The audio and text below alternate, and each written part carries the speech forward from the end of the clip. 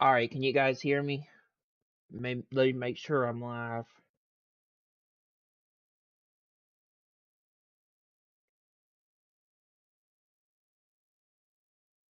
Duh, duh, duh, duh.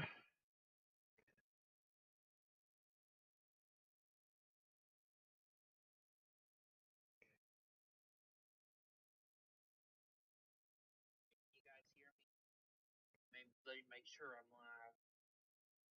All right, good. I'm live. All right. Hello, YouTube. How y'all guys doing, man? Tonight? Well, it's not tonight. It's technically the morning, but anyway, sorry for uploading so late. I've been kind of busy with stuff today.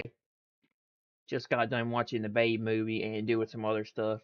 I want to say one thing real quick. I'm very sorry about yesterday, guys. I know the stream was bad and had some issues, and I don't know what was going on, to be honest with you, because a couple of days ago I was downloading some emulators and some ROMs for those emulators, and I was downloading some games off of those websites.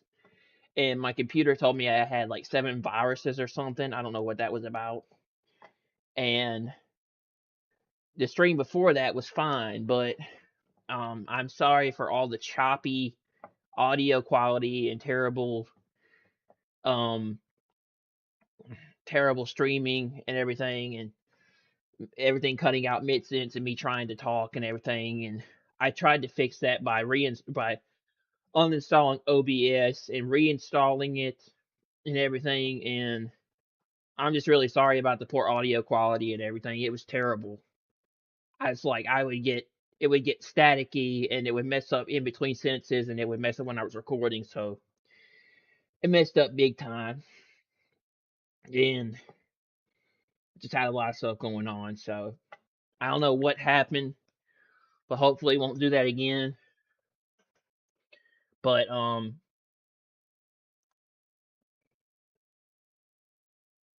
we've got some big stuff to talk about, some big and discussions to talk about for the channel. The biggest one first is Activision announced, and I tried to talk about this yesterday, but it didn't go through for some reason. Hopefully it will work this time. But Activision Blizzard announced the um beta dates for Modern Warfare 4 in October. It says from August 28th. Well, actually, they're gonna have the news about about everything Call of Duty at Call of Duty Next. I've got it right here. Give me a second. It says Modern Warfare 4 open beta dates, Call of Duty Next, Fanatics Fest recap, and serialized weapon camo pre-order bonus for CallOfDuty.com.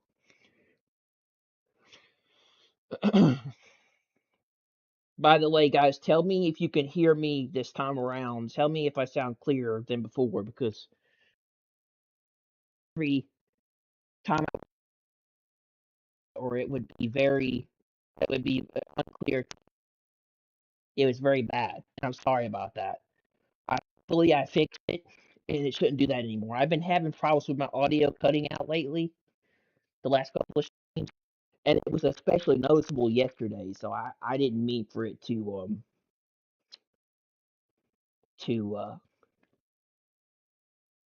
do that. But it says relive Modern Warfare 4 Fanatics Fest Go open beta and Call of Duty Next Intel plus Nintendo Switch 2 pre-order bonus details in the first of its kind. Zero Live camos pre. Fanatics Fest recap Modern Warfare 4 bring blocked Fanatics awards. They had pre-alpha from some of the Call of Duty influencers showing what the game is like in the the first beta, the closed beta. You have to pre-order. You have to buy the edition to get it when it first comes out. and then from August 28th to September 1st is for all players. And this time around they're bringing Modern Warfare 4 to the Nintendo Switch. Nintendo Switch 2 pre-orders go live on August 28th. Also, they announced that yesterday. Um, the map is going the map for the beta is going to be Kill Block. I tried to show footage of it yesterday where this dude was playing. He was playing 10v10. I think it was 10v10 gunfight pre-alpha footage on X, but I couldn't. It cut out mid sentence with me trying to say everything I was trying to say halfway through, so it messed up on me. It messed up on what I was trying to record, so I'm sorry about that. But I was trying to say that this dude got invited. He was an influencer. He got invited to play the alpha footage first, and he was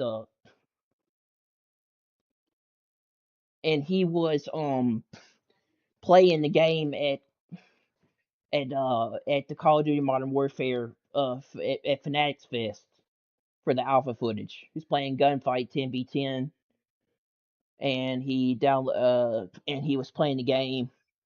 Hey, buddy.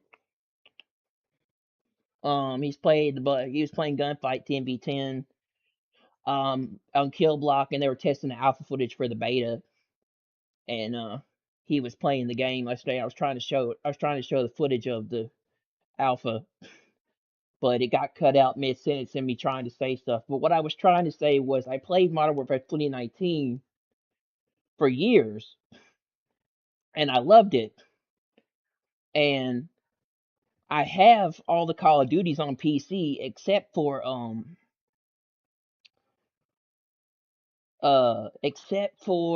what was it?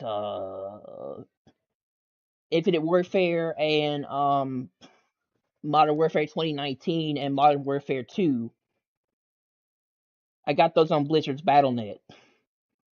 Back when you had to buy the game, you had to buy the Call of Duties off the BattleNet on PC, but now you can get them on Steam. Um, and I have Modern Warfare 3 remake on PS5, or technically I now have the PS5 Pro, but yeah. And um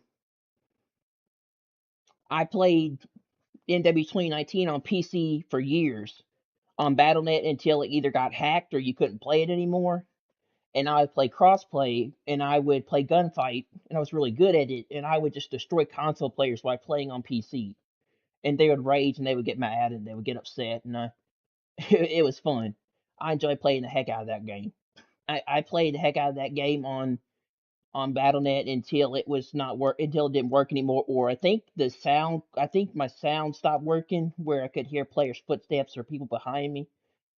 Um, after those years, and then I stopped playing the game after it messed up. But I didn't play like they came out with the Modern Warfare, or they came out with the Black Ops 7 beta, and I played a little bit of that, but I never got into it. I never really got into the Black Ops 7 beta. But I played Modern Warfare 2 remake and Modern Warfare 3 remake multiplayer a little bit.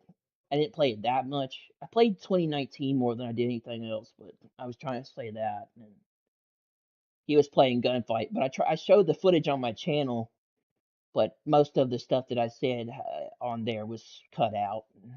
It didn't go through. So I was trying to say that I had all the Call of Duties except for Infinite Warfare, and I had all the Call of Duties except for Infinite Warfare and Modern Warfare 2019 and MW2 on PC. Um and I thought about getting, and I said I thought about getting the Black Ops. I thought about getting Black Ops 2 and Black Ops 3 the PS5 ports for $20, but I said I don't know if I'm gonna get that because I already have like Black Ops and Black Ops 2 on PC, and I actually reinstalled Black Ops to play zombies on PC because I wanted to play zombies again. But I've got the Black Ops 3 Zombie Chronicles DLC of all the zombie maps for the originals on Black Ops 3.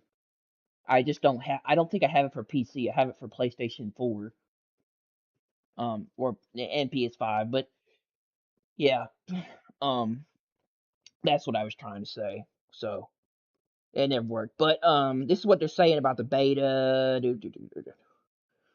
Over 4 packed days of Fanatics Fest, Call of Duty Modern Warfare 4 turned its show floor presence into a full-scale destination, giving fans their first hands-on experience with Modern Warfare 4 multiplayer. Through Kill Block, while offering a deep look at the game's multiplayer experience and how Call of Duty continues to bring competition, spectacle, and culture together. I'm not that big of a Call of Duty fan that I'm gonna pre-order a game to play a closed beta that I don't yet know anything about or have yet to experience playing it yet. Like, I first want to play the game and see how it is and test out the multiplayer before I put a pre-order down. And that's what I'm going to do. I'm probably going to play the open beta first and see how the game is, and then I might consider buying Call of Duty Modern Warfare 4. But I'm not going to buy a game that I don't really know much about yet.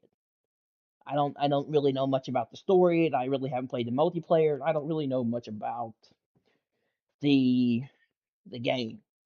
All we know so far is it's coming out on October 23rd, and they've dropped the beta dates for MW4, the MW4 game, on October 23rd, and it's coming to the Nintendo Switch 2 on August 28th.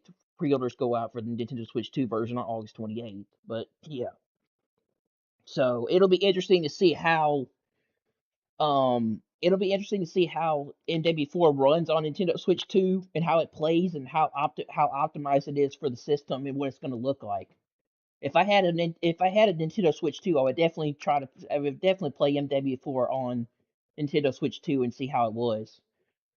If I had a Switch 2, I would definitely see it. I would definitely test it and see how it ran and what it looked like. But I don't. But it's the first time a Call of Duty's come to Nintendo console since the Wii. They said the Wii U or the Wii, and it's the first time Call of Duty has come back to Nintendo in years. There. It says MW4 is going to be playable on. It says MW4 is going to be playable on Nintendo Switch 2, going out August 28th for pre-orders. So I'm definitely interested to see what it looks like and runs like, and I'm going to watch that. I'm going to watch and see what MW4 looks like on Nintendo Switch 2. You're able to join in with all the other players through crossplay for Nintendo Switch 2. Once you pre-order it, if you want to play the well the no I'm sorry, um Nintendo Switch 2 players don't get to participate in the closed beta. They're not in that, but they do get to be in the open beta. Um Along with, I think, with PC, PlayStation 5, and Xbox players. When the beta releases. So it'll be really interesting to see how everything looks on Nintendo Switch 2. That's what I'm trying to say. All right, so it said Kill Block it's the center of gravity set within the West Bridge Advanced Military Training Facility. The new multiplayer experience made its public debut with the fast, aggressive 10v10 gunfight matches, giving players a first test of Modern Warfare 4's adaptive live fire training environment. Designed for fast-paced, close-quarters combat, Kill Block's ever-changing battleground rewarded repeat play, encouraging players to rethink their tactics from one match to the next, and drew crowds throughout the weekend. In other words, the influencers and certain players and certain people got flown out to Fanatics Fest to play Call of Duty early. And the footage is on. And if you want to go see it, the footage is on X or Twitter. If you want to still call it Twitter, it's technically X, but we'll go with Twitter. It's on Twitter.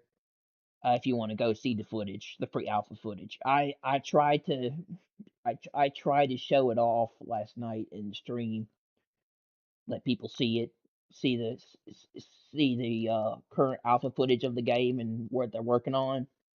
But I don't know if it ever went through with the stream. I don't know if everything ever went. I don't know if everything ever went through properly like it should have, because I was having a ton of trouble with my audio, with my stream.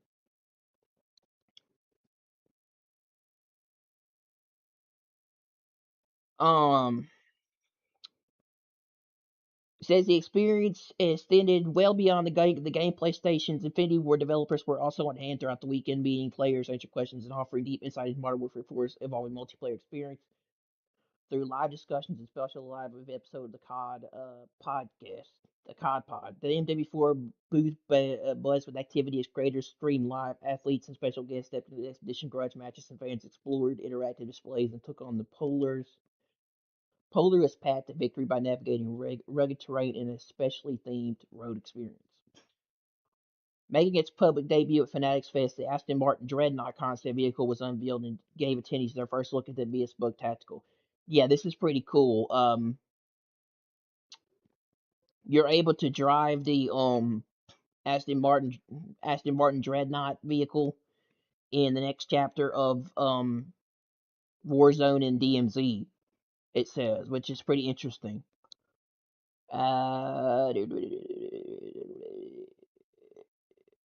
Vehicles unveiled and gave attendees the first look at the bespoke tactical SUV created through the collaboration between Aston Martin and Infinity Ward. Later this year, players will move from admiring it on the show floor to driving across the battlefields of the next chapter of Modern Warfare 4, DMZ, and Call of Duty Warzone. Beyond the gameplay, the Call of Duty and Culture panel brought together Mark Grigsby, co-studio head at Infinity Ward, Tyler Bell, co-chief marketing officer at Activision, guests from across sports, entertainment, and media to discuss how Modern Warfare 4 continues Call of Duty's connection to the competition community and modern culture. Collectors also had their own objectives to chase inside the Armory limited edition MW4 merchandise, Ghost of Right collectible figures, Ghost of Mask Calavas, MW4 beta code opportunities, and even rewards given for fans. Plenty to earn, redeem, and take home. Fans left with MW4 keepsakes to commemorate their first hands-on experience with Modern Warfare 4. From the first deployment into Kill Block to the unveiling of the Aston Martin Dreadnought, Fanatics Fest gave players their first hands-on experience with Modern Warfare 4 and an early look at what's still to come. It says now the spotlight to Call of Duty Next. So everything's going to be revealed at Call of Duty Next, and they're saying that the beta will be right after Call of Duty Next. So the beta will be live right after Call of Duty Next, which is on August 21st. It says the next major Call of Duty Modern Warfare 4 arrives on August 21st. The next major Call of Duty Modern Warfare 4 moment arrives on August 21st. My bad. It says tune in to Call of Duty Next on this date for a global event featuring live gameplay and in-depth briefing on the lineup of contests coming to Modern Warfare 4's multiplayer, developer insights, and new reveals ahead of the beta. And it says early access for the beta. Early access for the game begins on August 21st through August 25th, where you get to play the closed beta if you pre-order. And the open beta begins on August 28th to September 1st, which means I think that it's only for players that pre-order the game to play first. Like if you pre-order it on PC, PS5, and Xbox, you get to play it early. But then the game goes live to all players who, even if you don't pre-order, it's open beta access to all players, including Nintendo Switch players. Nintendo Switch players join in on August 28th.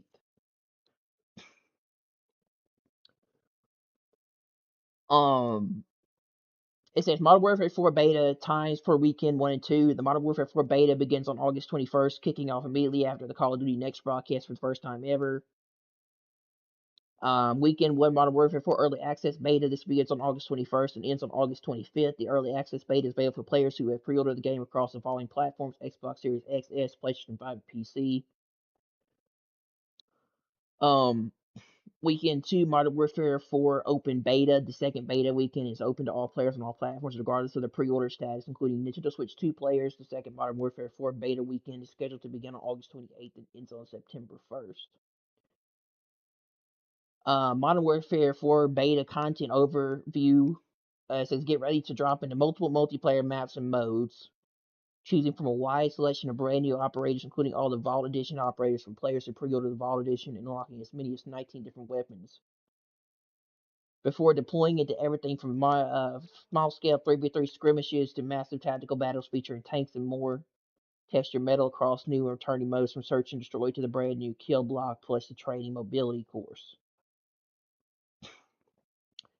Um, and I've watched the gameplay footage of MW4, the alpha. The gameplay looked very smooth, but it reminded me a lot of like a little bit of MW2 and MW3 together, um, with MW4.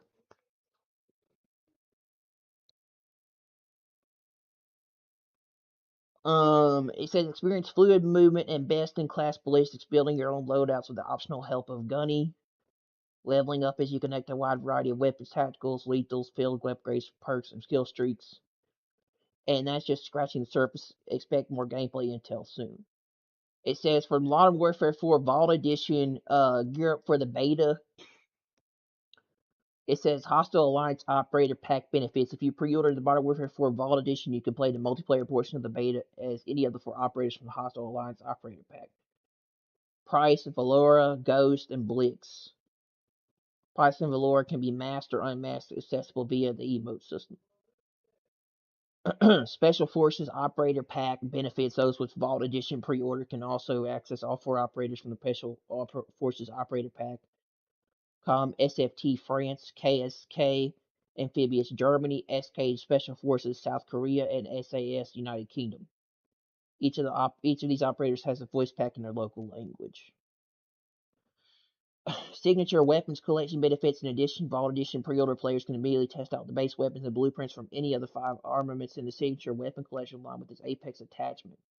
Kostov's 7.62 assault rifle and bump spin blueprint, ISO Nightshade submachine gun, and La Sombra Venenosa, the Poison Shadow blueprint, Resi 12 shotgun and Shattered Code blueprint, or Orsis 8.6 marksman rifle and Vault Edge blueprint, Combat Knife Melee, and Sombra Best Shadow Kiss blueprint.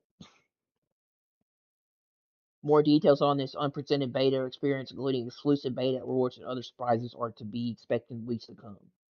The Modern Warfare 4 beta occurs across 2 weekends and will feature early access days as well as an open beta period. Internet access is required for participation. And this is what it says about the Nintendo Switch 2 pre-order. It says, we're pleased to announce that the Modern Warfare 4 pre-orders for Nintendo Switch 2 will begin on August 26th. I'm sorry, I said August 28th. It says August 26th is when pre-orders go out for Nintendo Switch 2 version. Additionally, players on Nintendo Switch 2 will be able to jump in the Modern Warfare 4 Open Beta Weekend, MW4 Beta Weekend 2 starting on August 28th. No pre-orders required to participate. Expect further intel about Modern Warfare 4 on Nintendo Switch 2 closer to the pre-order live date. It says Modern Warfare 4 pre-order bonus sterilized camo intel. Ready to make your Marvel Call of Duty Black Ops 7 Season 5 launches on July 23rd. Unlock the Moonlight Pearl Universal Weapon camo instantly, then complete a special challenge in Black Ops 7 to earn the second Universal Weapon camo named Gilder Bruin with a uniquely sterilized variant of this second weapon camo, eventually numbered for the first 1,000 players to unlock it, and instantly unlock both rewards in Call of Duty Modern Warfare 4. Read on for the full intel. So, that's the latest on that. I don't know. I'm not that huge into Call of Duty that I'm going to pre-order a game I don't know much about. Probably going to wait for the open beta to play it and do it. I never quite got into the Black Ops 7 beta, and I didn't really play Call of Duty multiplayer for the remakes that much. I was more into the campaigns. I beat MW2 campaign, and I beat Modern Warfare 2019, but I never finished MW3. But I played the heck out of MW 2019 multiplayer on PC, and I really enjoy playing Gunfight. Gunfight is fun. I enjoy messing with console players when I used to play on PC. I gotta get back into playing MW. I gotta get back into playing the Modern Warfare remakes. Those games are fun.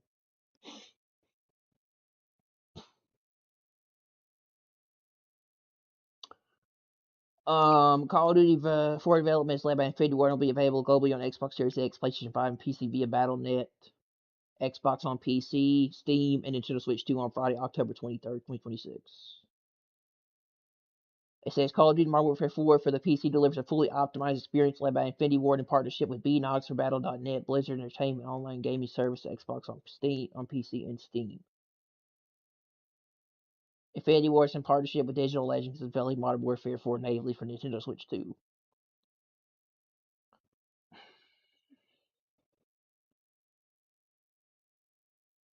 Let's see what else I got here. I got some details on the MW4 story.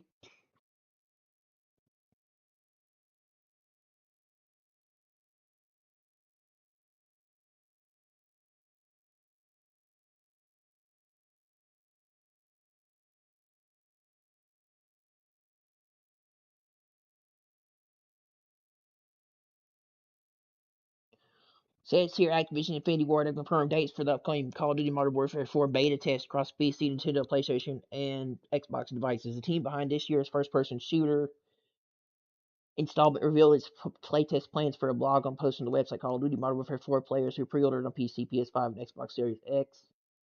And S can dive into first when beta early access runs from August 21st, 25th, with Nintendo Switch 2 joining the mix when the open beta takes place on August 28th and September 1st. It's all set to truly kick off immediately after the Call of Duty Next presentation comes to an end August 21st. Our brief description for this year's event promises live gameplay and in-depth briefing on the line of content coming to Modern Warfare 4's multiplayer developer insights and new reveals ahead of the beta. Exactly which weapons, operators, maps, and modes will be featured in the beta have yet to be revealed, but Activision Infinity Ward gave players a test of what's to come with Call of Duty Modern Warfare 4's launch content. The post promises 19 different weapons, 3v3 scrimmages, tanks, kill block, and more. Get ready to drop into modes, multiplayer maps, and modes. The post said choosing from a wide selection of brand new operators, including all the Vault Edition operators for players who pre-ordered the Vault Edition and unlock as many as 19 different weapons before deploying into 3v everything from small scale 3v3 skirmishes to massive tactical battles featuring tanks and more. Test your metal across new and returning modes from search and destroy to the brand new kill block, plus the training mobility course. The post added that Call of Duty Modern Warfare 4 beta players will be able to build loadouts with a new gunny system. More information on the coming tests will be revealed soon. Elsewhere in the post, confirmation for what the Vault Edition unlocks during the beta will with pre-order purchases available to use operator, price, Valera, Ghost, and Blix for example. Meanwhile, the Switch 2 users can now officially look forward to locking in their pre-order starting August 26th as Call of Duty returns to Nintendo platforms for the first time in years. But that's not what I'm looking for.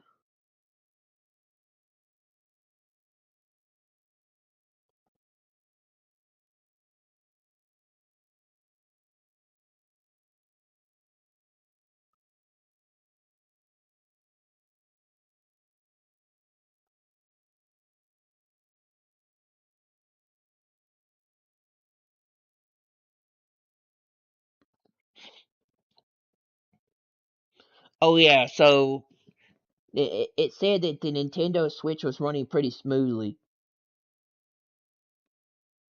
Call of Duty Modern Warfare 4 has officially set its sights on a Switch 2 release, and the big question is, how will the game hold up on Nintendo's new hybrid system? Speaking of VGC before the official announcement yesterday, Infinity Ward Studio head Jack O'Hara said development on the Nintendo version of the game has actually been pretty smooth and pretty seamless so far with no problems to report. The team is now apparently focused on the optimization performance.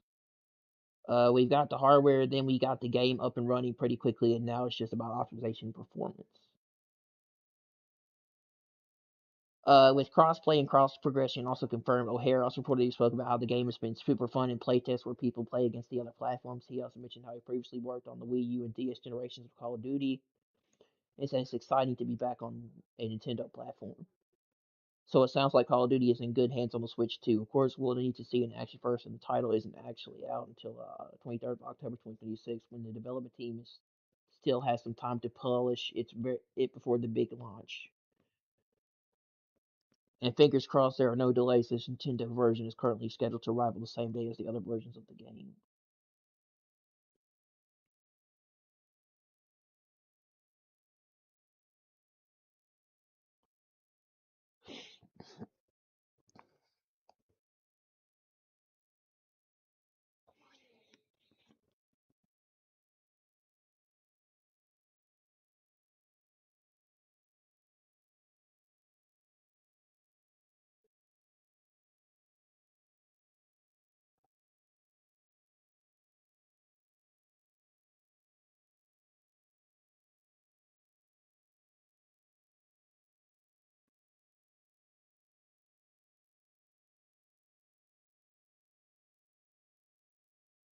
Um, I've already read that. Let's see. Okay, so this is everything that's known so far about Modern Warfare 4. It says the countdown to Activision's annual Call of Duty title is on with Modern Warfare 4 releasing in just a few months' time. Modern Warfare 4 sees the Call of Duty franchise return to the iconic sub-series, with the last entry in the sub-series being Modern Warfare 3, which released in 2023. We've since had Black Ops 6 and Black Ops 7 in consecutive years after Modern Warfare 2 and Modern Warfare 3 before that. The official synopsis for the game said war erupts on the Korean peninsula as North Korea launches a full-scale invasion that threatens to destabilize the world. A young squad of South Korean soldiers fight to survive on the collapsing front lines, which half a world away, eventual Captain Price wages a personal war from the shadows as he stays one step ahead of those hunting him. Players will be dropped into the trenches in Korea, close quarters combat in New York City, high octane chases through Paris, SAS raids in Mumbai, and citywide assaults to reclaim occupied territory. The game will include campaign, multiplayer, and DMZ modes.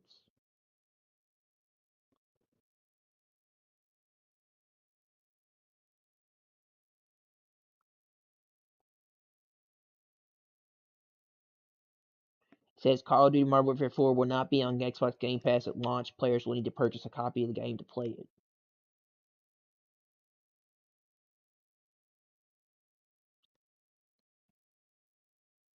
It says there are two editions of Call of Duty Modern Warfare 4, a Standard Edition and the Vault Edition. The Standard Edition grants access to the base game. The Vault Edition includes the base game as well as beta early access, campaign early access starting up Friday, October 16th, a special operator skin, operator packs, a weapon collection, black sale for one season, and the DMZ deployment bonus.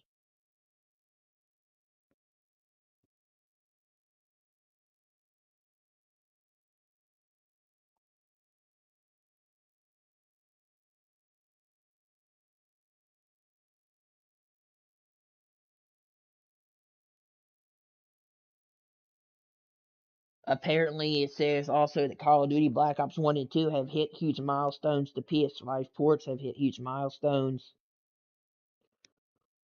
for Call of Duty in a long time. It says Call of Duty Black Ops 1 and Black Ops 2 ports for PS5 and PS4 proving a huge hit. So much so that they've actually passed a huge player count milestone, according to someone understood to be a reputable insider. Both Black Ops and Black Ops 2 are the best selling games on PlayStation right now, according to the PS Store, with Black Ops 2 in top spot and Black Ops in second. GTA 6 is currently down in fifth behind Assassin's Creed Black Flag Resynced in third, and EA Sports FC 26 in fourth. Now, according to renowned Call of Duty insider Charlie Intel, they've hit a key milestone in terms of player counts.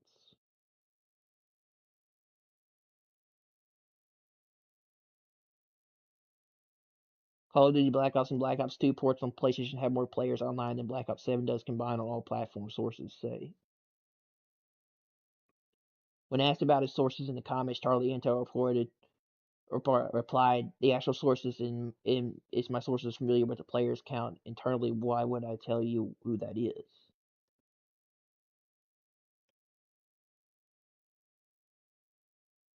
To note, this has not been officially confirmed by Activision. It says despite their popularity, these ports have not been without the talking points, with each game costing $40 and the price for the DLC of each game being priced at $29.99, meaning it costs $140 for each full game, although there's a PS Plus discount running until the 7th of August, which means everything can be bought for $58. It's also been found both ports have a maximum resolution of 1080p at 60 FPS frames per second, even with native PS5 ports.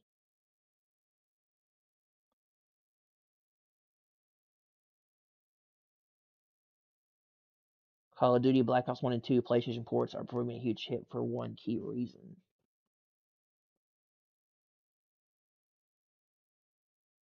Activision Shadow dropped PS5 and PS4 ports for Call of Duty Black Ops and Call of Duty Black Ops 2 on Thursday, 9th of July, and they're proving to be huge hits for one key reason. Both Black Ops and Black Ops 2 are the best selling games on PlayStation right now, according to the PS Store, with Black Ops 2 in top spot and Black Ops in second. Anyways, I just read that. Okay, never mind.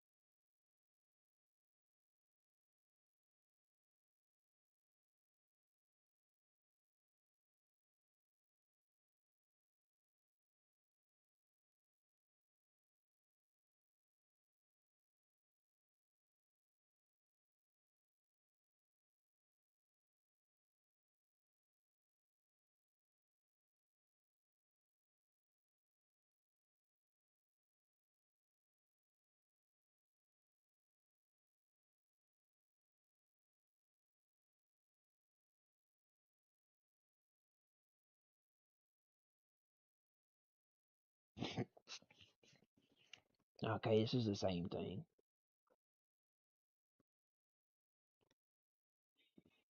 It says it's still unclear if the new Fallout games will be Xbox console exclusives.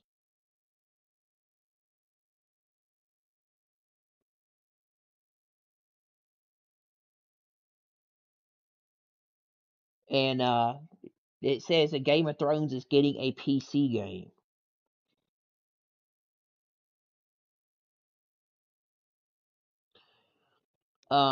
Bethesda announced multiple new projects on July 17th, including several Fallout titles, and it didn't indicate whether they would be Xbox console exclusives. New statements about exclusivity published by Games Radar make speculating about that even more confusing.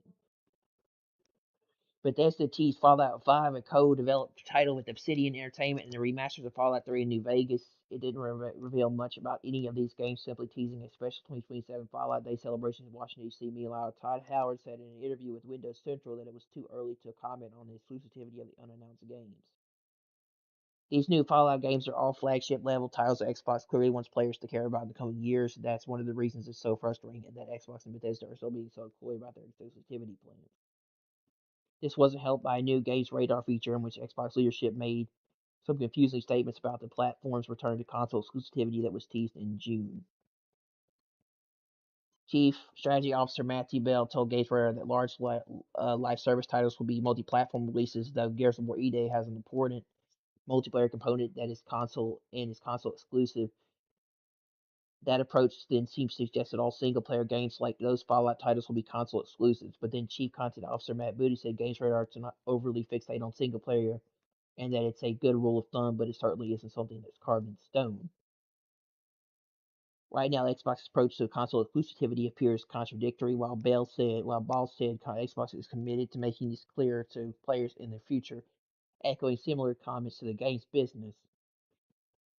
The lack of specificity in these Bethesda announcements shows that Xbox is already having trouble following through on that commitment. In general, the Fallout announcements also felt like an effort to create excitement in the wake of Xbox leadership laying off several developers at Bethesda Studios. The fact that we can't get a clear access from Xbox on console exclusivity while it's doing that exposes just how shallow all of Xbox's recent announcements and promises to its players truly are. The Fallout games have been multi-platform in the past, and I would expect them to stay multi-platform, just like Wolfenstein and all those others.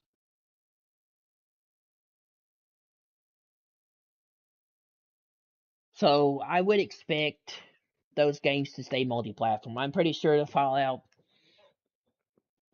5 and the Fallout Obsidian project and Fallout New Vegas and Fallout 3 remasters are going to be multi-platform. I don't think they're going to make them console exclusives. Bethesda's games have always been multi-platform, but knowing that Microsoft bought Bethesda, they could be exclusive, but I think they're going to be on PlayStation 2. They're going to be on PS5 and whatever going forward. PS6, Xbox Helix, whatever. You know, they're going to be on Xbox Helix and they're going to be on PS6 going forward too. That's what I think. I don't think they're going to be exclusive.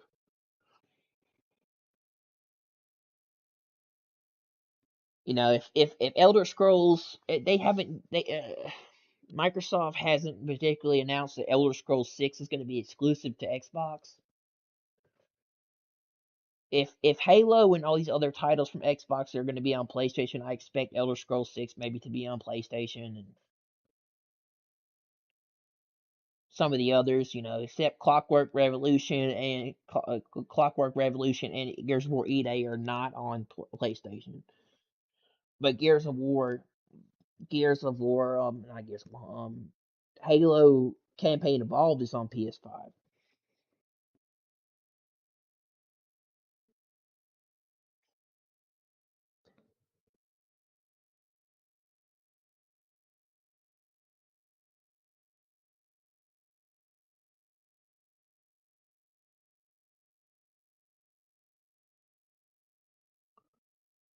I have a couple of things here to share with you guys too that I found. These were off Twitter, or these came from X.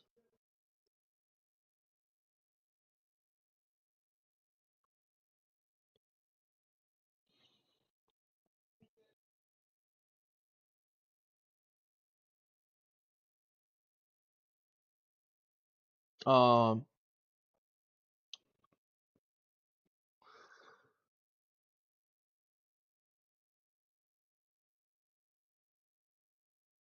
oh yeah, Sony announced the PlayStation Plus Games of the Month. Sony announced the PlayStation Plus Games of the Month.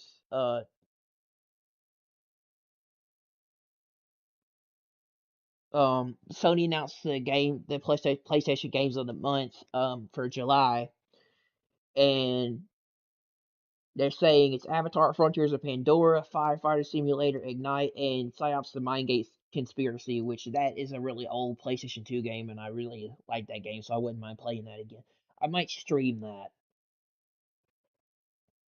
I really looking forward to playing that again. I'm happy they brought that to PS Plus.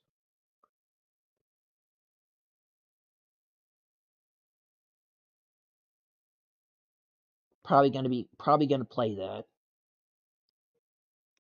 And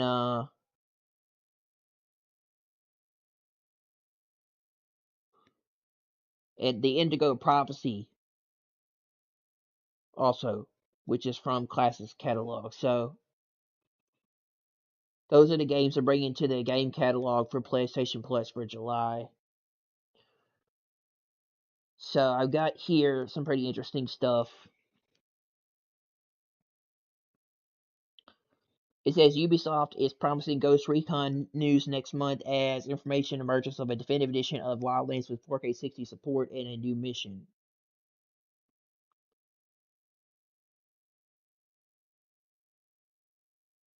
In a post on the official Ghost Recon account on X, the publisher said an announcement would be made on August 6th. Said it's been a while, Ghost. The post said we know that we know some of you saw some updates. Um, we'll have more to say on the 6th of August when we celebrate the 25th anniversary of Ghost Recon Intel coming soon. I expect that we'll see that. We'll see the announcement of the next Ghost Recon and more about the definitive edition for Wildlands and some other stuff there at the 25th anniversary of Ghost Recon show. Says while no new information has been given on the nature of the announcement, it may relate to a new edition of Ghost Recon Wildlands reportedly spotted over the weekend.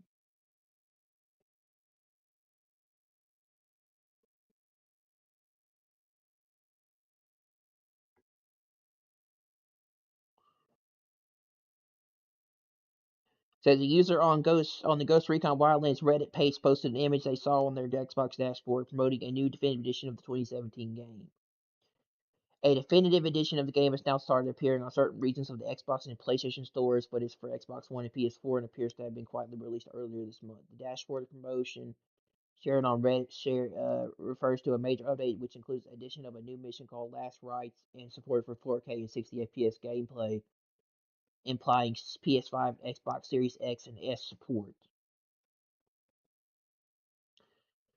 It also refers to two new cosmetic packs called Nightfall Protocol and Cold Eye, which will also be included in the definitive edition. The listing on Xbox Store says these packs will be added on August 6th, presumably tying in with Ubisoft's announcement.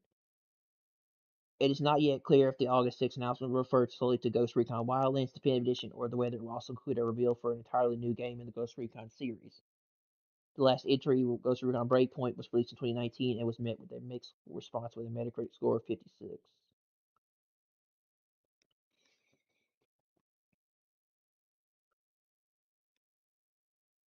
Final Fantasy X gets a 25th anniversary trailer ahead of Exit X 2 HD remaster coming to Switch this week. Or coming to Switch 2 this week, I'm sorry.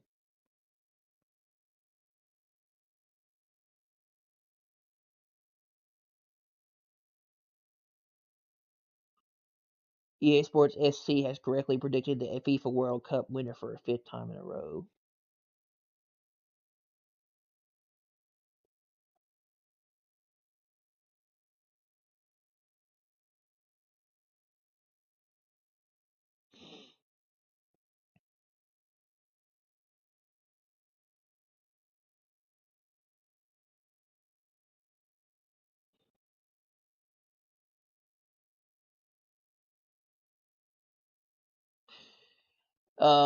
Somebody put out a post about the next Call of Duty after Modern Warfare 4 for 2027. He said it should be Call of Duty Ghost and it'd be the continuation of the Ghost storyline, picking up after the cliffhanger ending.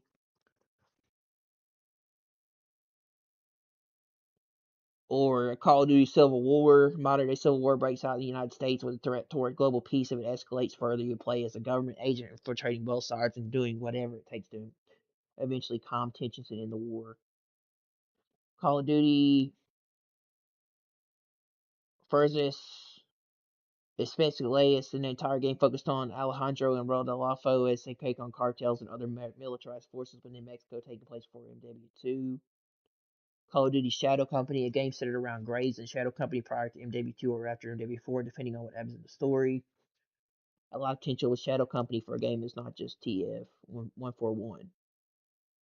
Task Force 141. Call of Duty Future Warfare, bring it back, redo the story on the modern engines. Call of Duty Vietnam, an entire game focused on the Vietnam War in a World War II style, where it's completely isolated from Black Ops from Modern Warfare.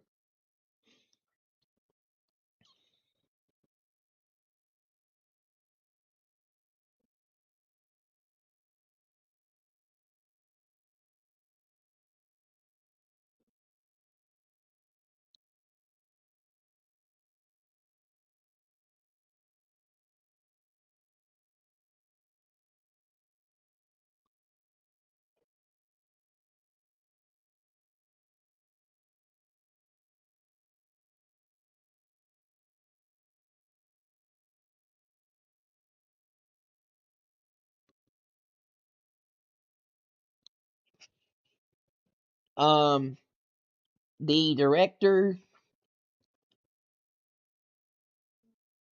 of the new Spider-Man, Brand New Day, he said he got the inspiration of Peter Parker's movements from the PS4, from Spider-Man PS4.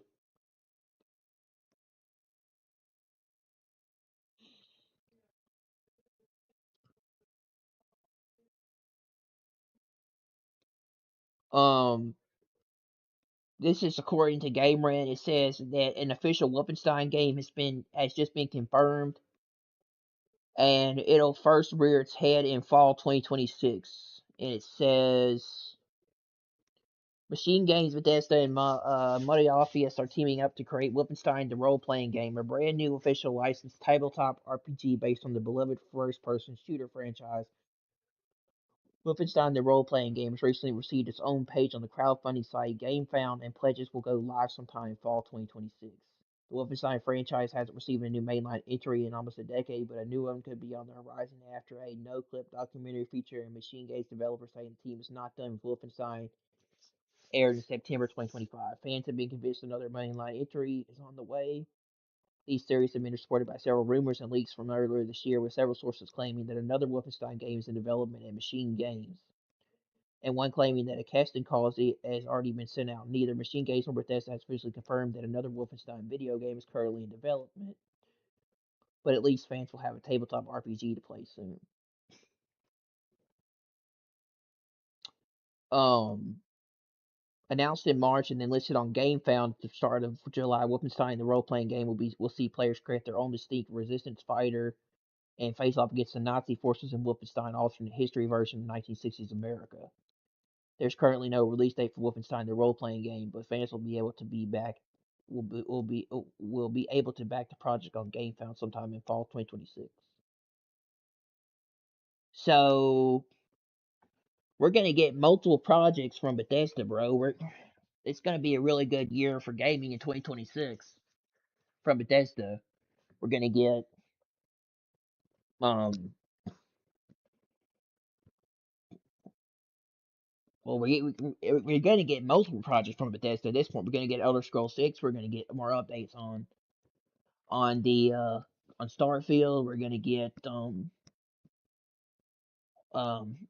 the Fallout New Vegas remasters, Fallout New Vegas and Fallout 3. We're gonna get Fallout 5, the new Obsidian Fallout. We're gonna get Far Cry 7 in the future. Alongside, we're gonna get Assassin's Creed Hexy after Assassin's Creed Black Flag Resynced, and we're gonna get the Wolfenstein game in fall 2026. So we're gonna be getting a lot of stuff from Bethesda and multiple projects.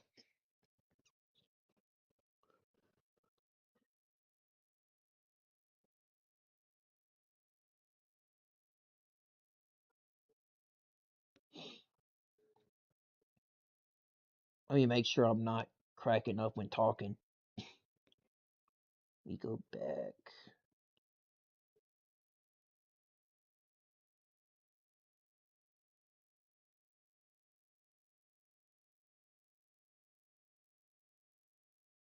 Titles and didn't indicate whether they would be Xbox console exclusives. New statements about exclusivity published by Games Radar make speculated about that even more. Bethesda teased Fallout 5, a co-developed title with Obsidian Entertainment, and the remaster of Fallout 3 in New Vegas. It didn't reveal much about any of these games, simply teased an expression 2027 Fallout Day celebration in Washington, D.C. Allowed Todd Howard said in an interview with Windows Central early to comment on these new Fallout games are all flagship level titles that Xbox clearly wants players to care about in the coming years. That's one of the reasons it's so frustrating that Xbox Bethesda is really this wasn't helped by a new Games Radar feature in which Xbox leadership made some confusing statements about the platform's return to console exclusivity that was teased in June. Chief Strategy Officer Matthew Bell told Games Radar. Okay, we're good.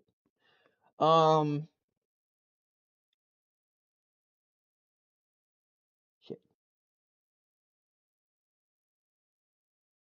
Wolfenstein, the role-playing game, is being developed by Modiphius Entertainment, a renowned tabletop publisher that created a plethora of beloved TTRPGs over the years, including ones based on Star Wars, Star Trek, Fallout, Skyrim, and Mass Effect.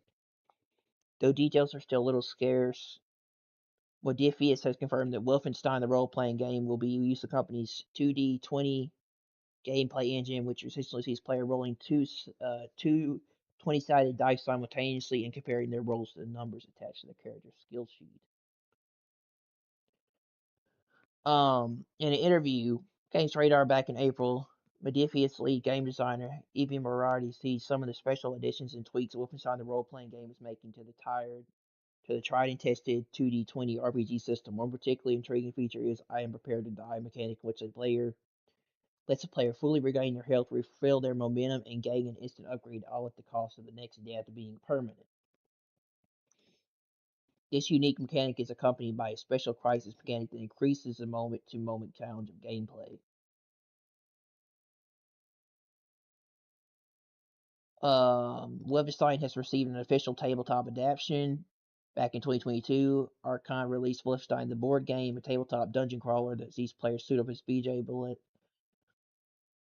Blazkowicz and storm the Hitler Nazi-controlled castle to take out Hitler himself. Much like the upcoming Wolfenstein the role-playing game, Archon's Wolfenstein board game was directly inspired by Machine Games' Wolfenstein the New Order and Wolfenstein 2 the New Colossus.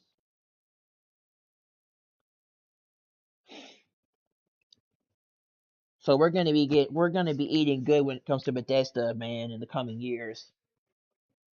looks like to me, we're gonna get the Elder Scrolls in 2027, maybe after the Fable I mean, we're gonna get the Elder Scrolls. We're probably gonna get the Elder Scrolls 6 in 2027 or 2028.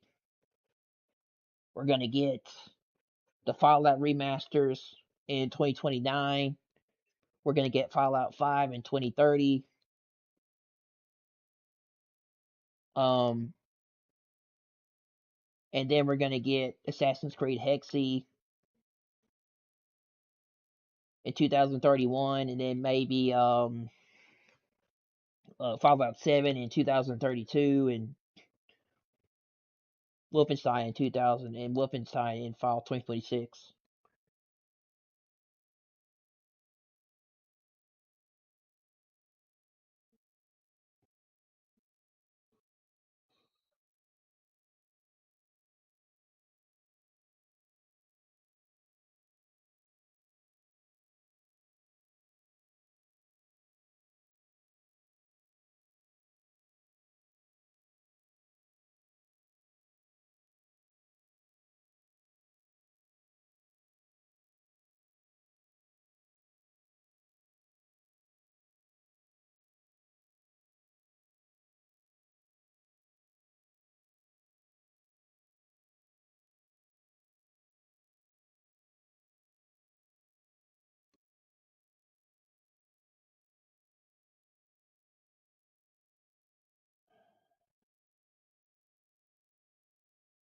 But that would be really cool because I like the Wolfenstein games. I was a fan of those games, and they were fun.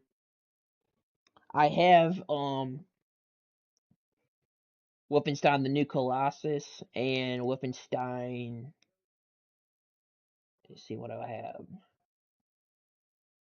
Well, I have Wolfenstein 2: The New Colossus, Wolfenstein: The New Order, and Wolfenstein: The Old Blood. All three of the Wolfenstein games. The only one was Youngblood. Actually, I think I might have Youngblood for the Switch, and I think I have it for PlayStation 5.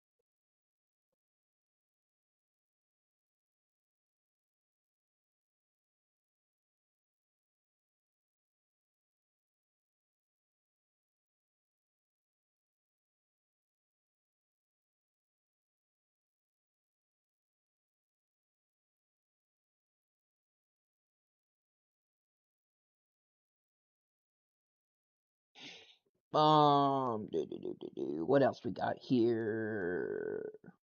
Y'all, I noticed y'all really seem to like my gameplay video, or y'all seem to really like my gaming news and my discussions on that. I might be doing more of that in the future. I've noticed the views have gone. I noticed I got a lot of views for my gaming news and my topics on all this stuff going around the industry. So I'll probably be doing more of that.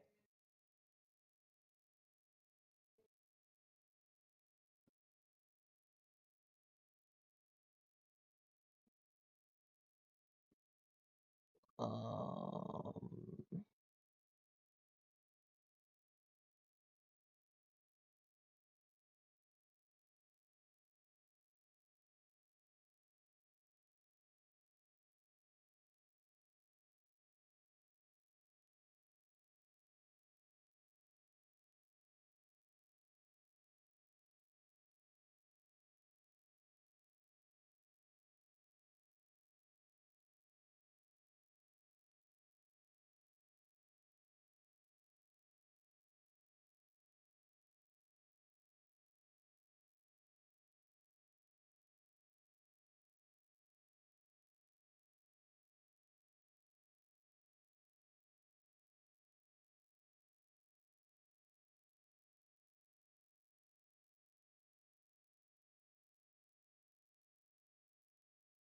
Let me see what else I got here.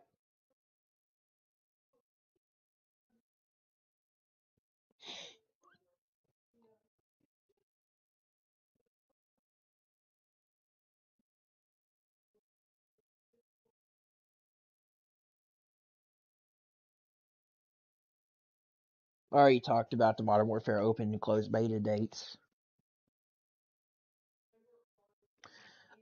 This was kind of cool with Splatoon Raiders releasing on July 23rd, which is tomorrow. I think it releases tomorrow.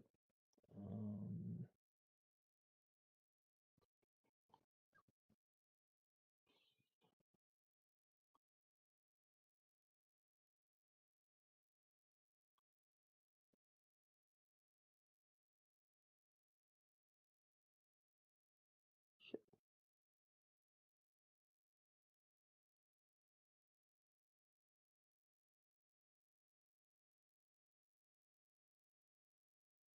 yeah, with Splatoon Raiders releasing on July 23rd, they announced that there's going to be a Splatoon 4 in the future being made.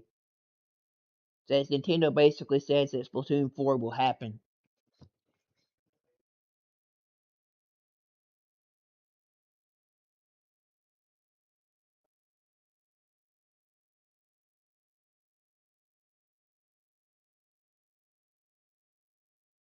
Oh yeah, that's right. Halo Campaign Evolved does release in 1 week. It's July 27th when that releases. Um, this was interesting. It says Microsoft Xbox paid more than Stalker 2 Heart of Chernobyl development costs to make it a timed exclusive, as per GSC game founder Sergey Grigorovich. We took more than the cost of Stalker 2. It paid for itself for the first day. I need to play that game. I've heard Stalker 2 is pretty good. Stalker 2 Heart of Chernobyl. Let me add that.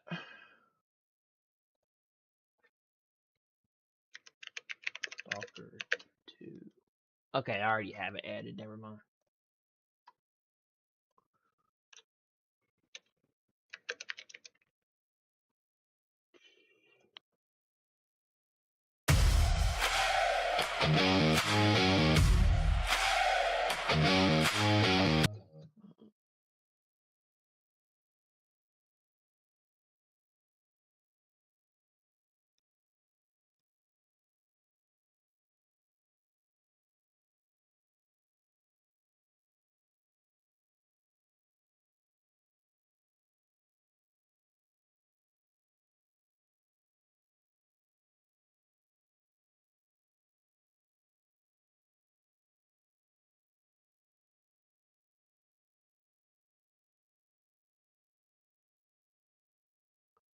Um,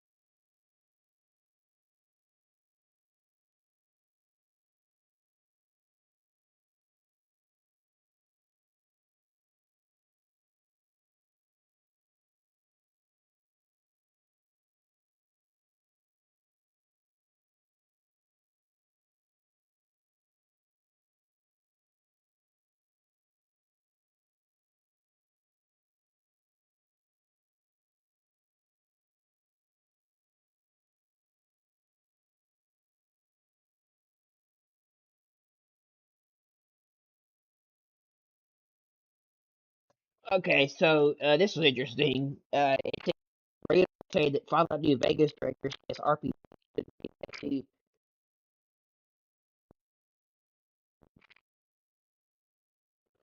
So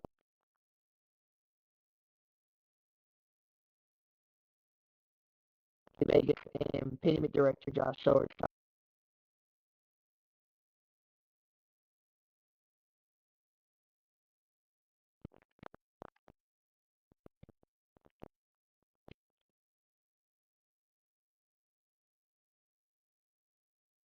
Uh, reportedly working on a new Fallout game.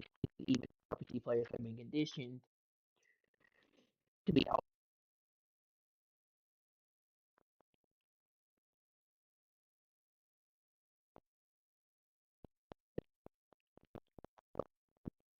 players in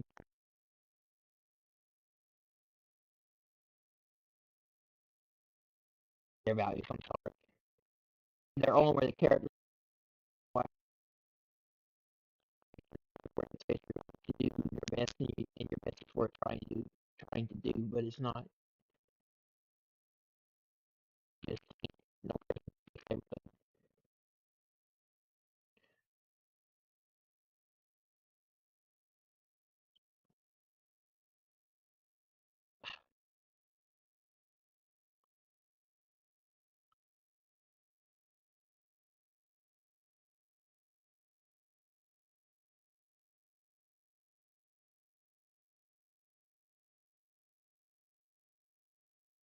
I guess that's it.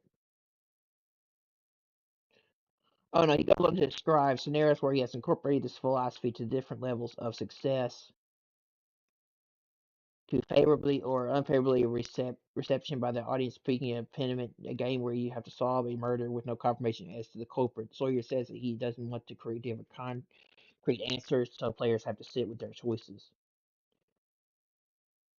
With a role-playing game, so much of what we excel at is making the player sort of sit and deal with their choices, which often feels very imperfect. Sawyer says, "The sense of agony where you're like, I have two things to do that are good and bad, and I gotta decide which is most important."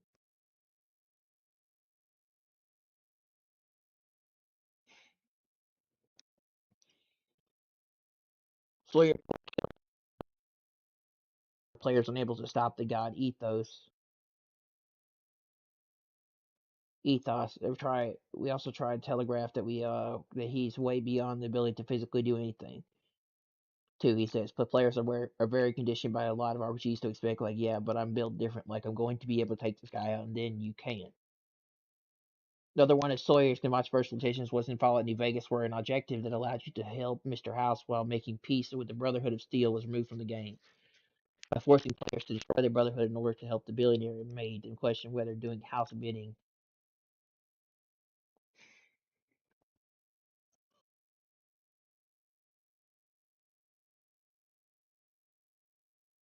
uh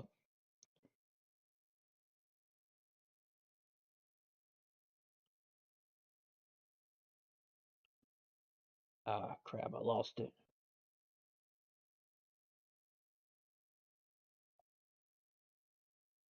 Where doing House's bidding was the right choice. So many problems are just human problems. He says they're like part of the reality of life and being a human being and living on this planet with other people right now. And even in a fantastic world, there are going to be powers that are beyond you and things that you can't overwhelm.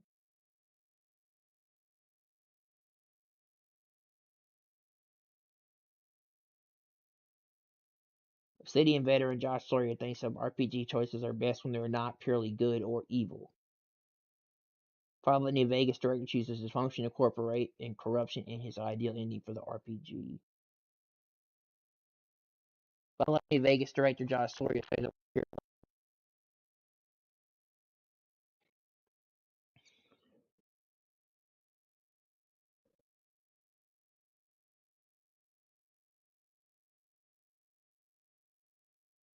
um so yeah.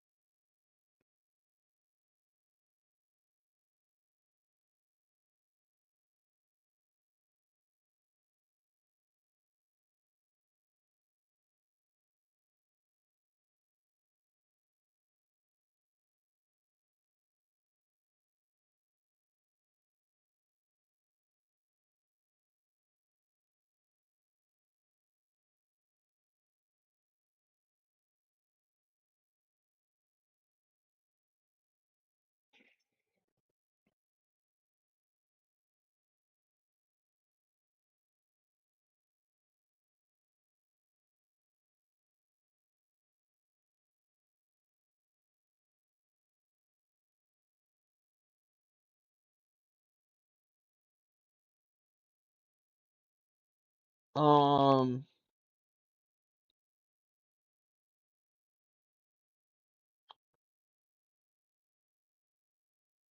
since PS Plus subscribers have a lot of games to look forward to this month, and one underrated title needs to be on RPG lovers' radars.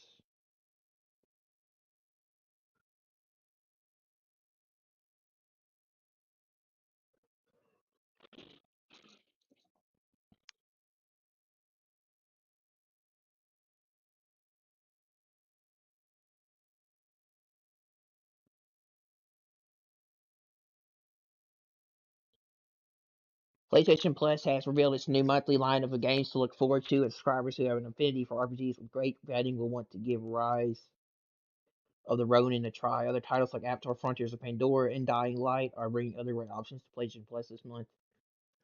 I'm happy they're bringing Dying Light to PS Plus because I want to play it again. I want to play it. I don't think I've ever played the. I don't think I've played the original. I have Dying Light too, but I don't have the.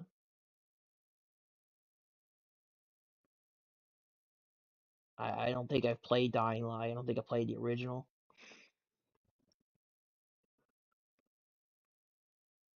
Rise of Ronin is a game that didn't get attention it deserved at the launch, even though it isn't a perfect game by any means. Fans of Japanese history and strong combat mechanics will have a diamond in the rough on their hands with the Rise of Ronin.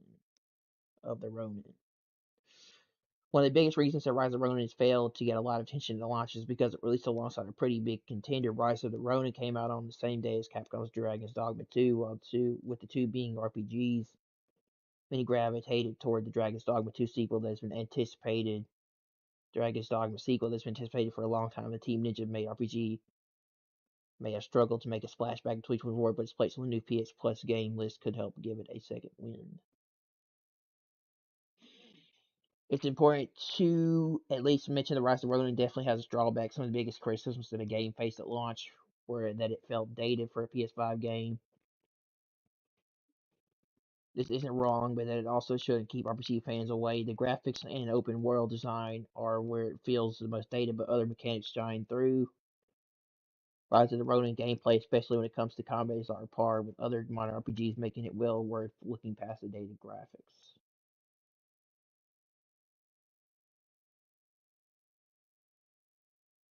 So PS Plus games of the month are Avatar, Frontiers of Pandora, The Rise of the Ronin, Dying Light,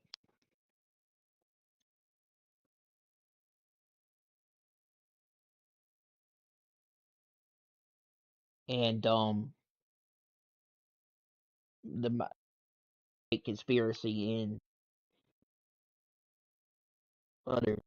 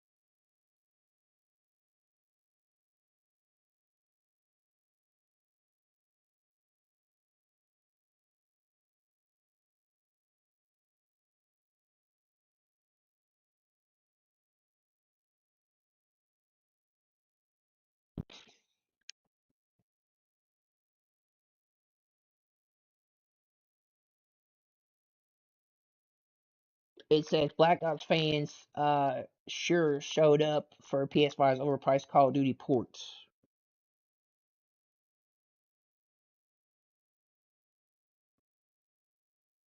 Activision's overpriced Call of Duty Black Ops ports have sold like crazy on the PS5 with Kana analysis Matt Piscatella revealing both games breached the organization's engagement tracker for the week ending the 11th of July. This data is accurate for the United States and takes into account total weekly players on Sony consoles as a way of monitoring the performance of evergreen games like Fortnite and Roblox, which unsurprisingly occupied the top three slots. Cortana player engagement tracker, U.S. top 10 titles by total week, active users not concurrent. Call of Duty Black Ops 1 and 2 debut in top 10 on PlayStation Power World, jumps from 57th on Steam a week ago to second with via 1.1 official launch. In sixth position, while the original Black Ops managed ninth, it's worth noting that there are only two new games to break into the list. The rest is occupied by familiar names like GTA 5, Minecraft, and Marvel Rivals. Last week, a podcast featuring YouTuber Mystic revealed Black Ops 2 had 5.25 million players in the United States, with the original Black Ops managing 1.9 million. The data comes courtesy of Sony's new player tracker widget, which is still currently in beta. There's a little skepticism surrounding how accurate this data is, but paired with the Cortana results and PS Store bestseller list, we can safely conclude these games sold very well. Both titles launched as digital exclusives with DLC sold separately, but we question the value proposed for proposition in our reviews. These were with no improvements, and they even victims to the old exploits which plagued the original PS3 release. It seems most players don't care, though, expect these ports to be among the best-selling PS5 games of the year. I don't know. I'm still considering getting the Black Ops and Black Ops 2 PS5 ports.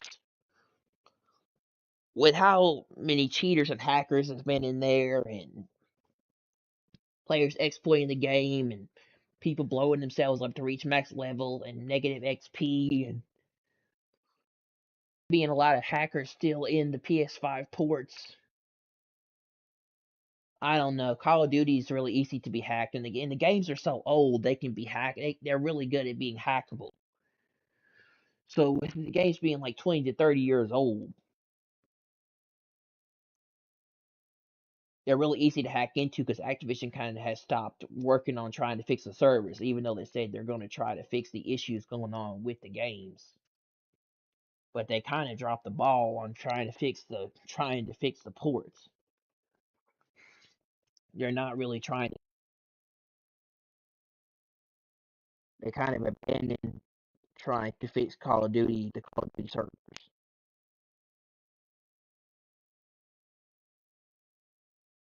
We'll see where they're going to go in the future with all that, but I'm still considering. I might wait for Modern Warfare 4 before I get the Black Ops 1 and 2 ports.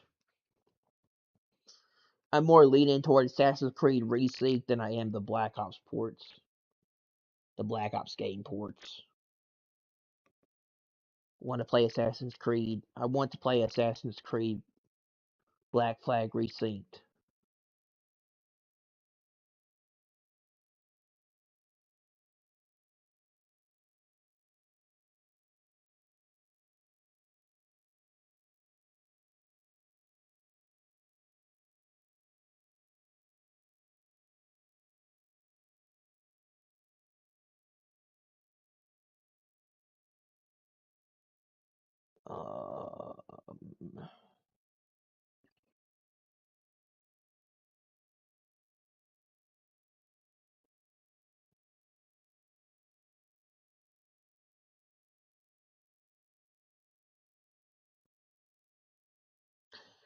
Um, Xbox has said that if you become an eligible Meta Horizon Plus subscriber, you get a starter edition of Xbox Game Pass.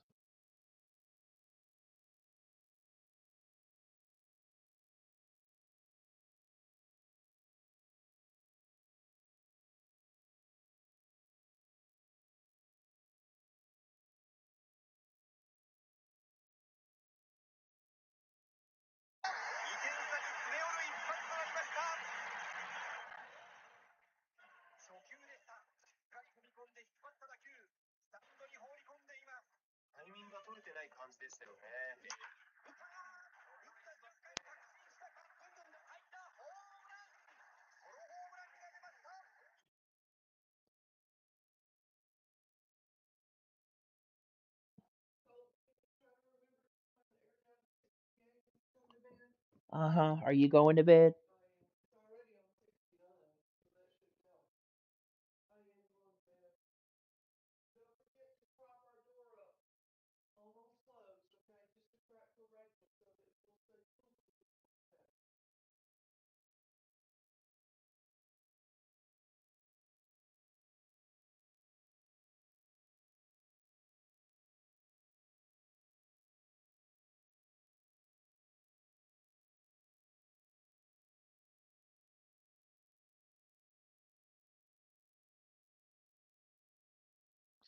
Um,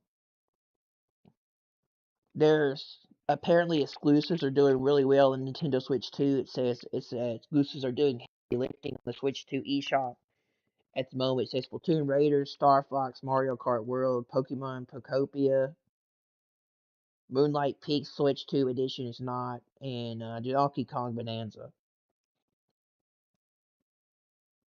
Nintendo Switch has confirmed. Nintendo Switch.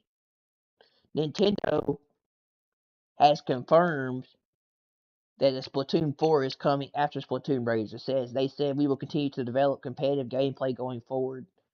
That's why we developed this game as a spin-off and not as Splatoon 4.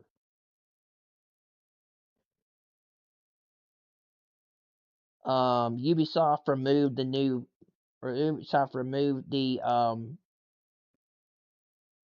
feature in Assassin's Creed Resync with the new patch.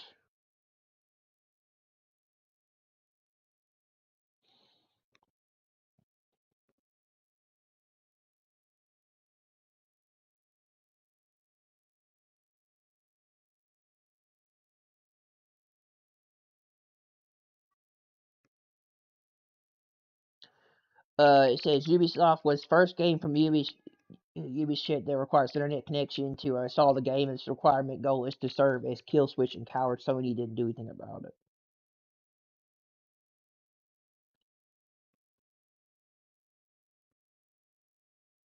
Phasmophobia reimagines a 13 Willow Street for a thrilling visit on PS5 and PSVR 2. This is Call of Duty Black Ops 7 and Warzone Cypher Collection is coming July 23rd. Gear up with a new operator, blueprints, and more.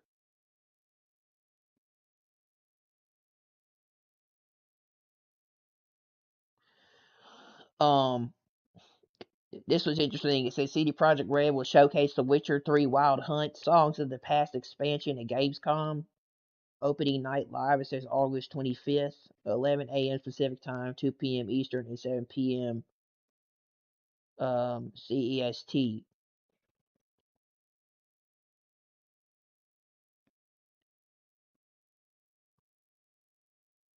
Battlefield 6 update 4 and 1.1 launches with naval warfare, new maps, and more. For Battlefield 6.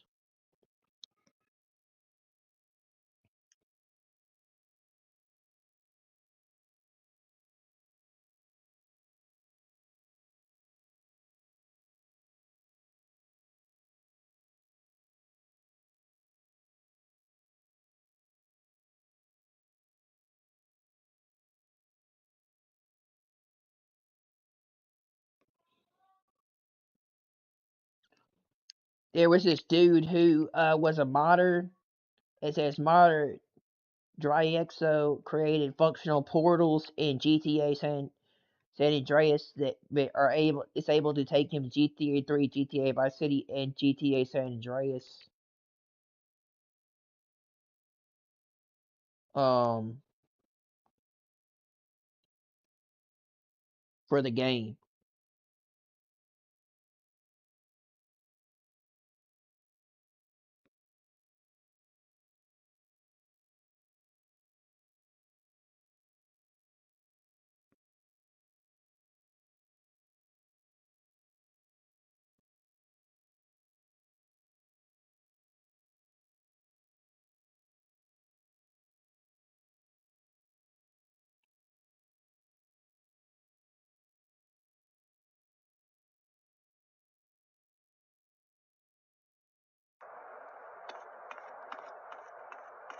I do a lot of wild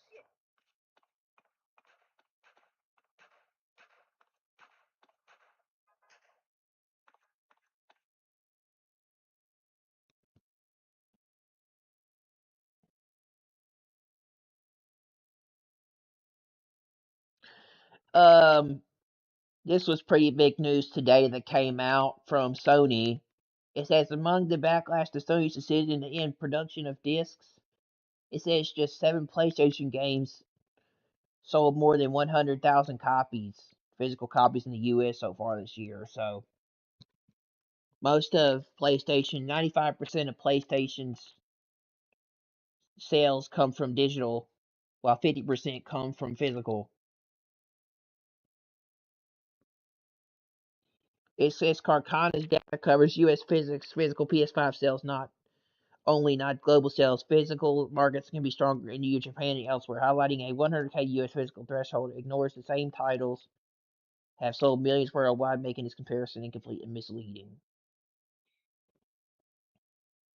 It says, according to Push Square, PS5 leads Resident Evil Requiem sales as consoles are dead. Chat falls flat.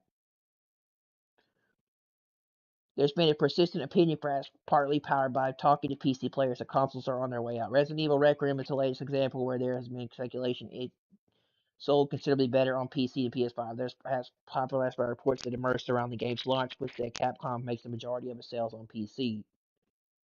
It referenced data from the publisher's most recent quarterly report, which would have compromised mostly legacy sales. Anyway, yes, PS5 was also the lead platform for Requiem in the US during February. Full results coming out Friday. PS5 was below 50% of the game US full game dollar sales in the month, but it was a lead pro platform by the meaningful margin of over PC. But this paired with a record-breaking Steam player peak led everyone to assume that Leon's latest adventure sold best on PC. The reality is a little different. Echoing comments made by the game business, Chris Deering for Europe, Kirkana's analysis, Matt Piscatelli confirmed that in the US in February, the PS5 was the lead platform for the survival horror by a meaningful margin over the PC. While the PS5's version of dollar sales were below 50% of its total, it's worth noting the sales were shared across a variety of formats, including Xbox Series X, S, Switch 2, and of course the aforementioned PC. Contrary to common opinion, these results are expected as PlayStation's licensed home Resident Evil. But it's possible the Resident Evil series is growing as a whole rather than the PS5's share being eroded. In fact, with 6 million sales already under its belt worldwide, we know it's the fastest selling entry in the series so far. So the takeaway here is that consoles are still relevant, and Capcom has been doing an outstanding job expanding the audience of the games. Turns out success doesn't always have to come at a cost.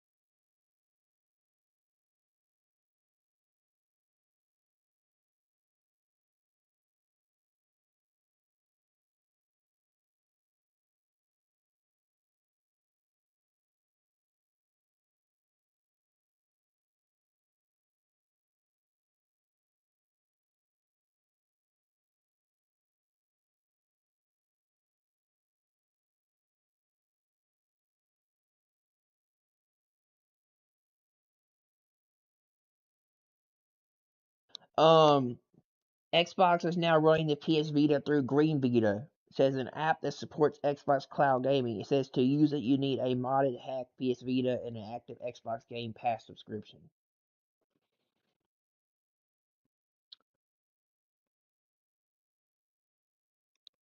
Microsoft says with Xbox that it admits its game's exclusivity strategy isn't obvious, but it says Gears of War and Clockwork Revolution won't be the only non-PlayStation games. It says another day, another area on what's happening over at Xbox after last month's showcase and subsequent cuts of 3,200 jobs and studio divestments. The matter at hand today, console exclusives and passed on and based on past comments by Xbox, we don't really know what to expect or what's going on. Chief Strategy Officer Matthew Ball and Chief Content Officer Matt Booty tried to get a clear message across during a recent chat with Games Radar, leading with the fact Xbox has more plans for console exclusives in the near future. I can assure you Gears of War E-Day and Clockwork Revolution are not the only titles we're planning. Ball confirmed to grow a platform like ours, you have to have exclusive games and services. These are not going to be the only two titles. This, of course, is a strategy we've heard a bit about before. The next Gears of War Xbox exclusivity has been a particularly hot topic since early June, with developers suggesting that the PS5 version was never planned despite evidence to the contrary. There's also a concern for Gears of War E-Day longevity, which will likely be tied to its online component post-launch support. Last year brought as a promising PS5 version of Gears of War Reloaded. It's also worth noting that arguably Xbox's biggest brand, Halo, is about to make its debut on a Sony console. The thinking seems to be that Microsoft will make its single-player games Xbox exclusives while keeping its live service multiplayer games multi-platform to ensure that they have the largest audience possible. This is what Sony appears to be aiming for. But Booty said he wouldn't overly fixate on single player, and that this assumption or approach isn't something that's carved in stone. It's confusing. Ball admitted that the current strategy may not be obvious to all players, and that Xbox wants to clear things up. But for now, it seems the company still hasn't picked a definitive lane. And with the impact of the recent layoffs still being felt all over the company, and the prospect of 1,600 layoffs to happen between now and next summer, it's hard to get too excited for appeasement style announcements such as Bethesda's recent roadmap revelation.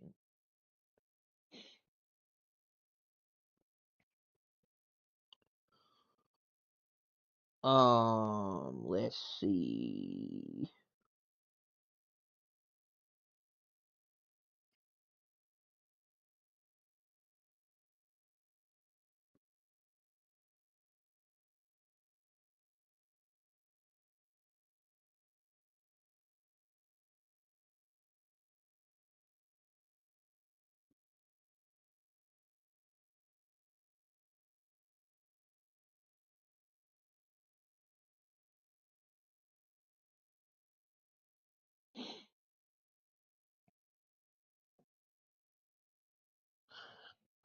This was pretty interesting. It says the new movie, The Odyssey, has had the biggest Monday for any movie in 2026 so far. Christopher Nolan's new movie, The Odyssey, which I think I'm going to go see that movie because I heard it's pretty good. It says, I just saw it. It was phenomenal. Yes, Helen of Troy was black. Elliot Page was in it. And no, there aren't only white people in the movie. It says The Odyssey had the biggest Monday for any movie in 2026 so far. It says earning 18.7 million domestically.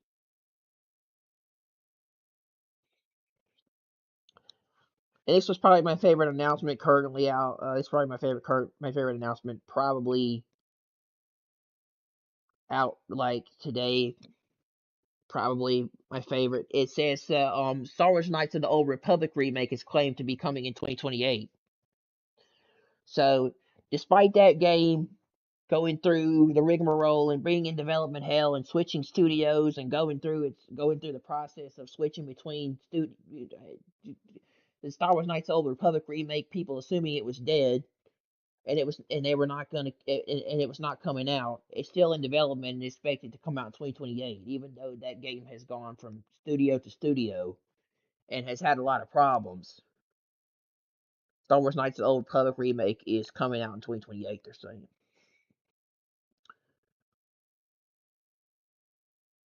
Nintendo's not giving out refunds for tariffs. It says Nintendo argues Switch 2 customers have no right to U.S. tariff refunds.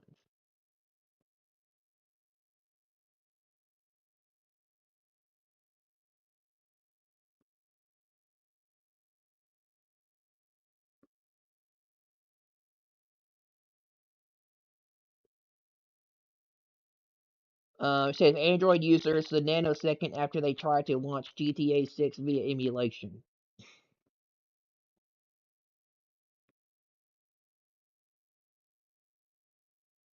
It says among the backlash to Sony's decision to end production of discs for new PlayStation games from 2028, data for game sales in the U.S. dollars show the dominance of digital in stark terms.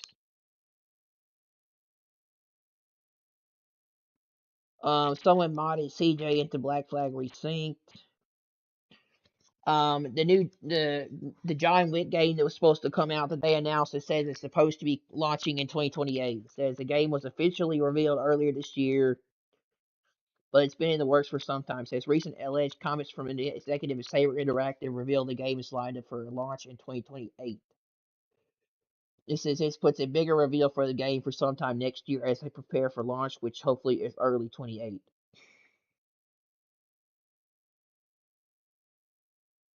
The Platoon Raiders is launching July 23rd, which is tomorrow. Um, New games coming to Game Pass. It said new games coming to Xbox Game Pass is Ultimate is Shift at Midnight. Um, July 22nd, Halo Campaign Evolved. July 28th, Mistfall Hunter. July 30th, The Beast of Reincarnation. August 4th, Premium The Planet Crafter. Today, Hell is Us. July 23rd, Heretic plus Hexen. August 4th, PC Corsair Cove. July 31st.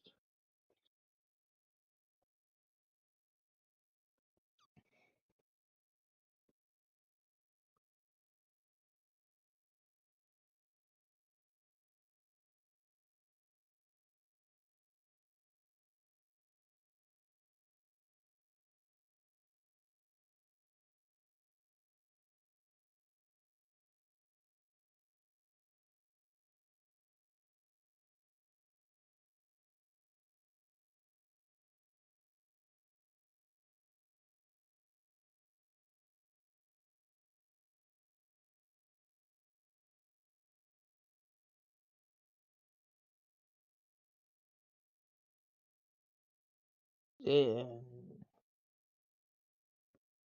Oh yeah.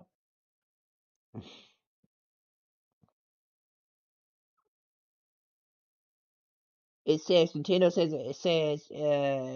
says it's under no legal obligation to pass U.S. tariff refunds back to gamers. It says ask court to dismiss class action lawsuit.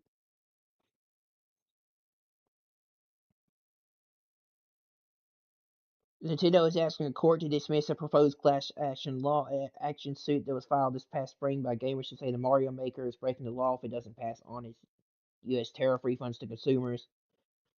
Those consumers receive exactly what they bargained for and paid for when buying price hike Nintendo goods last year. The company said in the filing on Monday the case of Holford et al. Versus Nintendo. Plaintiffs are not entitled to a rebate simply because of intervening legal developments related to tariffs. Nintendo increased the price of Switch 2 controllers and the original Switch last year following the imposition of global spanning U.S. tariffs. Tariffs described by Nintendo's lawyers on Monday as sweeping and consistently changing. This past February, the U.S. Supreme Court ruled that the tariffs were illegal. A month later, Nintendo sued the U.S. government to get a refund, and in April, gamers filed the class action claim against Nintendo in Washington, saying it would be illegally double dipping if it made money from tariff hike sales and from a refund. The gamers sought relief for anyone in the U.S. who's brought price hike Nintendo items between February 2025 and February 2026. The common thread among plaintiffs claimed that it is somehow unfair that Nintendo has not retroactively adjusted its prices for completed sales in response to the outcome of the tariff litigation. The company's lawyers wrote in today's motion to dismiss, but that is not how commercial transactions work.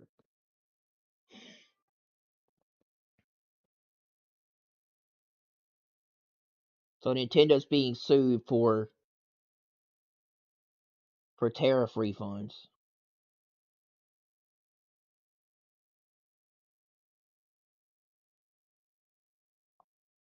Oh my god, why is it not letting me do that?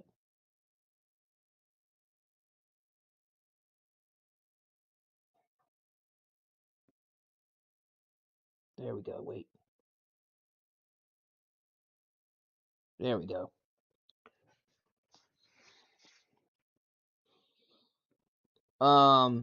Says PlayStation wants to end physical media and player ownership so they can hand market and create a monopoly. All that after wasting a whole generation on live service slop and cross gens is shutting down studios. Nintendo creating sloppy graphics from 3 generations ago for $80 on some games, and these government tariff refunds are theirs while they're happy to rob players. Xbox rarely any gains for a whole generation. Decisions made on the fly without any real plan, creating low-end consoles that detail this generation glazing Game Pass, which cost many studios their livelihoods since they cultivate the mentality of not buying games. All of that, and they're all projecting their failures onto players, blaming them for their own shortcomings as if we owed them something. Uh, yeah. A new RoboCop series is being made by a new RoboCop TV series is made by Blumhouse, the same people that made the Halloween series.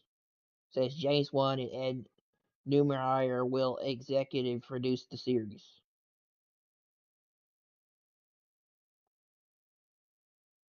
Says Ubisoft reacts to Ghost Recon leaks promises news in August.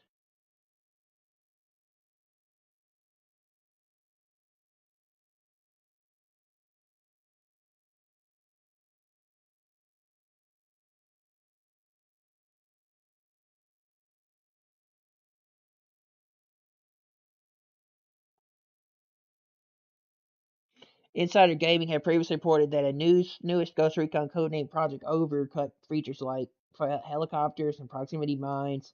After failing an alpha test earlier this spring, Ubisoft finally felt that these leaks and rumors were worth addressing, so it put out a brief message on the franchise Visual X account, which has rarely posted over the last couple of years to confirm what fans will learn more.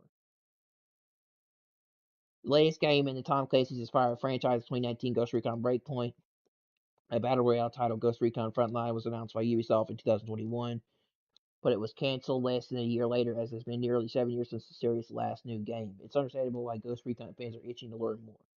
Following Ubisoft's Creative House reconstructing earlier this year amid layoffs, the Ghost Recon project fell under the preview of Creative House 2. Christopher Hartman, who founded 2K Games and was VP of Amazon Game Studios, took over as Creative House 2's general manager early this month. Whatever Ubisoft announces on August 6 will be some of the first Creative House 2 titles under Hartman's stewardship. Still hungry.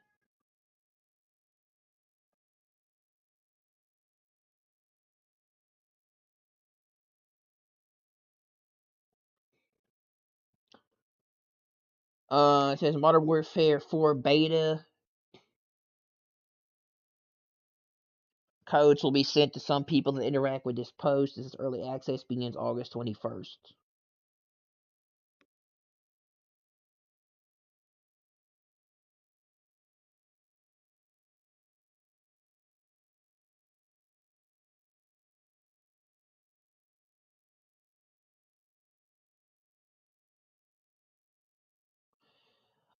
Reports of lost licenses for several PlayStation Vita games, according to user MacQuack306, are reportedly having lost digital games he purchased.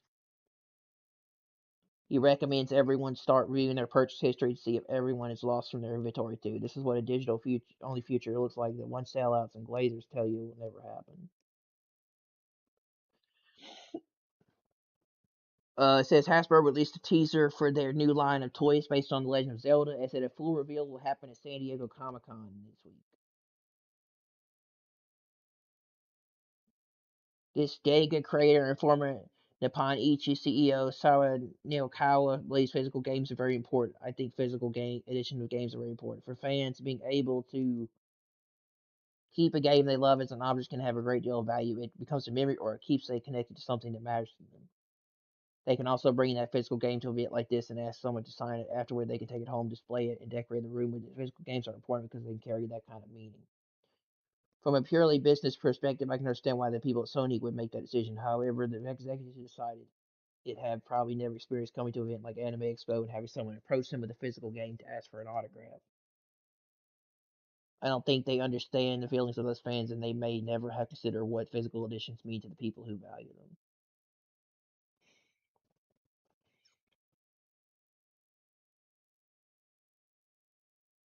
Said CD Projekt Red will unveil the Witcher 3 expansion at Gamescom 2026. The Mandalorian Grogu Bastard Collection Edition 4K Ultra HD and Blu-ray digital is up for pre-order at Walmart for $219.99 at out August 25th.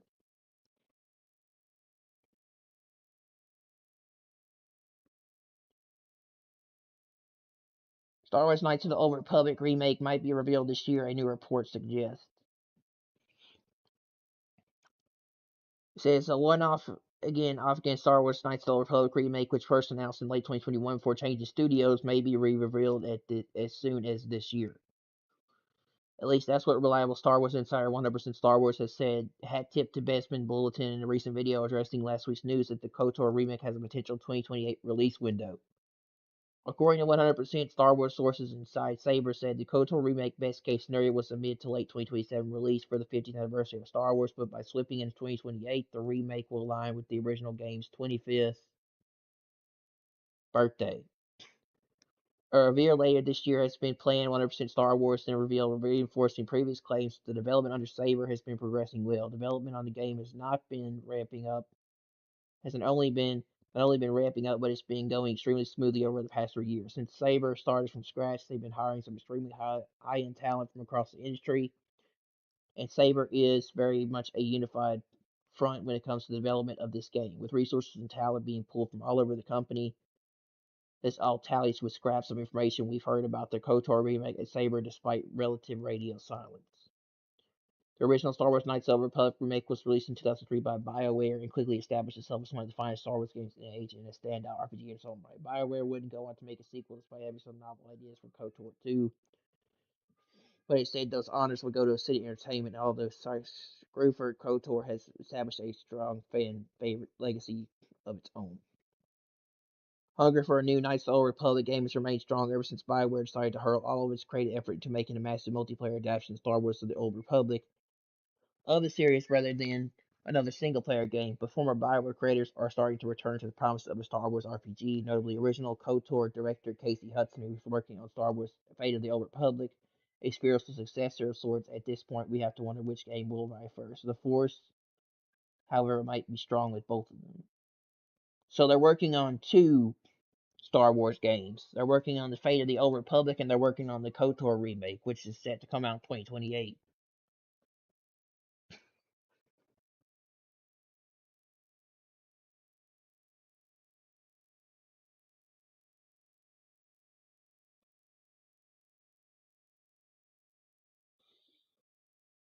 Um,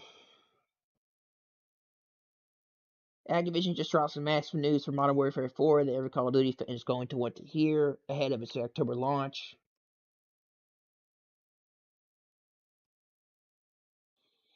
Call of Duty Modern Warfare 4 multiplayer open beta starts August 28th until September 1st. Um,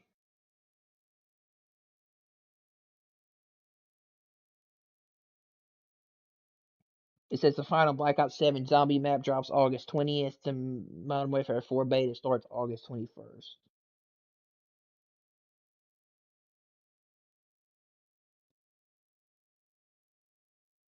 And that's all I got for now.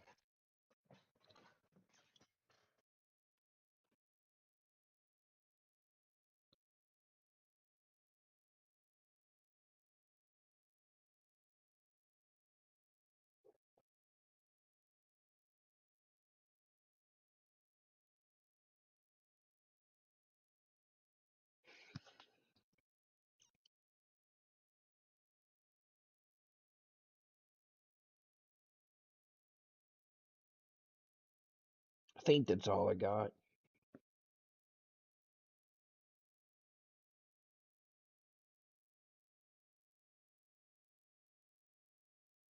Yeah, that's all I got. Uh, I'm gonna play some MLB show if you guys want to come by and join me, and we're gonna try to gonna try to make a run for the World Series. Actually, I want to see what's going on with the rest of the news, and then we'll do MLB for a bit.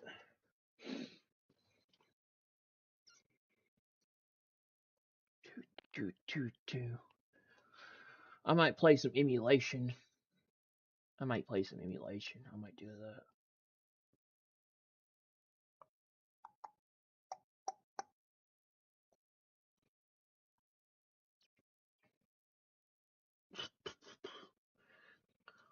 The guy brought a custom PS1 lid on eBay, and the result is this. You can see the CD spinning inside. It's a simple thing, but it brings an absurd amount of charm to the device. Bro, that's pretty cool.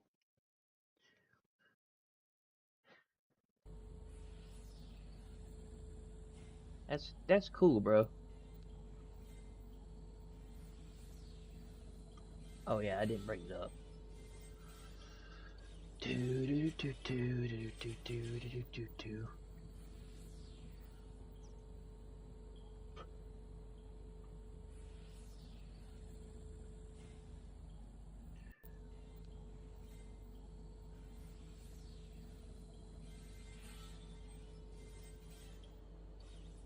Alright, I'll be right back, guys.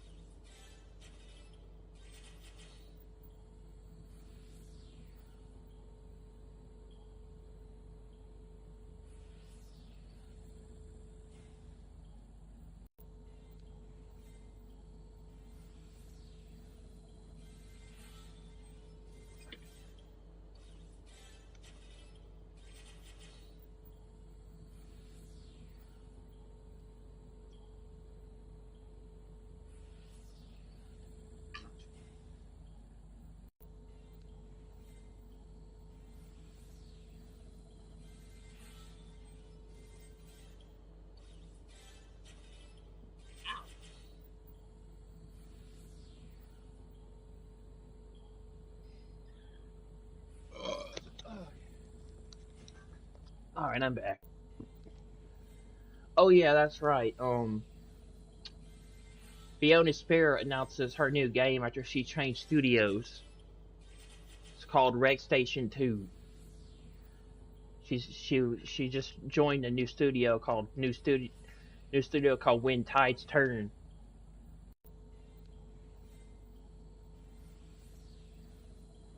Marvel Rivals keeps gamers hooked through frustration and thrills.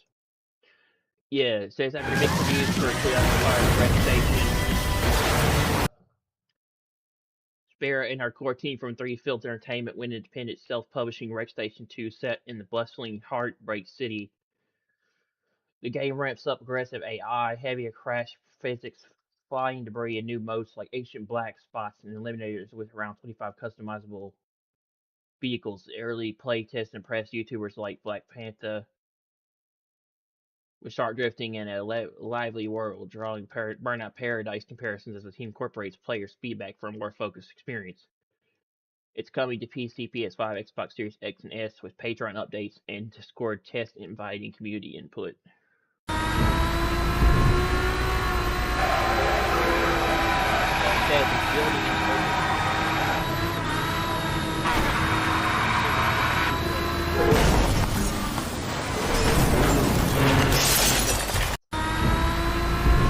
Oh, that's cool.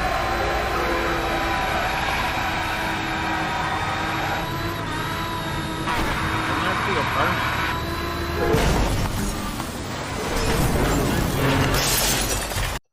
Old burnout game. Like Burnout Paradise and Burnout.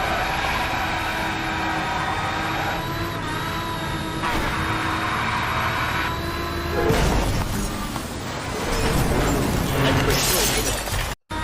Drifting mechanics and crashing mechanics are like have similarities to Burnout.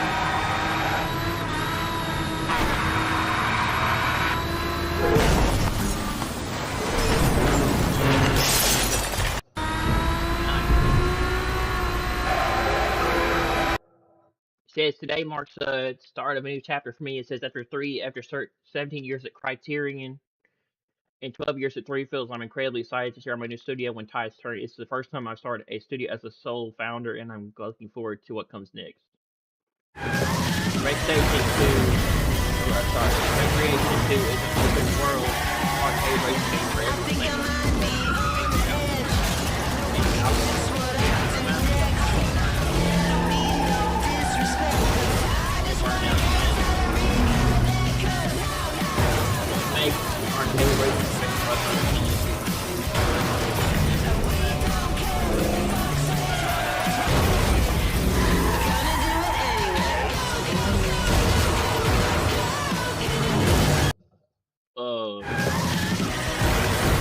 Rival is taking risks to make split decisions.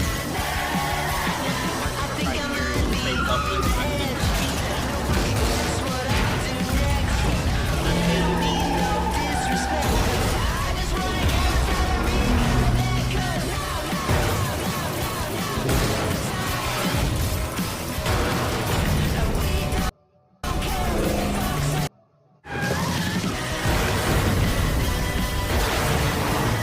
it looks pretty cool.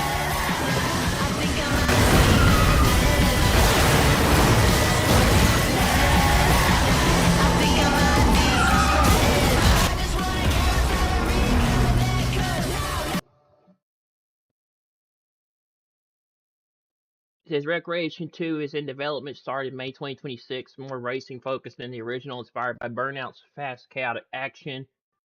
It did remind me a lot of Burnout.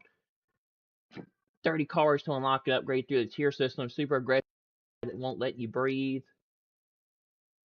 So smaller, denser tracks instead of a huge open world. Says while Recreation began life at Three Fields Entertainment, we've reached a point where it makes sense for the product to have a new home, one that we own completely. Nothing has changed about the people making the game. Still the same team with the same passion and the same ambition to build the best open world arcade racer we possibly can. This is simply the next step in our journey.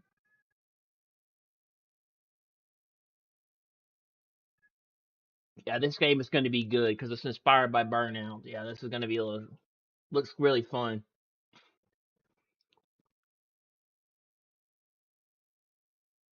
Thanks for coming to the event and for the coverage. We have a long way to go. We are sorry to be developing in the open. We know your comment on handling it and actually it changed already. Let us know what you think. Arcade Racer Recreation is getting a surprise sequel, and we've played it. This could be the Burnout Paradise tester we've been waiting for. Yeah, I really hope that would be awesome if there was a Burnout sequel.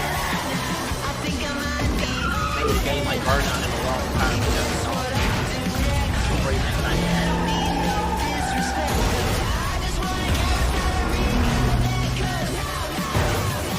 open world, the recreation after trailer, open world,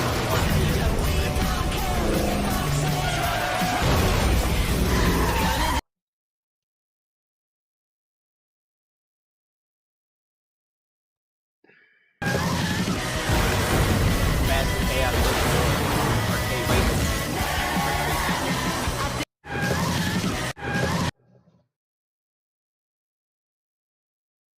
Yeah, it's really close to Burnout Paradise 2.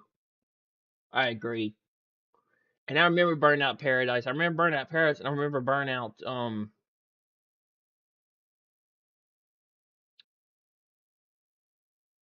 what was that game? Burnout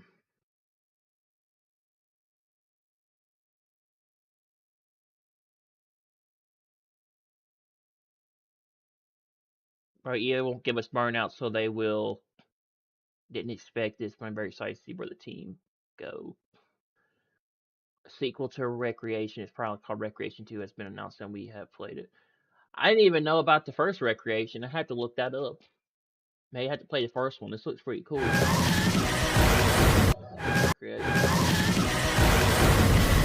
First Recreation is really cool. There in the video, I think I might be they're back in the family.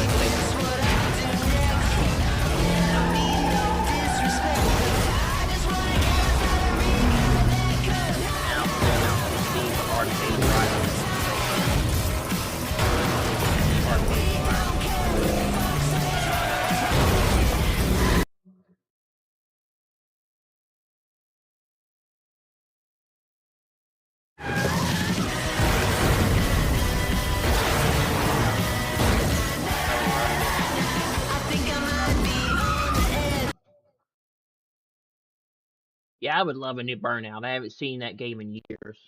That'd be awesome.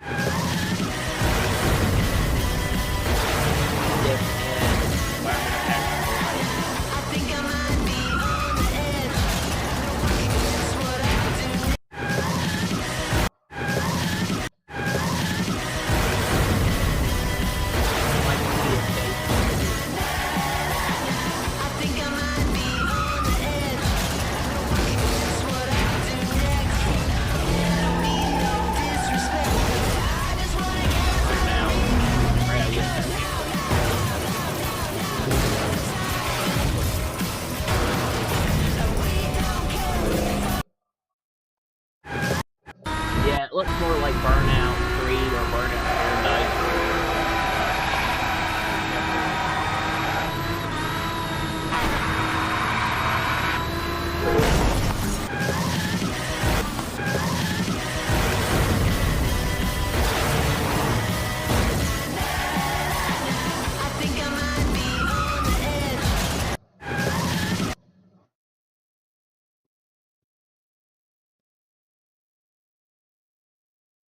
Yeah, I didn't even play the first one of this game, so this one.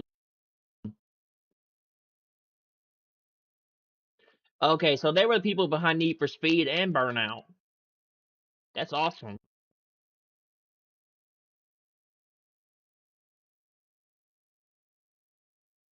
Rec Station 2 was announced for PlayStation 5, Xbox Series.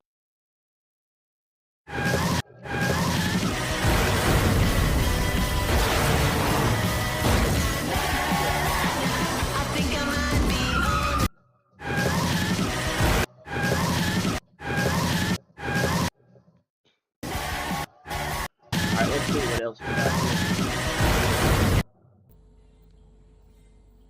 The Sega creator Shill Nakawao says that PlayStation is going to abandon physical games. Sony may as well eliminate the hardware too. Speaking to Noisy Pixel at Anime Expo 2026. Like I always said, physical games are much more than a way to play. I think physical editions of games are very important for fans. Being able to keep a game they love as an object can have a great deal of value. It becomes a memory or keeps they connected to something that matters to them. As executives who decide it's probably never experienced coming to an event like Anime Expo and having someone approach them with a physical game to ask for an autograph. If we're going to go as far as eliminating physical packages, they may as well eliminate the hardware too. A television would be enough. Why would you need a console? And if two weapons are compatible, you can even move parts between them. Oh, cool. Is this John Wick? Bro, you can Most of these come from the black market, where you'll also find military variants, illegal modifications, untraceable ammunitions, and even damaged weapons you can rebuild, strip for parts, or sell. Ooh. So it has similarities to the Last of Us Part 2. Civilian weapons, on the other hand, are purchased online. Since every weapon is its own item, you can keep an entire collection. Down in the basement, you can display your favorites, organize different builds, and prepare your loadout before the next mission. So this is like Blackwood also has two separate special gameplay of John Wick. Your DVD store earns clean money for expanding the business, buying outfits, stocking DVDs, and purchasing civilian weapons. Contracts pay dirty money, giving you access to everything that happens underground. 500,000 per contract. Between missions, Anton returns home, where you can relax for a bit, listen to music, or get some sleep. Done for today. Resting advances the story and saves your progress. As the story progresses, new missions and gameplay features unlock naturally. Main missions can be replayed at any time, while side missions return with different modifiers like tougher enemies, weapon restrictions, or time limits. Combat is built around commitment. Health is divided into stages, so you can't simply heal that completely after every fight. Takedowns restore some health, rewarding players who know when it's worth getting in close. Businesses, it looks like. We've also been experimenting with difficulty. On the highest setting, your ammo count isn't always visible, so this is the and if two weapons are compatible, you can even move parts between them. Okay, so you can exchange parts with two weapons for weapon modifications. For John Wick. Most of these come from the black market, where you'll also find military variants, illegal modifications, untraceable ammunitions, and even damaged weapons you can rebuild, strip for parts, or sell. Civilian weapons, on the other hand, are purchased online. Since every weapon is its own item, you can keep an entire collection. Down in the basement, you can display your favorites, organize different builds, and prepare your loadout before the next mission. Blackwood also has two separate economies. Your DVD store earns clean money for expanding the business, buying outfits, stocking DVDs, and purchasing civilian weapons. Contracts pay dirty money, giving you access to everything that happens underground. Between missions, Anton returns home. Okay, so it's like the underworld from John Wick. Listen to music or get some sleep. It's like the underworld from the John Wick advances movie. The story and saves your progress. As the story progresses, I love these new movies, missions bro. and I would definitely play unlock this. naturally. Main Game missions looks can be cool. replayed at any time, And the gameplay while looks side awesome in missions the return combat. with different modifiers It does like have tougher similarities enemies, weapon to First restrictions, Light or to me, time though. limits. The way it Combat is looks. built around commitment. Held is But I like divided how you into can use stages, different so you weapons can't and simply heal combinations that like you could in completely the after movies. every fight. Takedowns That looks restore pretty some cool. health, rewarding players who know when it's worth getting in close. We've also been experimenting with difficulty. On the highest setting, your ammo count isn't always visible, so Yeah, it looks cool. So a Blackwood game, the game inspired by John Wick movies, will run where you run a CD store by day and gun fu by night as shared new details. Key gameplay systems. and if two Weapon weapons are compatible, customization, you can firearms even are move modular parts and between unique. them. Players can build multiple versions of the same weapon, swap custom compatible parts and source gear from both the black market, Most of military these come from the black legal market, mods, where you'll also online find military civilian variants, shops. illegal modifications, Economy of the untraceable game features two ammunitions, and distinct even economies: damaged clean weapons money you can earned through the rebuild, player's strip CVs for for parts, or civilian sell. gear, and dirty money from underground contracts for illicit equipment. So basically, Civilian weapons, on the other hand, are it's the purchased underworld. online. It's Since the every underworld weapon is takes its place in own the John item, Wick you can movie. keep an entire collection. Down in the base, Combat and movement. Combat emphasizes commitment. Health does not fully regenerate automatically, though takedowns restore some vitality. Movement is highly dynamic, featuring a dive mechanic that allows for evasive maneuvers or launching into combat with time slowing effects while aiming mid-jive. Difficulty on higher settings. Ammo counts are hidden, requiring players to perform a manual animation check of their weapon to track remaining rounds. Game is coming out in summer 2026. What is it? Okay. So this will either be announced probably at Gamescom or Summer Games Fest.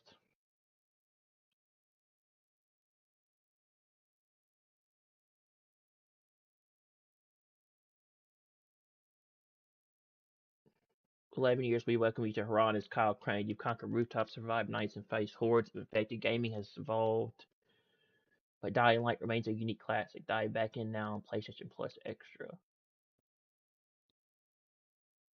Aiden! I don't think I've ever played the original Dying Light, so I need to play it. I wanted to play Dying Light, The Beast. My friend Trav told me it was a really good game. He got it. We were both into Dying Light 2 Stay Human.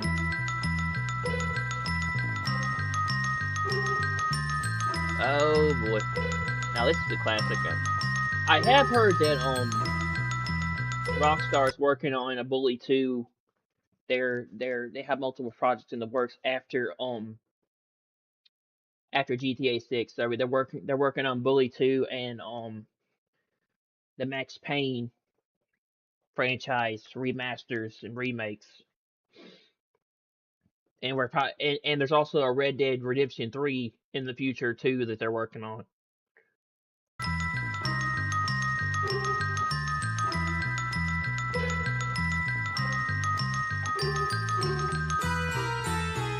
Now that I think about it, I want to play this again. They should bring this to PS Plus Extra and Premium.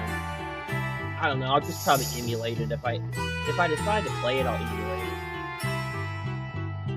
it. I'll probably just emulate this game.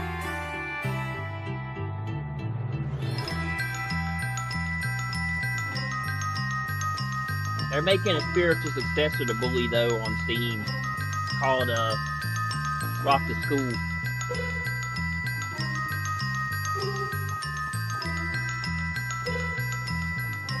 It's not made by Rockstar, but it's similar to Bully. It's called Rock the School something. I forgot what it was called. I added it to my playlist. Runs into the umpire, and with that, the Mariners have him on the corners. Bill Miller, our crew chief. Wrong place, wrong time. Sorry about it, man. Yep. Ferguson not very pleased. No, he wasn't. I got that much. H. Phil High, Rock the School. That's it. Chopping up the middle. Remember a time when boys became men. You're the only guy the girls are talking about. Cool Supposed to be very kids ruled similar the to the Bully halls, franchise. and hot teachers were the And, only reason to show the up game to that I have school. thought about Any playing more naughty play. boys around here? Well, in the town of Agefield, 3 dudes were about to graduate and make their mark as legends. You got a proof? For that one. Chopping up the middle. Arroyo runs into the umpire, and with that, the Mariners have him on the corner. He ran into the umpire.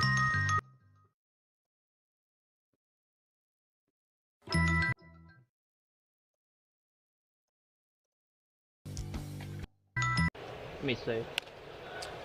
Chopping up the middle. Arroyo Okay, so it's 7-0 Mariners. chopping Natty. up the middle. Arroyo runs into the umpire, and with that, the Mariners have him on Jeez, the bro, corners. that's one big fat umpire. Bill Miller, our Like, he crew couldn't chief. get out of the way Wrong for place, him to wrong run. What the time. heck? Yeah, get out of the way. Sorry about it, Exactly. man. Yep. Ferguson Get out of the not very way of the He runner. wasn't. I got that much. No John Boy Like, needed why for is he that one. standing in the middle of his way? Like, why was he standing right Chopping there up the when he was middle. trying to Arroyo run to the base? Runs into the umpire, and with that, the Mariners have him on the corners. Bro, what was that? Bill Miller, our crew chief. Wrong place, wrong time. Sorry about it, man. Yep. Ferguson not very pleased. No, he wasn't. I got that much. No John Boy needed for that one. Chopping up the middle. Arroyo runs into the umpire, I don't and know. with that, the Mariners have him on. 2009 had no right going this hard.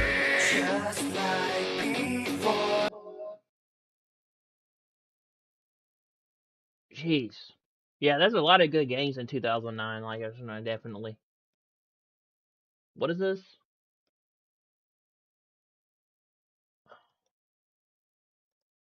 Wish I could make it bigger. Not edit image. I didn't want to do that.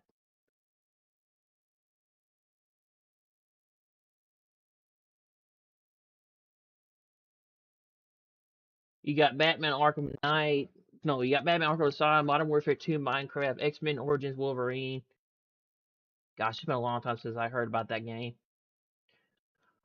I hope that they do a really good job with Marvel's Wolverine. It's supposed to be an M-rated game, and it has a lot of blood and gore in it and violence, but it's supposed to be very similar to the Wolverine movies and the franchise. Ratchet and Clank, Crack in Time. You can actually stream that on PlayStation 5. Borderlands, Silent Hill, Shattered Memories, Grand Theft Auto Chinatown Wars. Oh, jeez. Left 4 Dead 2. I didn't know that came out in 2009. Left 4 Dead 2 is still a really good game. I think it's one of the best zombie games Valve's ever made. Resident Evil 5. I've got all the Resident Evil remasters physically, bro. I've got all the Resident Evil games remastered physically in my collection. Well, I got 4, 5, and 6. I think I might have 0 digital, Revelations digital, and I have Code Veronica on PS Plus, the original. Assassin's Creed 2.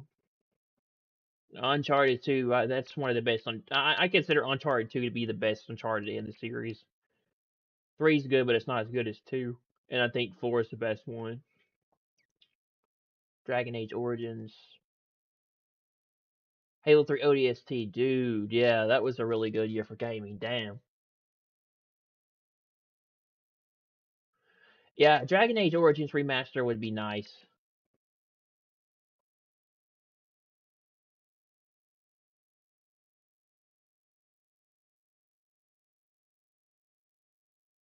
That was a really good year for gaming. That was around the PlayStation 3 and 360 era, bro.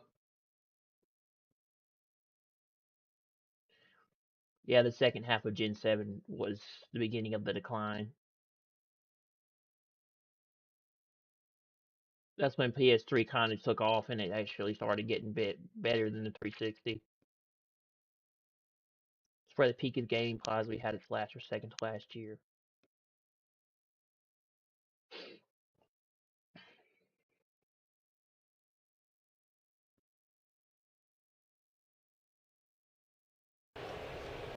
Just like before. Everything you say to me. Taking one step closer to the edge, and I'm about to break. I need a little room to breathe. God dang. That was peak that was peak era for gaming. Especially when they had when Linkin Park had that Hybrid Theory album out. I actually had that album.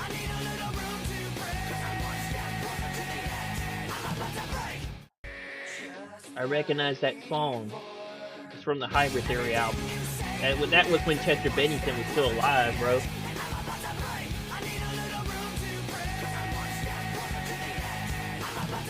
Before he killed himself. Yeah, it would be nice to see Crisis make a comeback. I agree. But they got the remasters, which I actually thought about playing, but I haven't got around to playing them.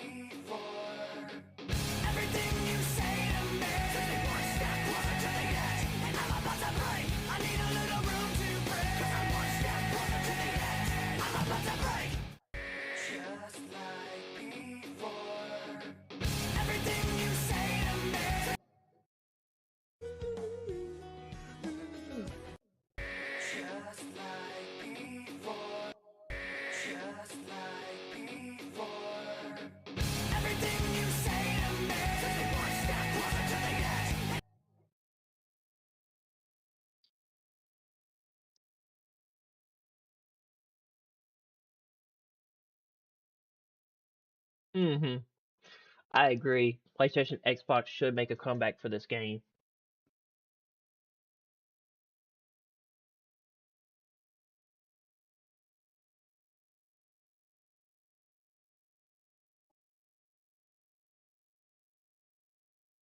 Well, it'd be awesome to see that come back.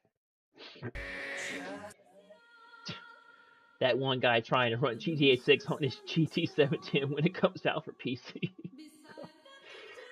Well, at least we can run it better than console players. That's the funny thing about it. That's what's hilarious. It will run better than on a console with our more powerful PCs. Our PCs will be able to run GTA at least at 60 frames per second, while consoles run at 30. But the joke's on the console players, bro. I have a computer that can run GTA 6 way better than my console can, but right now I can only play it on PS5. But when it comes out for PC, I'm definitely playing it on PC because I'm gonna get the definitive edition. I'm gonna get the better version, running at a more powerful 60 frames per second, or even unlocked frame rates. We'll get unlocked frame rates running GTA 6 on PC. So the joke's really on console players, bro.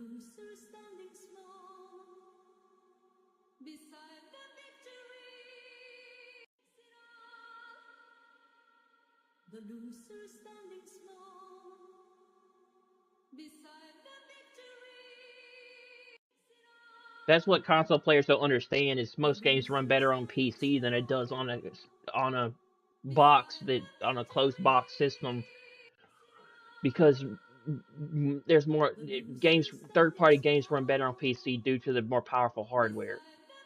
A console will never match a full-on gaming PC, not with the capabilities it can do. I'm gonna play GTA 6 on console first, but I'm definitely gonna play it again on PC because I'm gonna get the better version when it comes out. Because I still like Rockstar's games, and I have GTA 5 on PC, and I'm definitely gonna be playing it on my PC.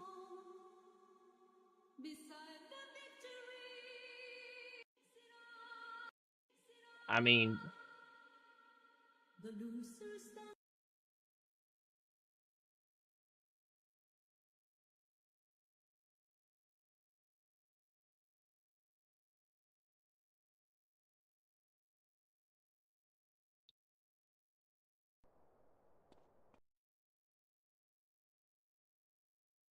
Grand Theft Auto 5 fun fact: the actor who plays Red Harlow in Red Dead Revolver is the same actor who plays Steve Hines.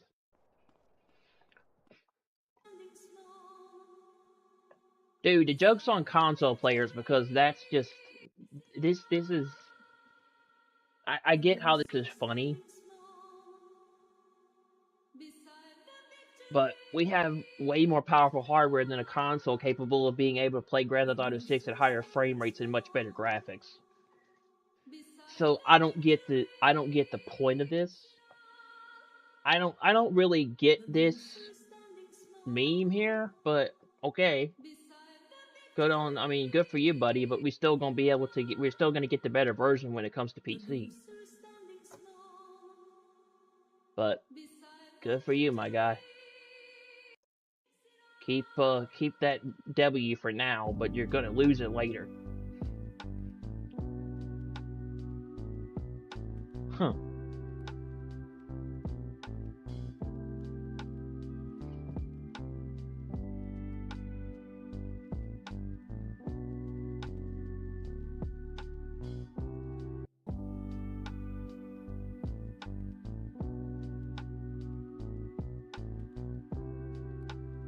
Well, they do a better job chopping up the fish in Red Dead Redemption than they do Assassin's Creed Black Flag Resynced. He's not even really trying to not even do anything to the fish. Why is he not? Yeah, I don't get that one there. I don't get that one.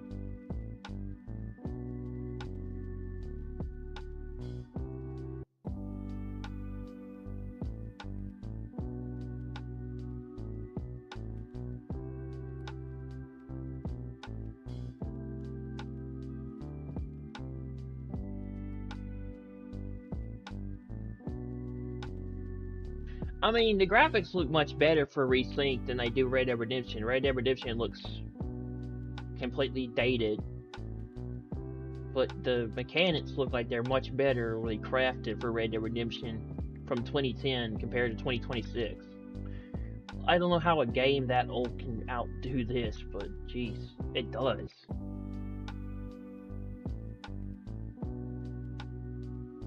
The game just seems like it's much better crafted for Red Dead Redemption than it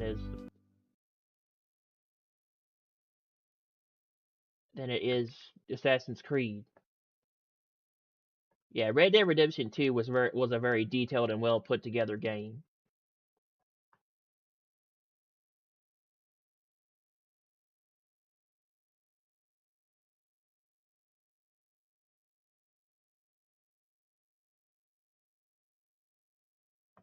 Yeah, AAA gaming is getting more expensive to make. That's why a lot of people are turning to indies.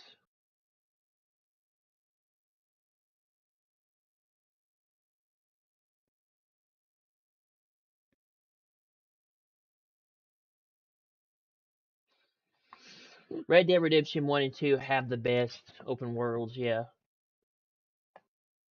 Assassin's Creed Black Flag Resynced has the best graphics.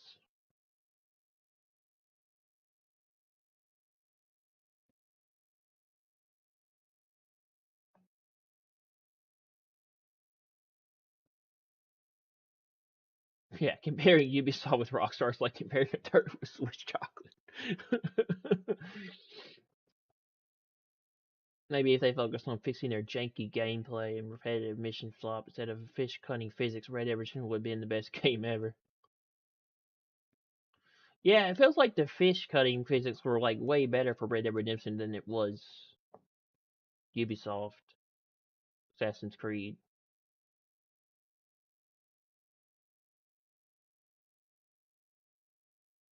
Yeah, it would be nice to have a modernized Red Dead Redemption or a remake of Red Dead Redemption 1.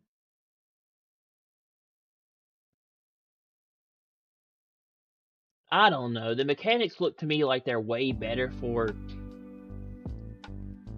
the fish here for Red Dead Redemption than it is Assassin's Creed Black Flag Resynced. I mean, how does a game from 2010 have better mechanics and gameplay and stuff than Black Flag Resynced? I mean, it has more realism. It's more realistic. It's more better than Assassin's Creed Black Flag Resynced. And it looked like that fish glitched on Assassin's Creed Black Flag Resynced when he was trying to do something with it. I don't know. This man.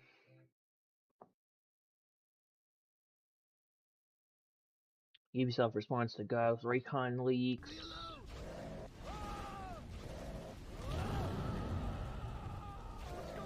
Oh, he's playing PSYOP.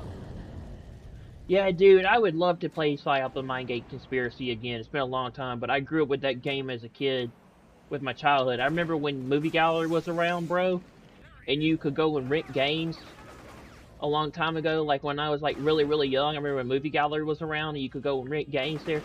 And I remember growing up, one of the games I rented from Movie Gallery was Mindgate Conspiracy for the PS2. This game was awesome. And this game was really cool, and the mechanics and what you could do with it was really fun. This game had some really cool shit to it. I remember there was like a demo like a long time ago growing up when I was young that you could play. And this game was cool. You had like powers where you could like lift and throw enemies, and you could do all sorts of cool stuff and everything. Yeah, he had like telekinesis, or he could use certain powers to mess with enemies. It was sort of kind of like Star Wars. It was kind of like the Force with Star Wars, except it was different. But it was really cool.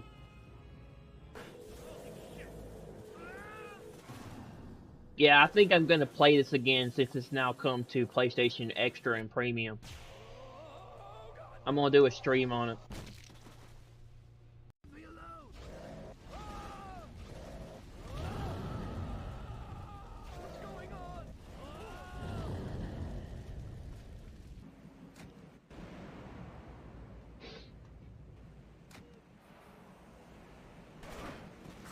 What's this? The older I get, the less I care about 100-hour games. Give me a 10 to 20-hour game with a great story, memorable characters, and the ending, and I'll actually reach. Yeah, a lot of those games take a lot of time to beat and play, but there's a lot of replayability in 100-hour games, and that's why people play them. They're like really good, and there should be more of those. But I can agree with the some games take so long to beat that you don't have enough time to finish them. And you could get bored real quick with a game that's 100 hours. But it makes a lot of sense.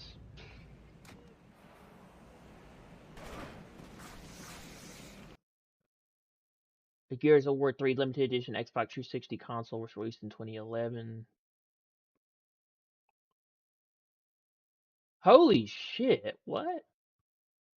To all full digital gamers, this is all it takes to have all your games taken away from you. Hundreds, possibly thousands spent for you to end up with nothing. I got banned for saying BR. How the hell is that possible? PlayStation PS support US. It's in Spanish, I can't read it, but holy shit, BR? What's BR? I got banned for saying BR.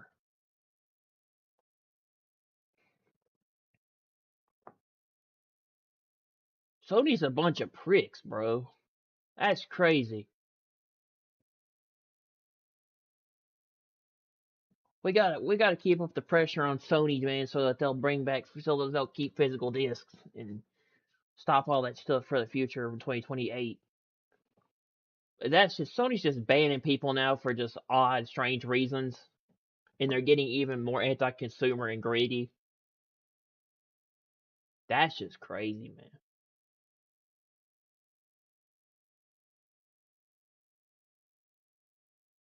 And this is why we support physical media, shit like this is why it's what we.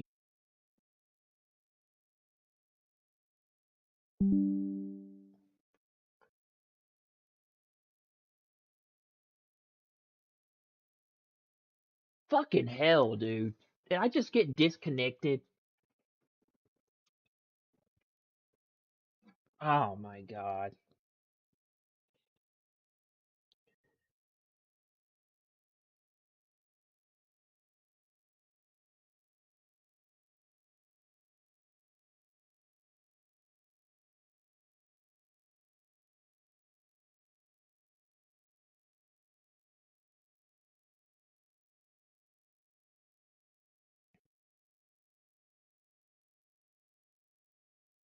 I did.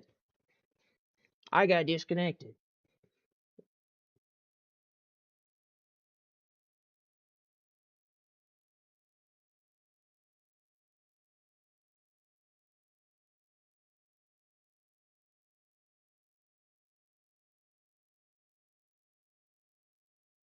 I did. I got disconnected. Okay, no, I'm still live. Never mind. I thought I thought I got kicked off of stream. Never mind.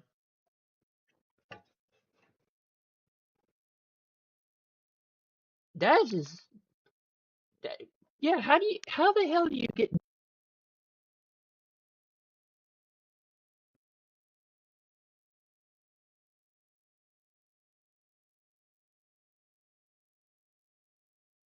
How do you get banned for nothing? Yeah, they don't make a lot of sense. Hmm.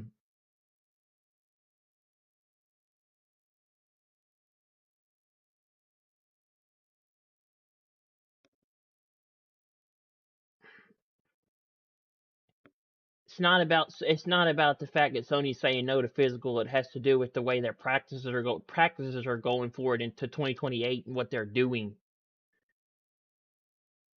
93 million Sony fans do care what the petition is signed. You're wrong, my dude. They clearly do care.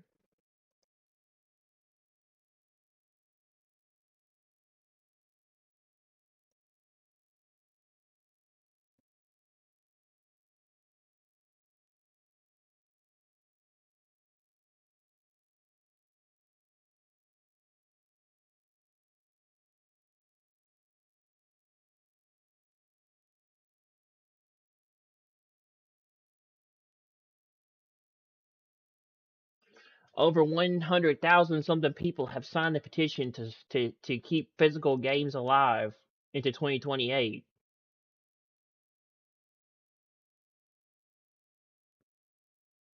So a lot of people still do care. Yeah, it's just another Sony fanboy.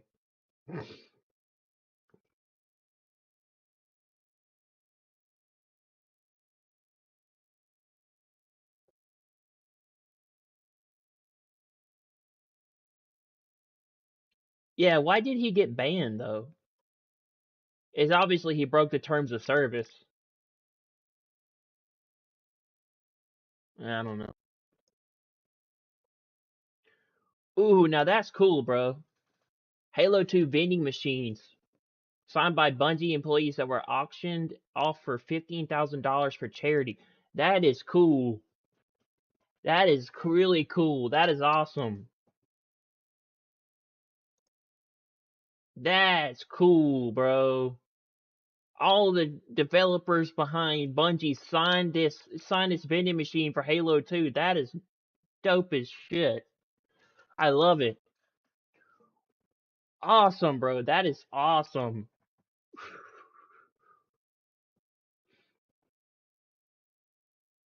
So the original Bungie team signed the vending machine for Halo 2. That is really fucking cool. I'm gonna repost that shit. I am reposting that, bro. That is so cool. Um,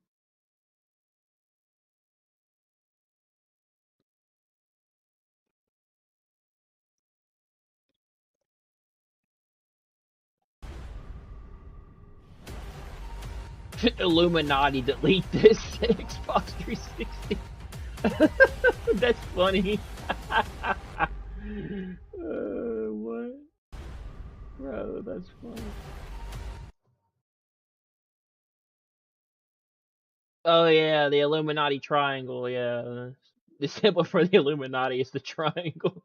The CIA.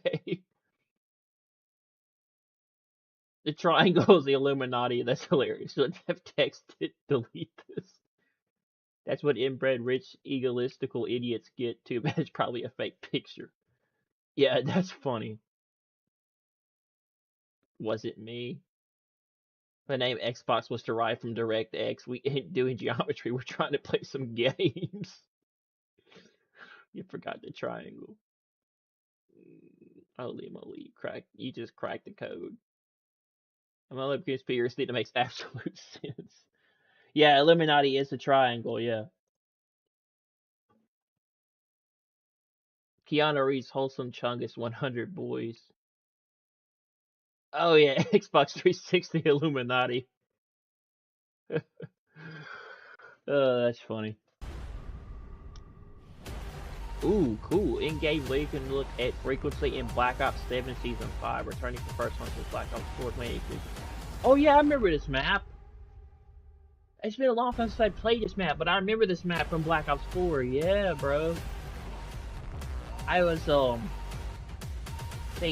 played Black Ops 4 on PC on BattleNet when I got it when it first came out.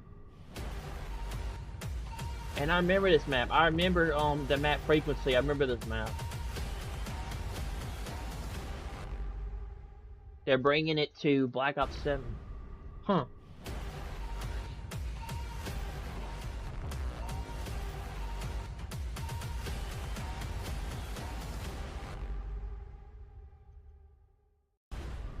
That's cool.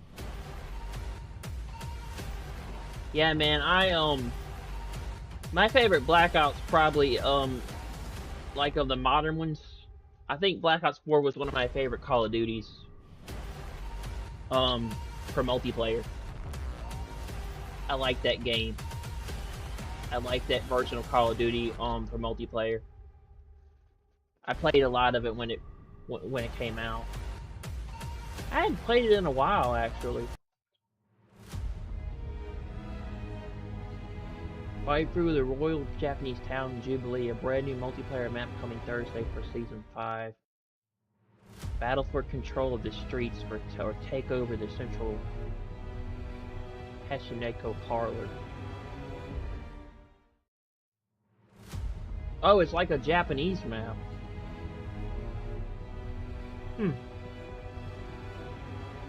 Wait, this map looks familiar. Is this map from another from another Call of Duty game? I remember this. Yeah, this map looks familiar. It's kind of interesting. Uh, Game key giveaways, PS5, Xbox. You pick Grand Theft Auto 6, GTA 6. I'm giving away 2 copies of Grand Theft Auto 6 on August 2nd at 11 a.m. Eastern Standard Time.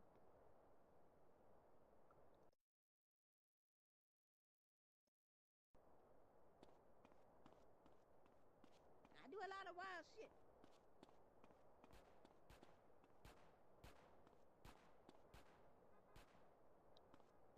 Yeah, Modder created portals to GTA, Vice City 3, and San Andreas You gonna pay for that. in San Andreas. She was trying to fight him and he shot her. Bro. You're messing up my greña.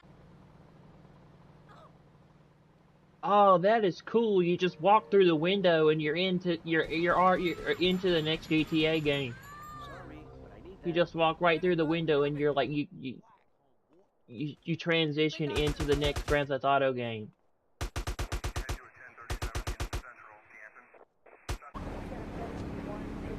Okay, so he was in, let's see, what was he in before? Very bad traffic. Oh yeah, Vice City, okay. You think I'm He was in Vice City and then he's in Grand Theft Auto 3.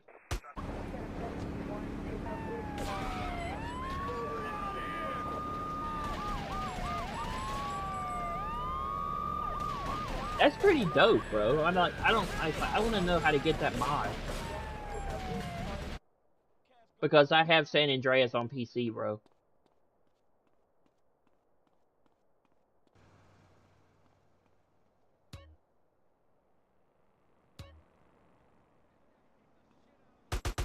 He just placed so he just places a portal down and it allows him to transfer back into the next go right back to the original GTA.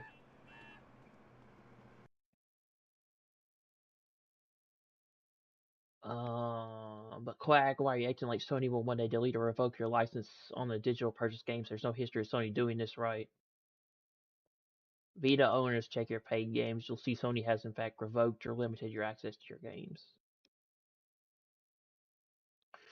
Yeah, yeah, an all digital future is going to not look good for gamers and Sony, and just people deserve to have the right to choose between physical and digital for consumer rights. And an all digital future is just not going to look good because once you lose your license or the server shut down or you no longer a PS Plus member, you don't have those games anymore. You don't own them. And Sony can do whatever they want with them because they control PlayStation Network and the PS Store. So you're shit out of luck, man. If you try to play these games digital and you don't have access to them.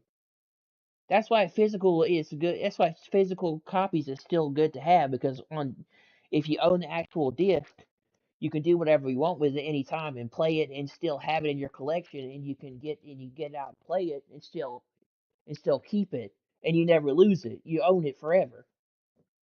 That's why physical is good to have because you still have access to it whenever you want to use it.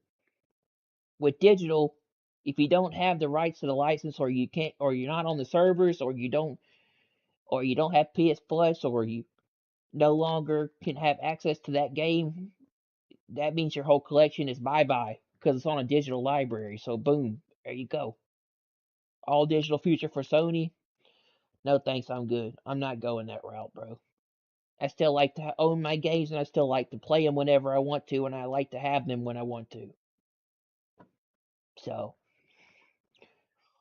you get a no from me on that.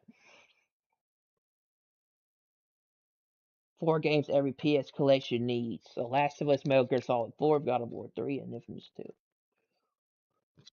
I had a PS3 growing up, bro, but I don't think I ever. I was more into sports games when I played PS3 a lot more, like the show and stuff like that. I didn't play a lot of the big PS3 exclusives when I was young, which is why I value emulation now because I get to play a lot of games I never got to play before when I was younger that I've now grown that I've now found. I like emulation because I get to play a lot of games I never got to play through emulation on PC that I didn't play before or never tried before. So that's why I like emulate games because you can play a lot of old titles you haven't played before or you never did play. But I don't think I ever played Infamous 2 or God of War 3. Maybe I did play God of War 3. Maybe I did when I was younger. I think I did play Metal Gear Solid 4. But I agree. I agree The Last of Us is definitely one of those games you want in your PS3 collection because it's a masterpiece for a story. One of the best story games ever made. Last of Us 2 was okay.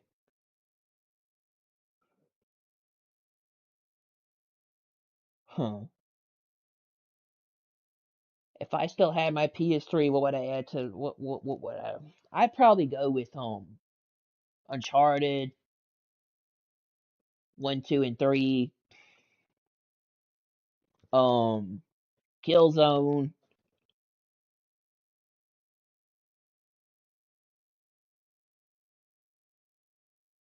um and some others. I can't think of all the PS3 games off the top of my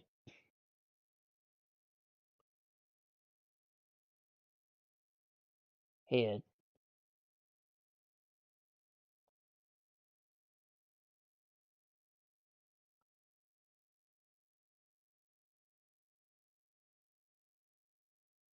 God of War 1 and 2 and spin-offs seem more necessary seeing as you can play God of War 3 natively on PS5, but not the rest of the Greek games. I would also have Peace Walker, Parasite, even Vagrant Story.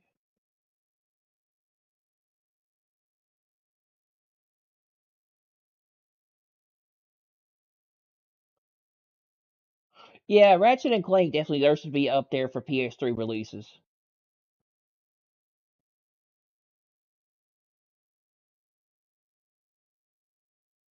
Final Fantasy VIII, Dragon's Crown, The Last of Us Bayonetta, SOCOM 4, Motorstorm, yeah.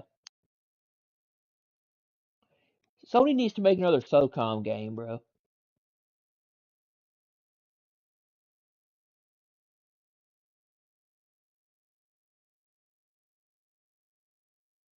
Oh yeah, Sleeping Dogs was a great game. That was an underrated game. Dead Space 1 and 2, Dragon's Dogma, Limo. I still need to play Infamous 2, but I own it. Metal Gear Solid 4 is about to go get a port that will likely give it a stable frame rate. That would be nice to have a Metal Gear Solid 4 port.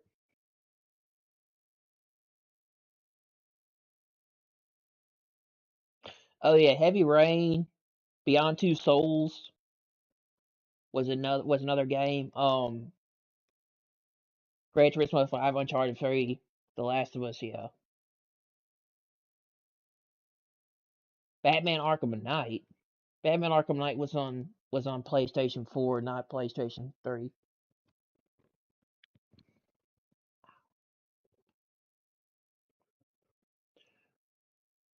Azura's Wrath, Rage. Oh yeah, Rage, bro. Definitely. Rage 2 was a really good game too. I played the heck out of that game. I think I rented it back when Redbox still allowed you to rent games there. Killzone 2, yeah, that was a great game. Infamous 2. I don't know if I've ever played the Infamous games.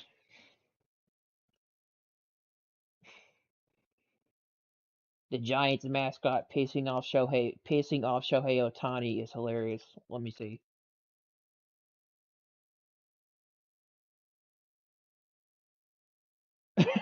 Oh, he's mimicking his movements when it comes to hitting and practicing. Bro, that's funny. He's mimicking his swing and when he's in the batter's box.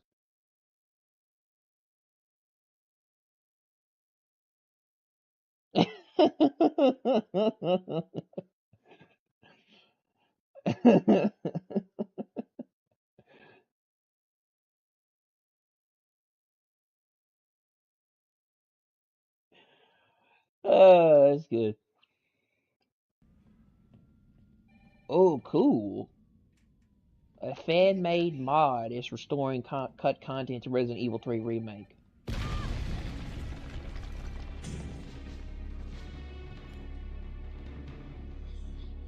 A Resident Evil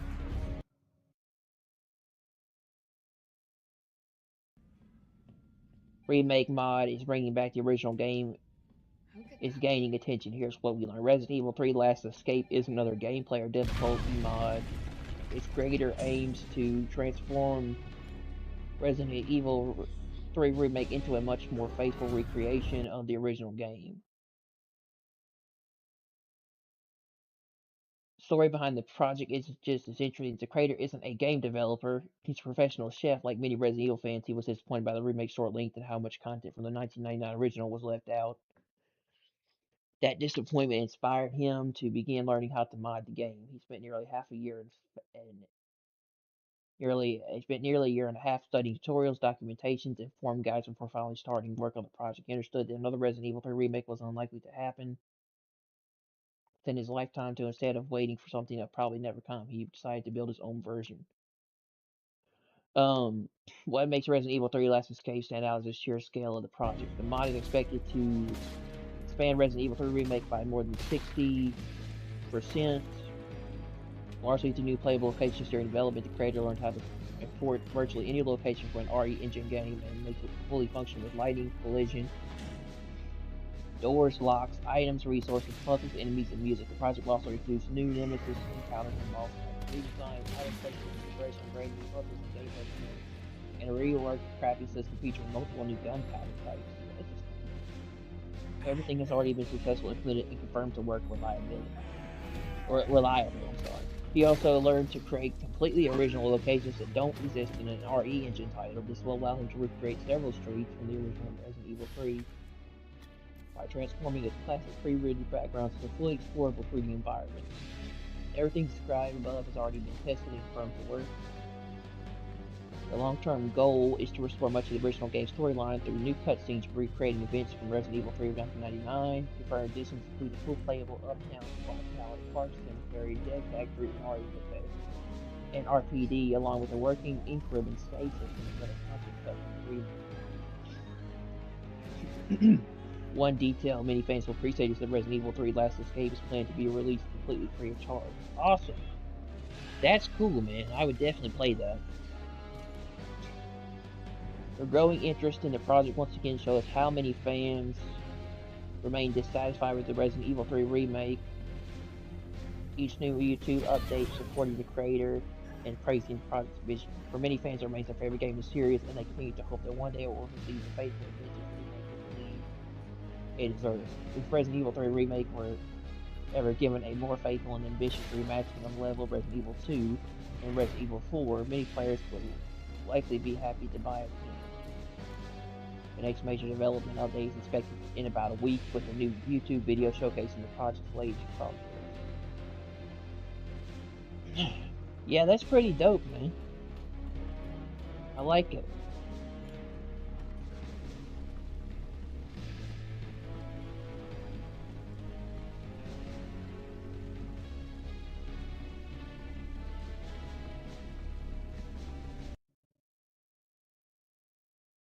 This catch by Bobby Virginia. Ooh, damn, bro. That's a heck of a catch. Yeah, he dove way, way across the field for that one. That was an insane catch, bro. Wow. That was beautiful. What a beautiful catch, bro.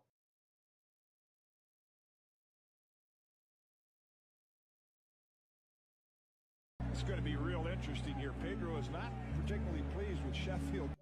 Beautiful catch. Playing with friends is what Halo is all about. But what do you do if one person wants to chill out and the other wants a hardcore challenge? This isn't your grandpa's Halo, but it could be. Use difficulty modifiers to tailor the experience for each legendary Spartan or new recruit in co-op. Change your personal damage Halo output so you CE. can Let's wipe see what out this enemies. is. Playing with friends is what Halo is all about. But what do you do if one person wants to chill out and the other wants a hardcore challenge? Well, in Halo Campaign Evolved, you both get what you want. With difficulty modifiers, you can tweak the game to suit how each of you wants cool. to play. So, like, damage Wants to play to resistance, suit let's how- see. You can tweak the Shield game to suit recharge how each of rates. you want. With difficulty modifiers, you can tweak the game Damage modifier, melee damage modifier, and ammo. to suit how each of you wants to play. Change your personal So you damage can output change so the you can percentage wipe of what out you enemies use for certain or turn modifiers. lowly grunts into terrifying foes. Change shield recharge or damage resistance. So you can make it more easier or more difficult. Or prove that it isn't You can just make the it. You can suit make it that makes the easier or more Spartan. difficult Mix for a these settings challenge. with skulls, and you can truly play how you want. Experiment That's with what awesome. feels right, and That's each pretty player cool. can save their own So they're doing modifiers that for as a Halo preset. Campaign Whether Evolved. you need more from your legendary runs, or have never picked up a controller before, in Halo Campaign Evolved, everybody can play together.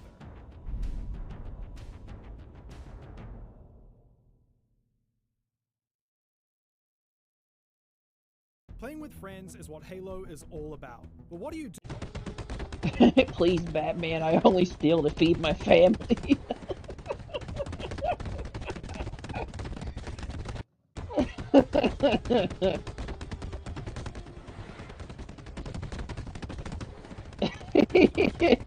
What the fuck is this?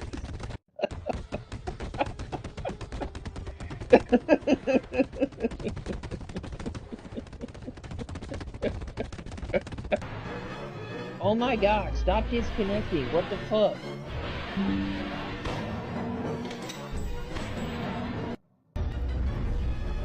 I want to know, Capcom, why did you neglect this game? When they didn't neglect it, they're making a remake of it. It's in the works. They're gonna be making another one.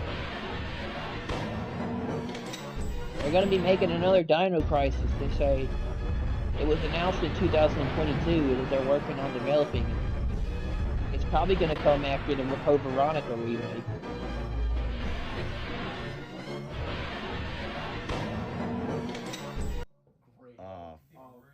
Fuck yeah, right on it. Oh yeah. Oh my god.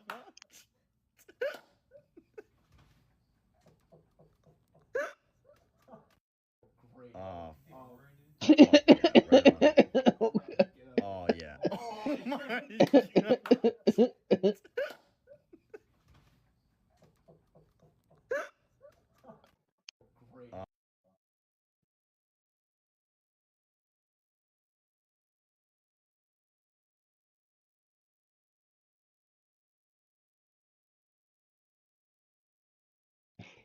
Hi, Billy Mays here for Mighty Ray Putty. sells him up. The easy Oh way yeah, I remember to Billy fix, Mays, bro. fill, and seal virtually I think anything he fast died, didn't he? and make it last. Mighty Putty is not a Billy glue, Mays trying to but a sell me stuff in the superpowered 2000s, epoxy yeah, that bro. you can mold to any shape and apply directly to most any surface for an everlasting bond. Ordinary epoxies are a mixing mess. With Mighty Putty, you just cut like dough, simply need to activate, apply, and let dry. Hi, Billy Mays here for Mighty Putty. The easy way to fix, fill, and seal virtually anything fast and make it last. Mighty Putty is not a glue, but a super-powered epoxy that you can mold to any shape and apply directly to most any surface for an everlasting bond. Ordinary epoxies are a mixing mess. With Mighty Putty, you just cut like dough, simply need to activate, apply, and let dry. Hi, Billy Mays here for Mighty Putty. The easy way to fix, fill, and seal. Don't be grabbing the shorts. You understand? These refs are bad, it's better off not to mess with them. It's a fatal mistake. Why you never mess with the MMA referee? You're gonna stand right here. I'm talking to you. Don't put yourself in a position that I have to enforce the rules. You understand? Oh, it's over. Winner naked choke, ladies and gentlemen. Whoa! What is happening here? Oh jeez, he's fighting the ref, bro. He's gonna make a What did he do? Looked like he like broke the rules. Like when when he tried to stop the fight, he kicked him.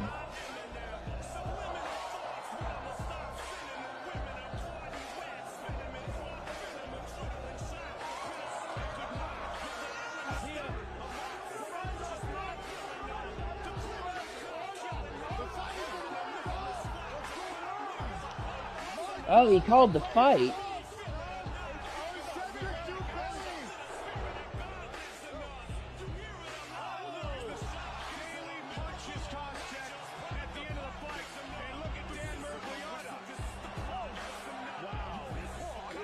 Oh, bro, he was pissed after he called that match. After he ended that fight, he was pissed. He punched the dude.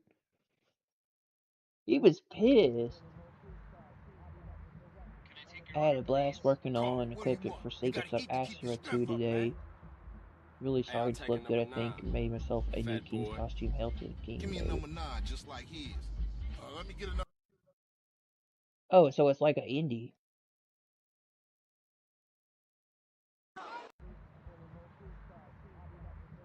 Big Smoke's order. Carl, what do you want? You gotta eat to keep your strength up, man. Hey, I'll take a number 9, fat boy. Give me a number 9, just like his. Let me get a number 6 with extra dip. I'll have 2 number 9s, a number 9 large, a number 6 with extra dip, a number 7, 2 number 45s, 1 with cheese, and a large soda. They're like, man, what are you ordering? Take your order, please. Carl, what do you want? You gotta eat to keep your strength up, man. Hey, I'll take a number 9, fat boy. Give me a number 9, just like his. Let me get a number 6 with extra dip. I'll have 2 number 9s, a number 9 large, a number 6 with extra dip, a number 7, 2 number 45s, 1 with cheese, and a large soda. They're looking at me like, have you lost your mind, dude? That's a lot of food. Carl, what do you want?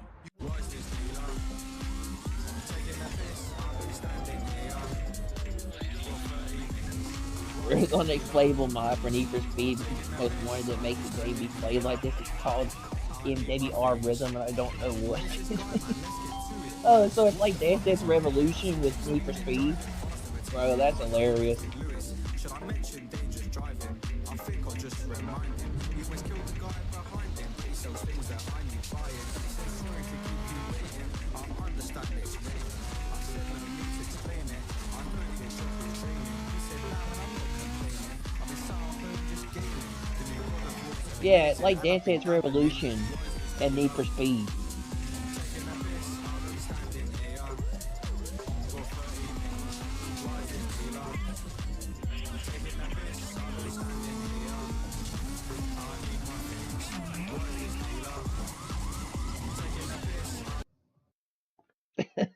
That's funny. You gotta eat to keep your Rockstar could really code NPCs to mess with GTA Online players.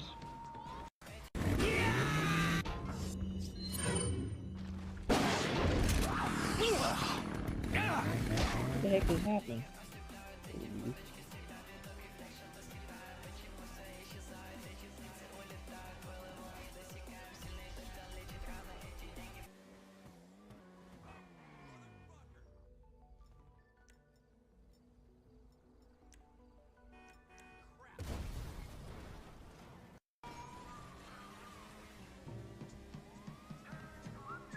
Legends of Evil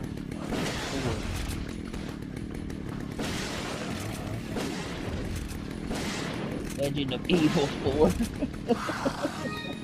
Oh, so it's they modded Link into Resident Evil 4.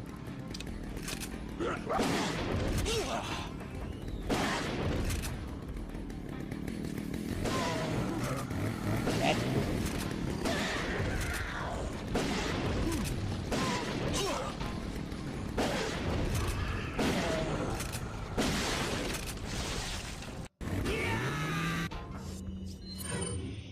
PSI the Mind Game Conspiracy out on PS5, PS4 by end. You have to code 546546 for the cheat menu to unlock the floor plan from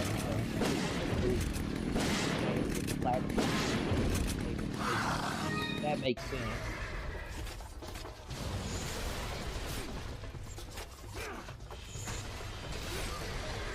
This game doesn't look bad. Wow.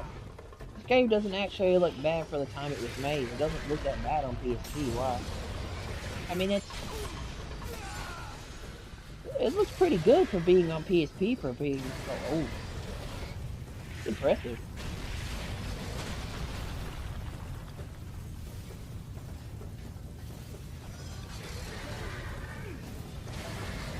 It's probably an emulator though. Probably running it on the emulator. It doesn't look bad being run on an emulator though.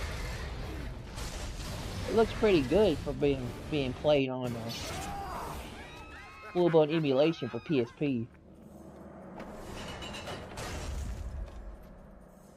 What evil have you wrought on this city, Persian?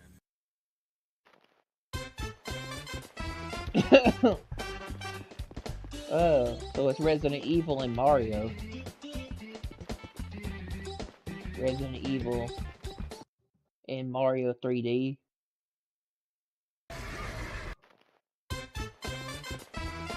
Okay, full stage imports are probably possible.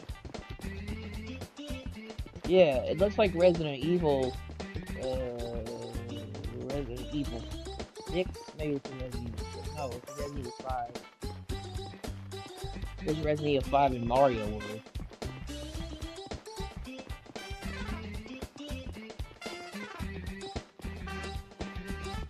That's cool, bro.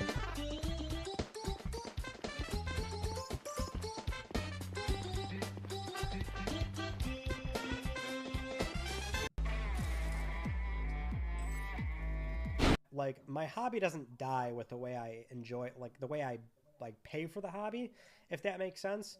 I mean, it no doubt sucks, right? And I do like consoles; they're closed ecosystems. I always want to advocate for that consumer right of why would you buy digital, because then you're stuck This to a dude is single a storefront. shill. I'm not watching.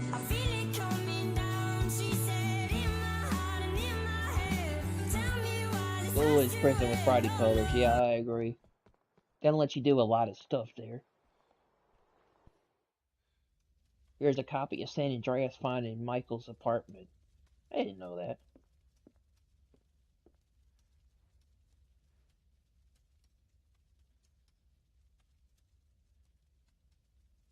Oh no, that's Michelle. I'm sorry, not Michael. There's a copy of San Andreas found in Michelle's apartment.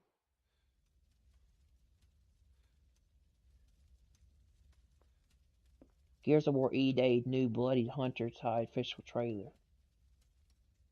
No matter the foe, beast, or the being, Tallahassee is always hunter, never the punted. Private Tallahassee was recorded by Marcus Phoenix after his home village on the South Island. Ever home was wiped out by UIR. Forces during the Pendleton Wars, PIs were opposing presences at odds with his quiet, meditative, and thoughtful nature. He embraces his islander heritage and considered him a warrior philosopher with the knack for finding beauty in all things. Return of Tallahassee, the South Island Islander Pendleton Wars veteran. First look at the Bloody Hunter tie and emergence, Omen weapon skins, premium edition items. New Incinerator Execution Plus has a blade like the Breach Shot. Unnamed Locust LMG absolutely melts, reminds me of Gears 5 Claw. Chainsaws also back as featured in the We Must Improvise pose. Let me see.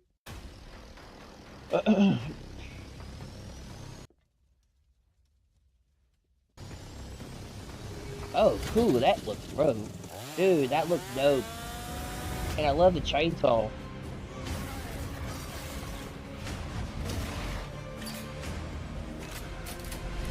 Yeah, bro, that looks awesome. Cool, bro. And I like the weapon skin, too.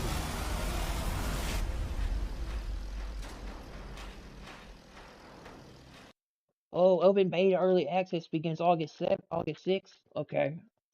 I'm definitely going to be playing E-Day on PC, seeing how it is.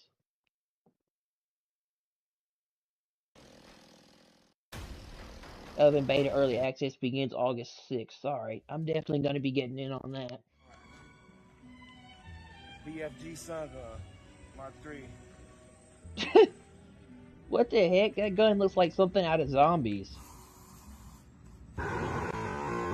Welcome to America. Out there vaporizing the opposition. Yeah, it looks like something out of Call of Duty Zombies, bro. Reminds me of like the Thunder Gun or the Mark II or the Ray Gun. The Ray Gun Mark I or Mark II from Zombies.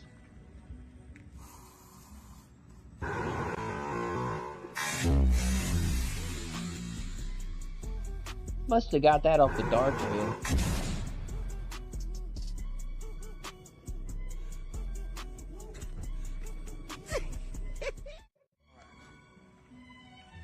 BFG Saga.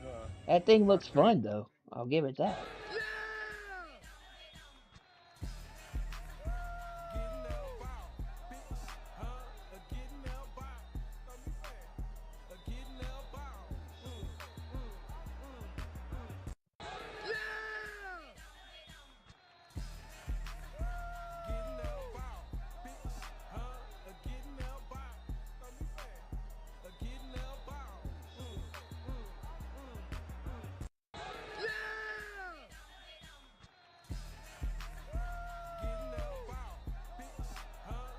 Oh wow. A dude's whole entire Vita library has been revoked for his digital games. Wow, that sucks, bro. Sony has revoked access to their digital purchase games on PS Vita. They're now totally inaccessible for downloading. That sucks. And it looks like he had some really dope ass games too. He had God of War 3, Demo Skin, Burnout Legends, Spyro the Dragon, Resident Evil Director's Cut, Sims 3, Ultra Lucky Exotic Pack. Wow, bro, that sucks. What happened? Did he lose the license for the games? Servers must have shut down or something or whatever.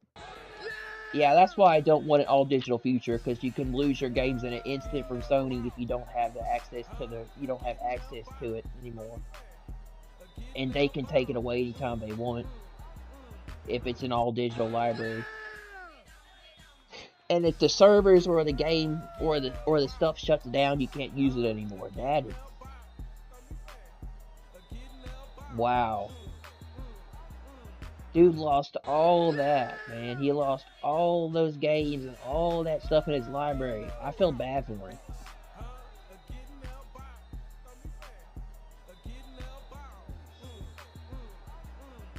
Why is so? And Sony took that away. That is.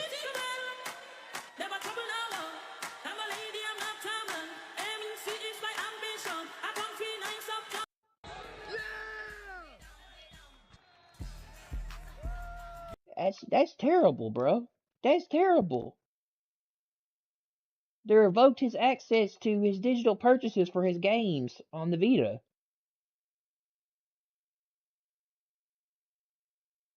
That's why I still like the idea of being able to have physical copies of games and discs.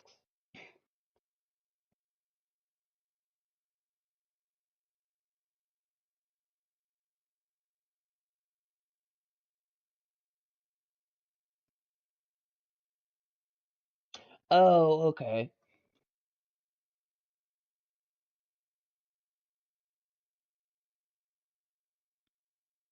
I also have a PS Vita, and turns out the store shows games that you bought on PS3 and Vita cross-buy thing, and it's a bit confusing because it shows a separate version of PS3, which is not downloadable on Vita, and the Vita version, which is downloadable. Example of Hotline Miami 2 brought recently. First image is the PS3 version with the iVice account down using my system, and the second image is the Vita version completely downloadable. That's really confusing, but still can download my games digitally. I'm curious if this person could get more info. Yeah, I was wondering why he can't play those games anymore.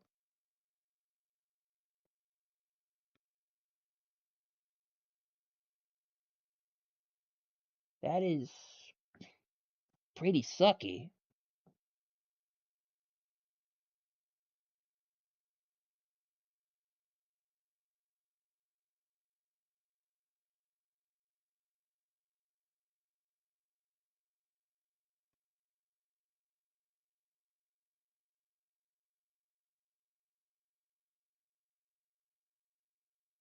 Wow. That's awful. Yeah, that's awful, bro. I know you're new at this, but how about targeting our enemies with the lock-on feature? It's there Family for a Guy reason. video game.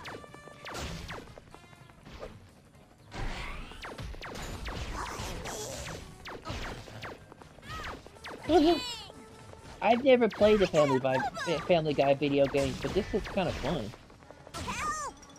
If you hold it down, you can achieve a greater release. Got it? So you play as Stewie. Curse that helicopter! I'm gonna have to go all Black Hawk down on it. I should destroy the remote and its owner.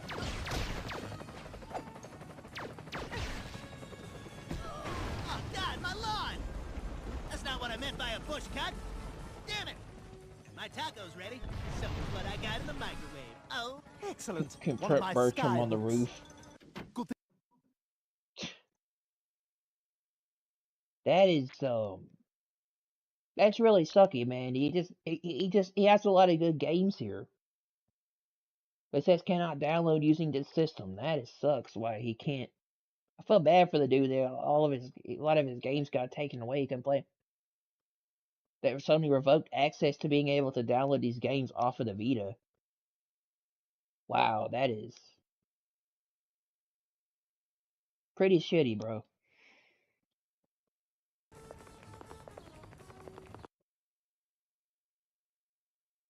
The current state of gaming in a nutshell. Our creators, Call of Duty Black Ops 2 and Black Ops players, Battlefield 6, bro. 2 years ago, I brought every single special edition Call of Duty and made a video about it. Today it's my #1 most watched video at 2.7 million views. Thanks for supporting.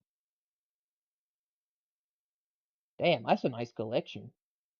Also got the Juggernaut, Call of Duty Infinite Warfare, Call of Duty World at War, Call of Duty Modern Warfare, the RCXD, Modern Warfare 2 collection, Call of Duty Ghost, Call of Duty World War 2. It looks like a Doom thing in this chest here. Yeah, that's pretty cool. Xbox 720, yeah. I like the fact that all smart players are out there support physical media because it means ownership. I own, and ownership means freedom. Freedom to share, freedom to enjoy. Agreed. So people who are defending a digital future, imagine defending this very weak security for PSN. Why does no one talk about this like it's horrible? Can't give games online to friends. A lot of countries can't even make a PSN account. Physical is all they got. Insane. GTA Online player flies all the way from Mount Chili to the Major Bank on his motorbike.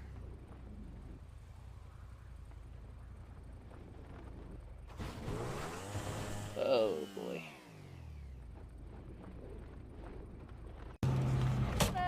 Hey, now you. Oh my gosh, your Joe is hungry. Yeah, that's me. Hi. How you doing? I'm good. How are you? I'm okay. Hot out here. Yeah, it is. It's so nice to meet you. Well, it's good to meet you too. There's literally not a single other food YouTuber doing like this guy. If you don't know Thank Joe, you. you would never I'm gonna have you pull up to the tree and we'll bring it right out. I got it. Thank you. Joe is hungry on you. Let's eat his popcorn chicken.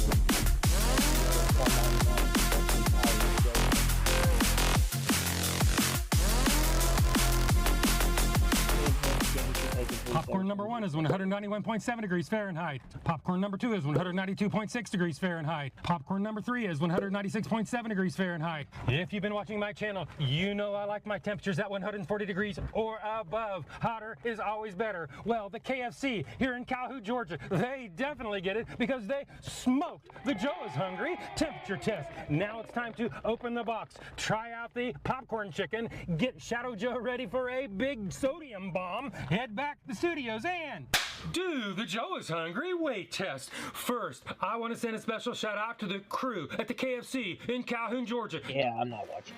Now about multiplayer. Split. Ray tracing has ruined and held back gaming for the last 8 years since then.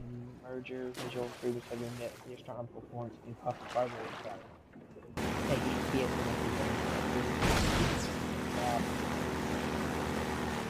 shiny puddles and lights everything.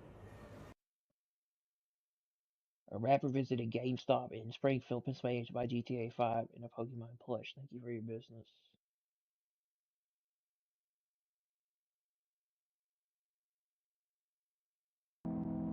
Alright. Are watching with. Oh, hi, there's your cat. Just a collection of cats being cats and interrupting the news. Whoa. Hey, This is Wednesday, 1 a.m. Thursday, excuse me, I'm trying to do my job. Look at that cat. Look at that cat. It's like Jabba the Hutt. Lego Town event that's not open to... Starting today, only 3 Minneapolis beaches. Finding the people around too many for them to... of the ancient communist... 3, 2, 1. Stop it. Partly sunny with some sprinkles possible late. 56. Hey, look at that. My cat Charlie just... How much money the West Island SPCA says they need to... Oh, bless you. And I was going to ask you later, but that's... Have yourselves a great week, and we will talk to you next week. You gotta get us back to brother. Lai viņi izpildītu nepieciešamas prasības.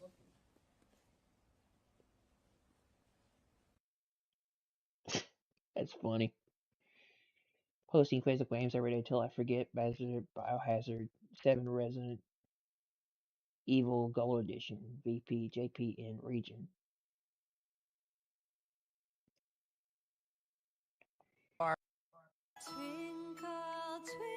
Your Call of Duty is you. Call of Duty Vanguard. Call of Duty Black Ops Cold War. Call of Duty Warzone. Kennedy Rock. Call of Duty Modern Warfare. Call of Duty Black Ops 4. Call of Duty World War II. Old man, yeah. Call of Duty Infinite Warfare.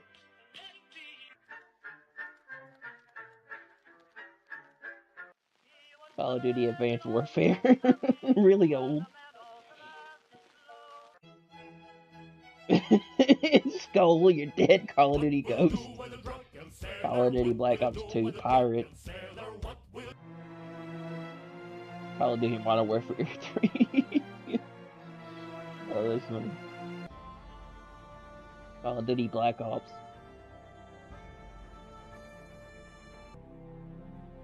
Call of Duty Modern Warfare Night. Modern Warfare 2 Night. Call of Duty World of War. Egyptian King. Call of Duty 4 Modern Warfare. Monkey. Call of Duty 3 Dinosaur. Jurassic Park music. Bro. Call of Duty 2 Crocodile.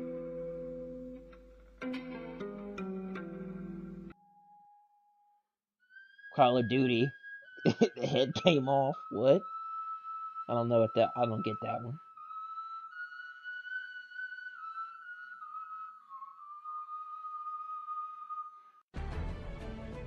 Oh shit, Medal of Honor, bro, yeah.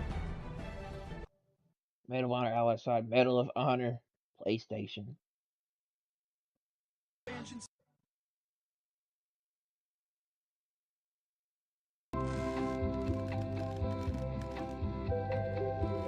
Only person who made work bearable is quitting tomorrow.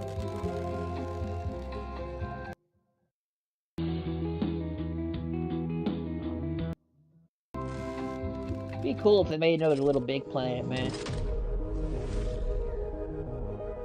Here's what I would do with Xbox Hughes. Market as a console, physical disc drive option, market as much as a 360 launch, great upgrades for the biggest games.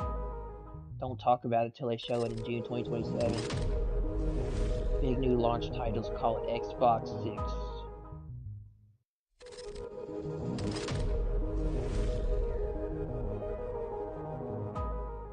Stay watching Ninja Turtle vs. Mortal Kombat.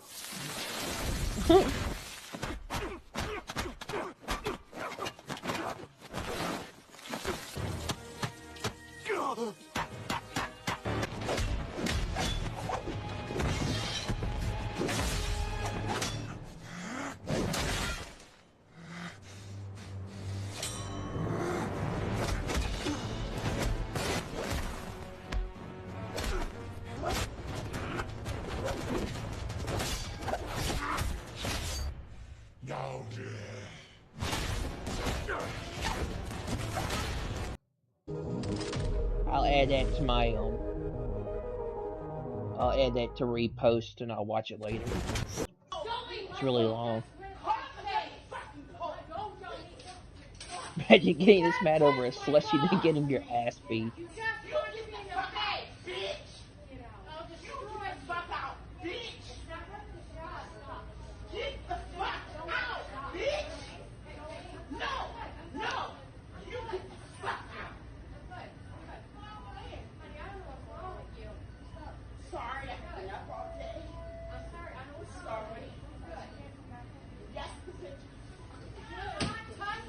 Damn, bro.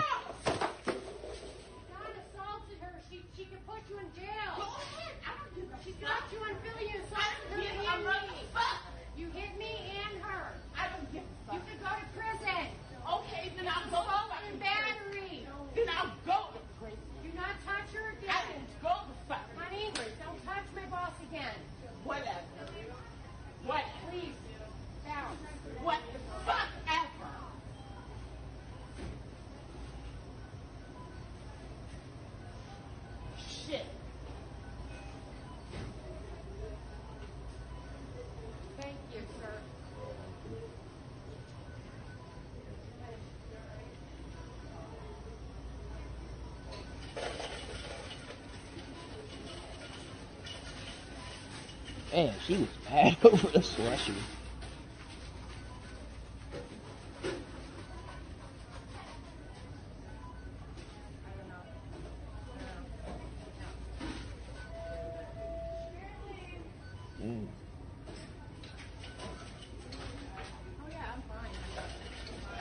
I know. I'm on Highway 56. Are you calling about a bear? Yes. Bro, 911 operator. 911, what is your emergency? I'm calling to report a bear on top of a light pole. Yes. Just leave it. Okay. And because I already called the Game and Fish, and they said there's nothing that they could do. They could go and shoot it, like tranquilize it to get it down, but it's gonna end up.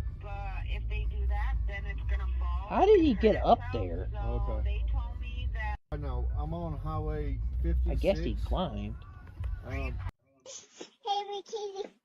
He bringing my boyfriend home to meet my parents. Camera. See? He's nice. Ellie, what is that? Put it down. Put it down right now. But he's tall. That's a wild animal. He's nice, I promise. Oh gosh. Hello? Hey, Ricky. Almost there. Look, Mr. Camera. See? He's nice. Resident Evil if Hideo Kojima was in charge. Clear.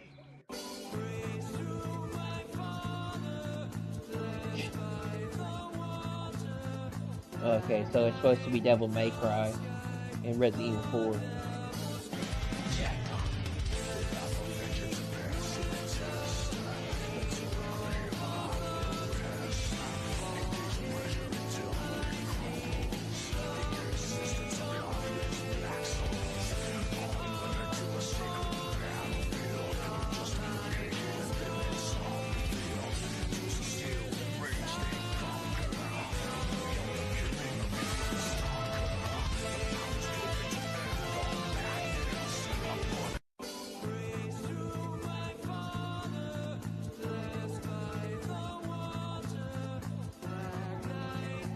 Song here, shadow memories. Shoot the damn thing!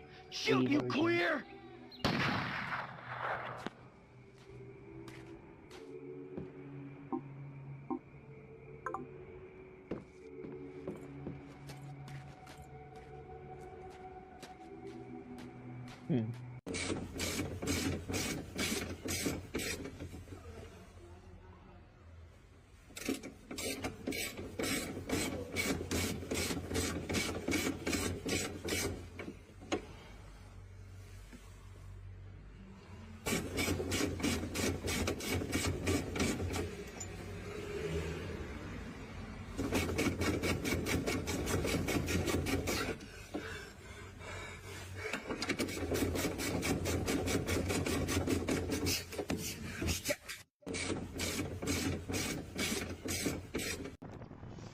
Oh my god.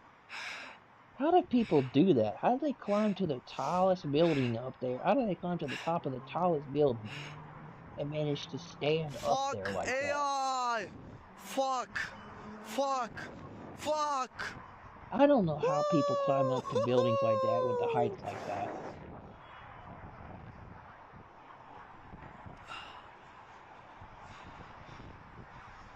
That's fucking real! That's fucking real, dude! It's not fake! It's not fake! You know?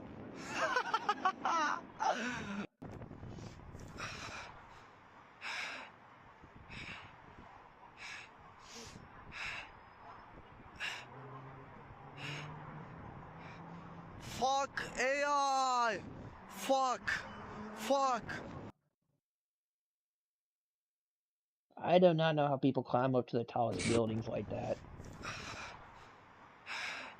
Oh wow, Power World's got 30 million sold 30 million copies.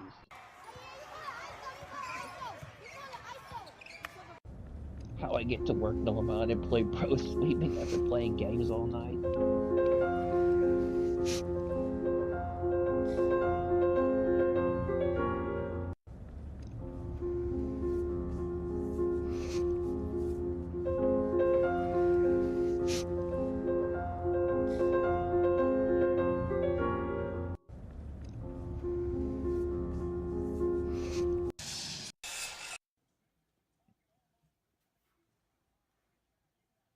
This dude will always be a legend. Alright, bro. Let's play a little bit of MLB for a bit.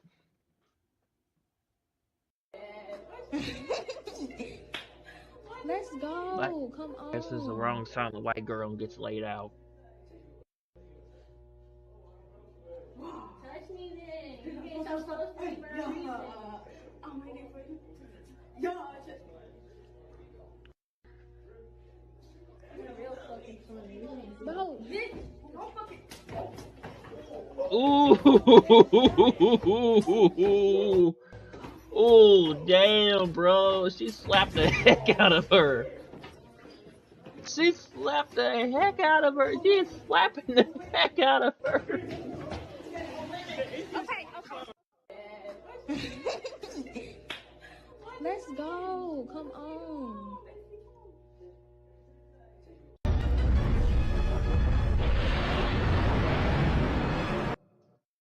Dingo Canyon Crash Team Racing PlayStation. Oh my gosh, I remember this game.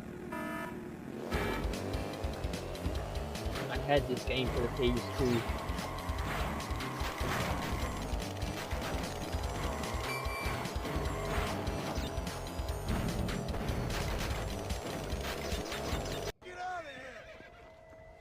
Red Dead Redemption Undead Nightmare 2010 expansion. And it. I took. Captain? What is it, Cragglin? Hey, remember that I...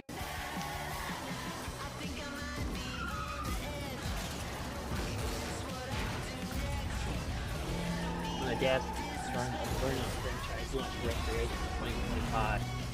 THQ Nordic straight up shut down the video.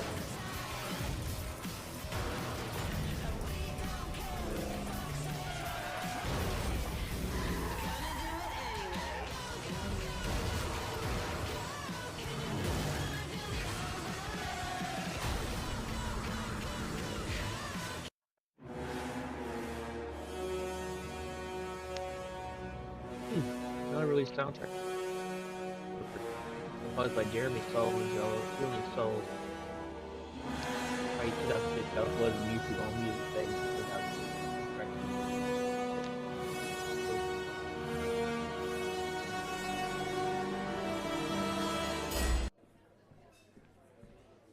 I'll have a vanilla latte, please. Hey, this guy wants a vanilla latte. I'm not a guy. My pronouns are she, her. I'm sorry. She wants a vanilla latte. Hey, did he want this iced or hot? She! I am a she! Shit, I am so sorry, dude. I mean, ma'am. She!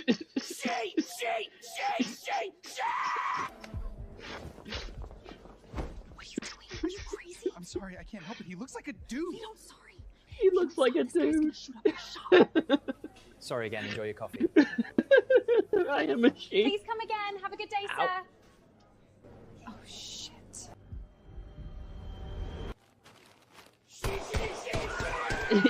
Oh, God.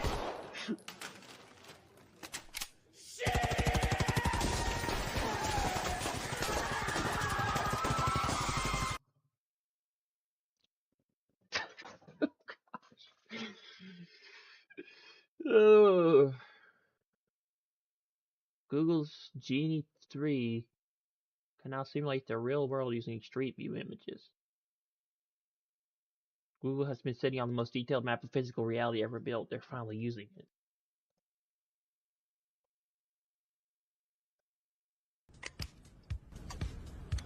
Why do you like computers so much? Those who are born in the 90s.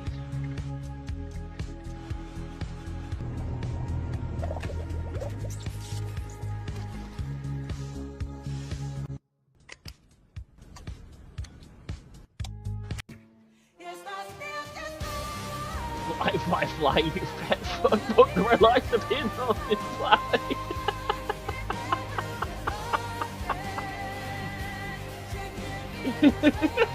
Oh, God.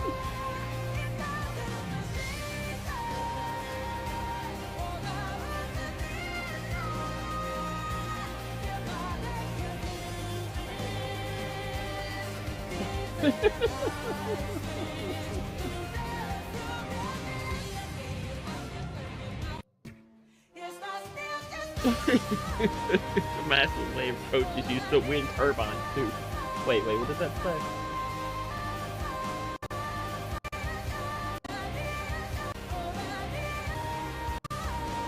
Use the wind turbine to jump over it.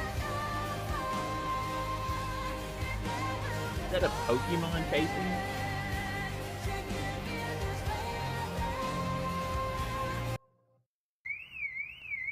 That's funny.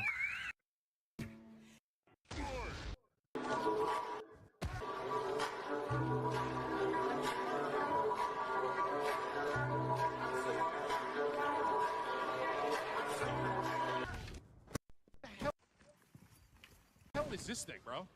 Oh yeah, here's the footage of MW4 if you guys didn't see it. I'm gonna show it to you and then I'm gonna do some play some MLB. Try to play some MLB. It's 5 o'clock in the morning. I don't know if I'm gonna play long.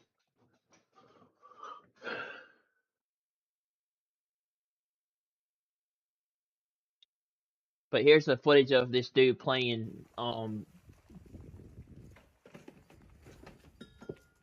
the alpha for 10v10 gunfight that I wanted to show at Fanatics Fest.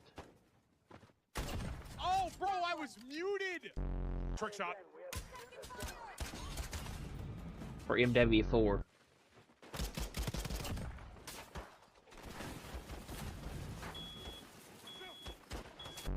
Screamer mine? How's that work? Does it scream at me if someone's on it? Oh, there it is. I thought it was going to be like, ah! Am I healing that guy up there or something? Hang on, The flashbang bounced off of the crate and hit him. Yo, I'm stuck. Step roll?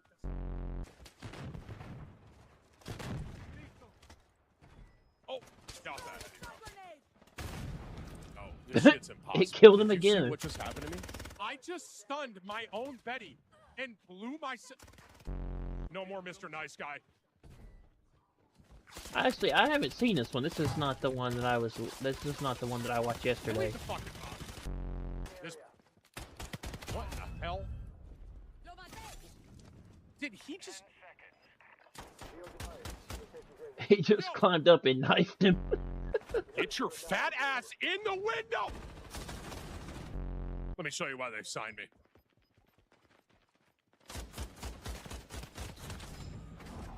That was terrible right now. I just got a clad. Oh my god!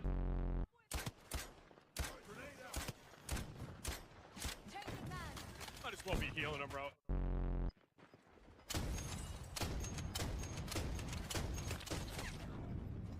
Whips, delete this VOD immediately. Yeah, that's it. These are squalor conditions. It's a nice house.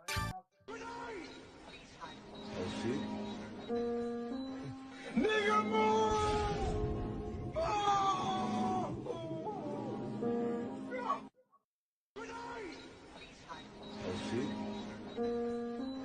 Nigga move!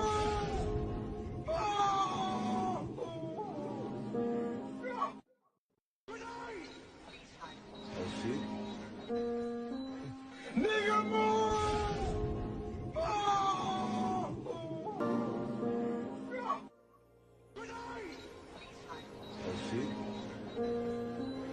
Nigga move!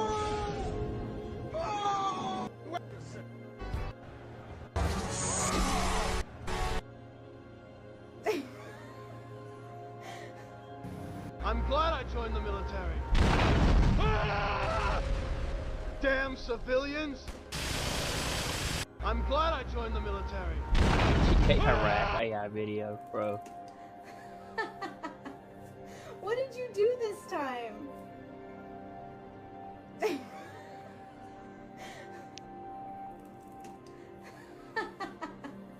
What did you do this time? Oh. Credit is good. Knock it down, lumberjack style, baby. Extra wood. Rock it all night long. The bass on, baby. Keep hanging on. We like it with the lights on. Don't have to blow 20 down to get to know honey style. Show her the town, steal a heart, no money down. What did you do this time? I'm internationally known. I'll be on the mic. Internationally known, yo. What did you do this time? I'm internationally known. When I'll be on the mic. Live from Wright Field on the south side of Chicago, it's time for MLB The Show's Game of the Week. It's the New York Yankees going up against the Chicago White Sox. With my partner, Chris Singleton, I'm John Shaw. Trent Grisham, without a doubt, he's the man to keep an eye on, partner. He's homered in 6 straight games. Well, Booth, he's just unconscious when you look at the ability to get to the baseball and hit it over the fence. I think about recent occurrences. Paul Goldschmidt in 2019, Matt Carpenter in 2018, and Giancarlo Stanton in 2017. First pitch coming your way next.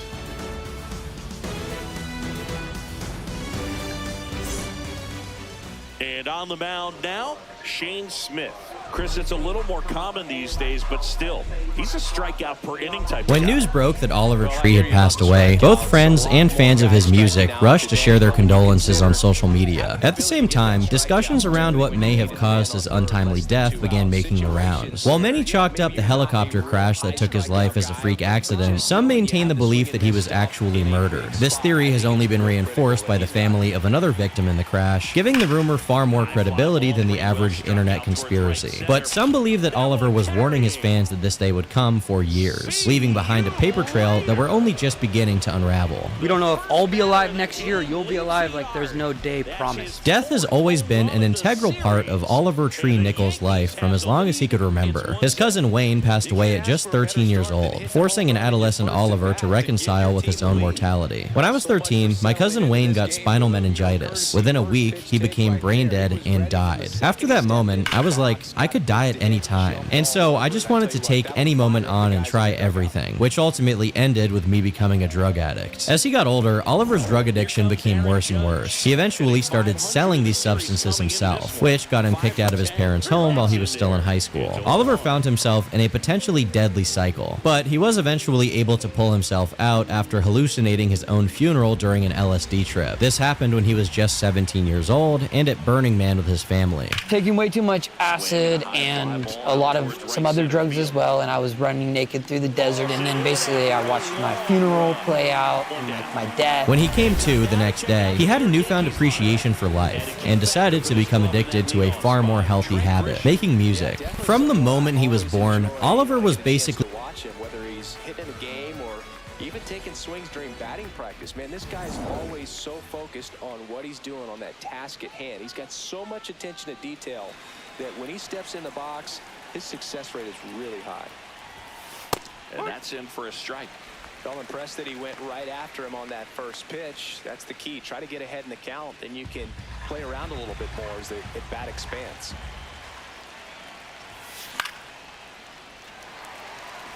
Robinson matched a homer in his last game.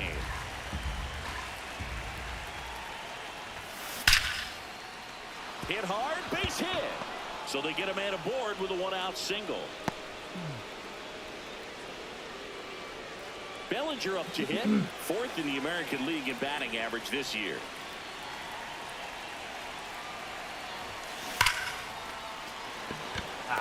Smoke to right, but he's got it.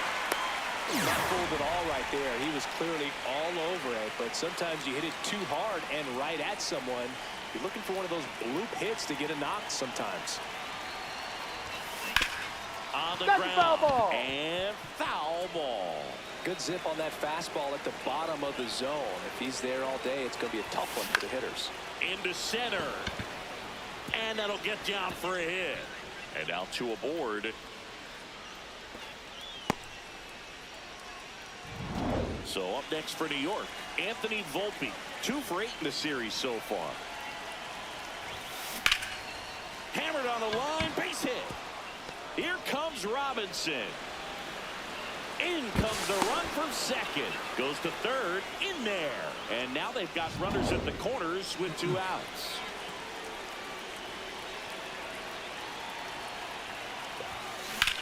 Swing and a ball hit out towards left center field. And that is that. Miguel Vargas steps to the plate for the White Sox.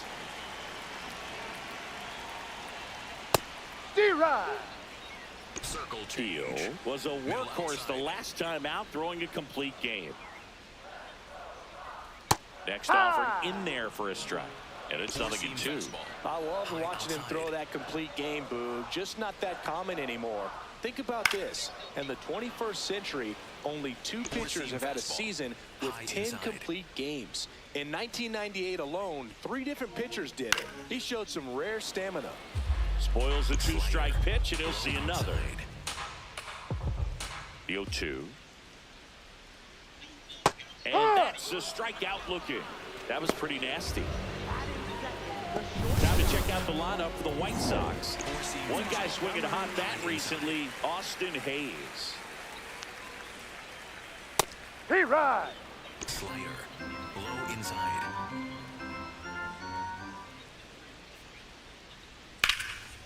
Swing and a high fly ball right field. That's out number 2. Batting third, right fielder. And now it's Austin Hayes. Sat out last night's game, but back in there today.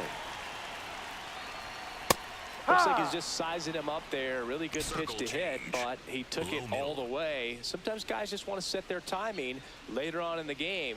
That may be a pitch that he turns on. Swing and a ground ball. On to first. 3 up, 3 down, inning over. It's the Yankees 2 and the White Sox. Back here on the south side, we move ahead to the top of the second now. Jose Caballero stepping in now for the Yankees.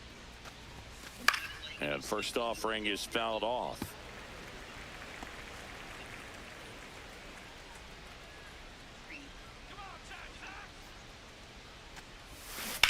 On the ground to third. And foul ball.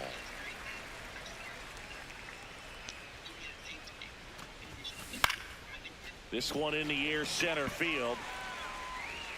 And there's one down. Batting ninth, pitcher, Louis Field.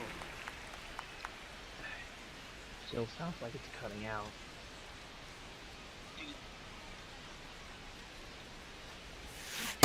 Man, he really sells the changeup with that arm action.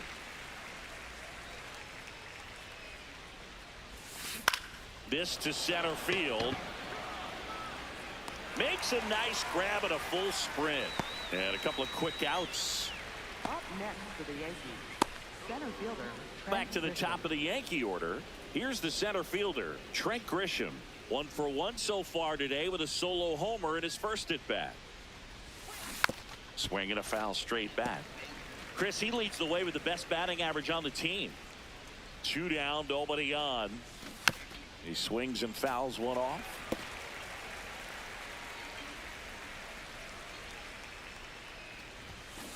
Fouled off the plate. They'll do it again.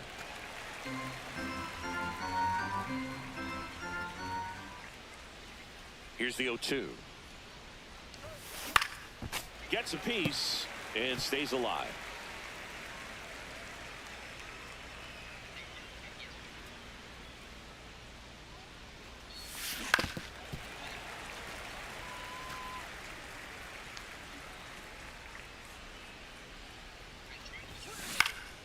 Battling here as he fouls it away.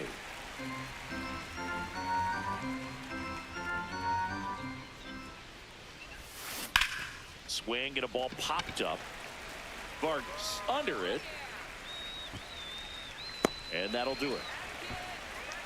1, 2, 3. Bottom half of inning number 2. Now here's the cleanup hitter for the White Sox, Lenny Sosa. And that one fouled off. You know, he's been a tough out for a good stretch now. Pitchers just haven't been able to figure him out. He's been doing a really good job of getting on base as well.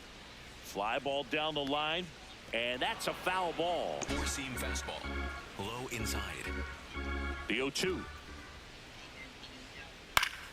Fouls it back with 2 strikes. 4-seam fastball, low inside.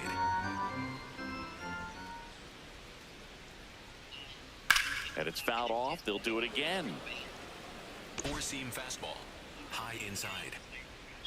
The 0-2. That one lifted to left. Bellinger drifts towards it. 1 away. Just pulled off of it a little bit right there. That front shoulder coming open instead of staying closed. If he does that, he's going to be able to go up the middle the other way with some authority instead of a fly out to left.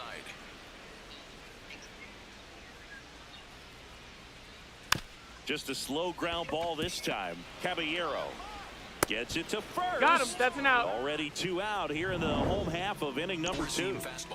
2 down, bases empty. Brooks Baldwin now at the plate. Looks like a really good fastball today. You can hear that catcher's mitt popping. Looking forward to hearing a lot of that one in this one. 4-seam fastball, high inside. Got him looking. Couldn't pull the trigger on a fastball at the knees. Chi Sox held in check here, and they're down 2-0.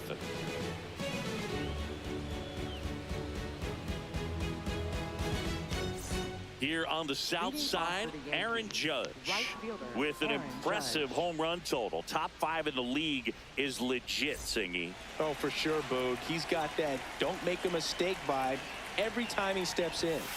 You can almost hear the crowd hold its breath when he swings. Yeah, and most of the time it's for good reason. He's a human highlight reel. Chopped left side. Sosa fires over to first. Leadoff hitter gone in the third.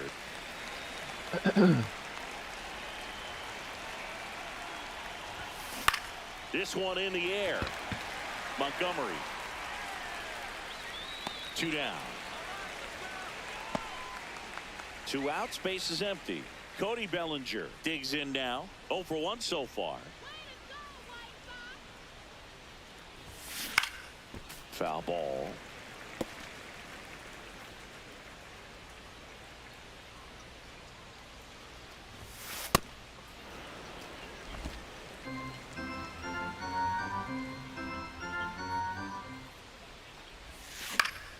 So a foul ball makes it 1-2.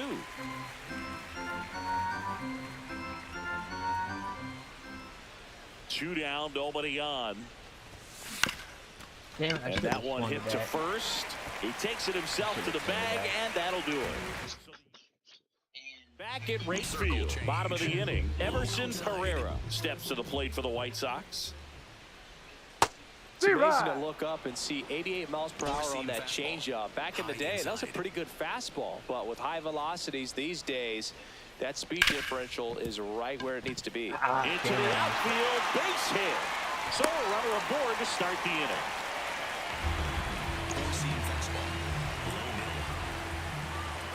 Runner takes off. Pitch in for a strike. Punch with a rocket of a throw. Caught stealing. Well, this is a real momentum killer after the leadoff single. Tried to steal second base on the first pitch. Defense was all over it. Nicely done from behind the plate with the catch and throw. That's why I picked up Pudge. Before he reaches the base. That's because he's got a really good That is strike 2. Low outside.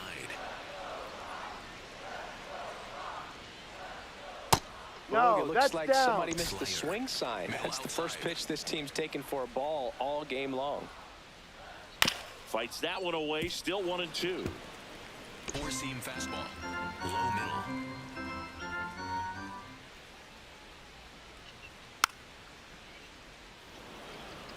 Circle change. Low inside.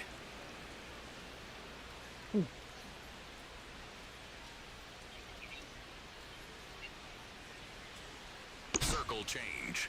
Low inside. Strike 3. Got him looking on the changeup. Well, he's got great strikeout stuff on the mound, doesn't he? I mean, double-digit strikeouts in his last start, and he's just racking them up again in this one. This guy can really dominate a game out there. Not a fun assignment for any lineup. 4-seam fastball. High inside. Now it's going to be Shane Smith. Yep.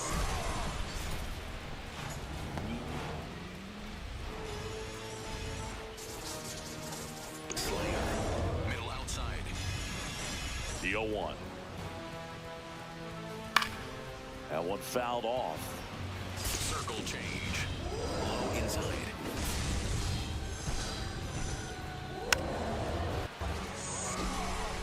Four-seam fastball. Low inside. The 0-2. He caught it behind his back. Fires to first, and very nicely done for the out. What a play to end the inning. There's no way he saw that into the glove. No, you're absolutely right. All he knew was the grounder was somewhere behind him. Just threw his glove out there and it stopped. That was pretty cool.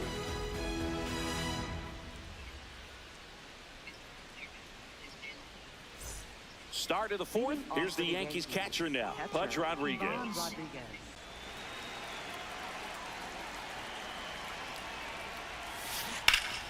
And first offering is fouled off.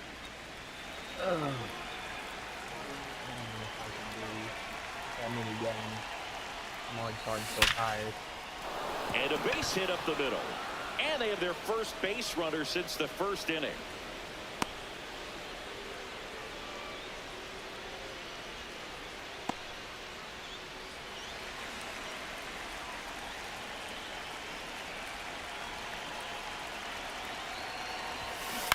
Foul ball there.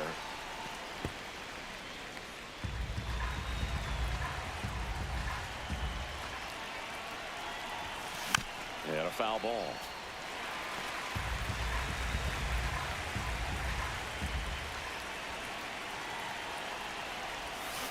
Got him swinging. Well, take a look at the 3-pitch sequence here. Pretty simple in terms of putting them away at the plate. Once you're ahead 0-2 as a pitcher, you can really expand the zone and see how aggressive that hitter is going to be trying to protect and battle. And right there, clearly he was in swing mode, but all you can do is hope to foul that off. In the air, left field. Hill moving back for this one. Pulls it down and he makes the catch. Jose Caballero stepping in now for the Yankees. Fly to center his first time.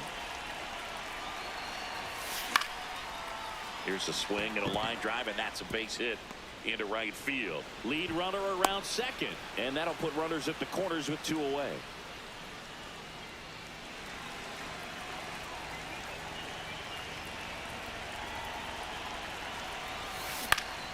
Fouled off down the right side.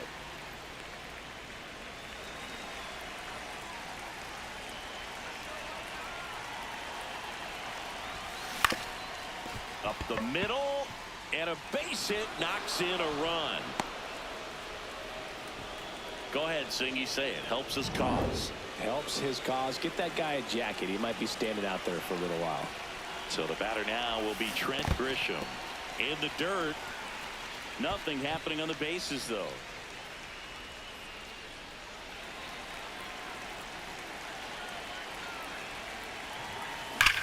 That one is absolutely belted. Did I get that?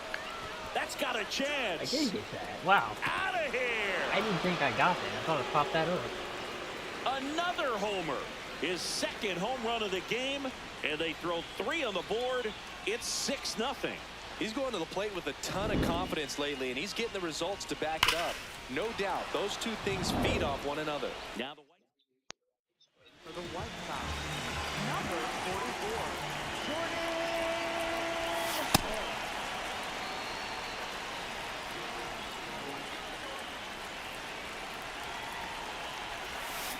That's a bullet, but it goes foul.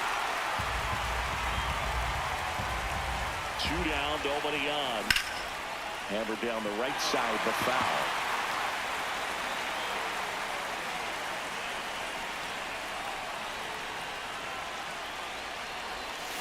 Swing and a miss, struck him out. Inning over, although plenty of damage done. Another look at the long ball for the Yankees. The lead has exploded to a half dozen. It's the game of the week on MLB The Show.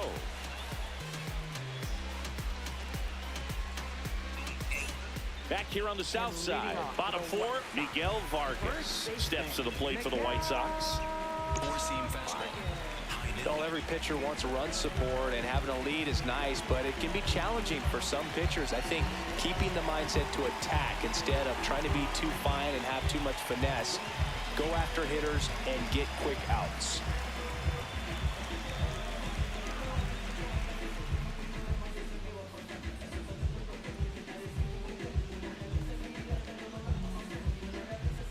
Four-seam fastball. High middle. This is one of those times when you want to be aggressive. Go ahead and pitch to contact. Let the defense work behind you. You've got a nice, comfortable lead. Don't try to be too fine. Foul ball. Four-seam fastball. High outside. 0-2 now. Struck him out looking. And that's 4 strikeouts. Let's take a look at his pitch usage in this one, Singy. Well, he's known for that four-seamer, Boog, and we've seen plenty of it from him today. You don't throw one pitch this much without having plenty of confidence in it. Hasn't given up any runs yet, so we might as well stick to the plan. That clips the corner. The Yanks up big in this one. We're here in the bottom of the 4th. And it's through for a hit. And a man aboard.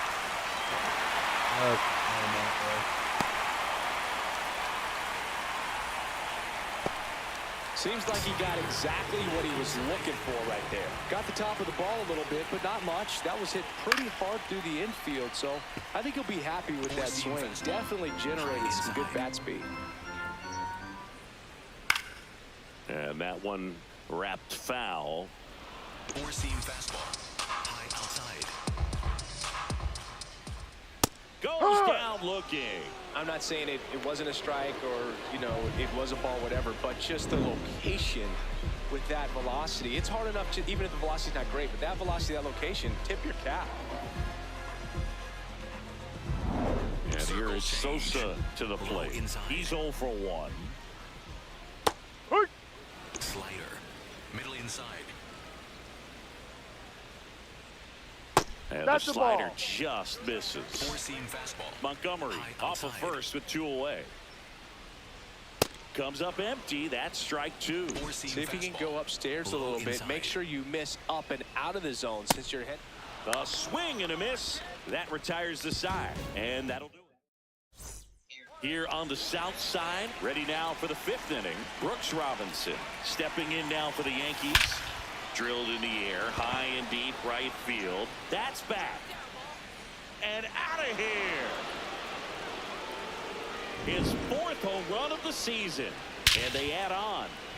That's his 3rd straight game with a homer, Singy. This dude is on fire, Boog. These kinds of streaks just don't come around too often.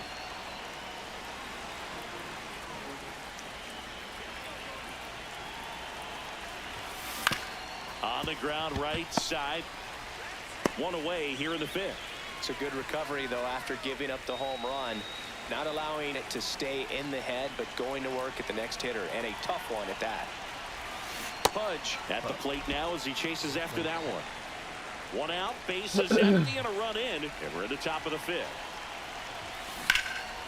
Rips one to left. That's a base hit. So a man aboard now with 1 away.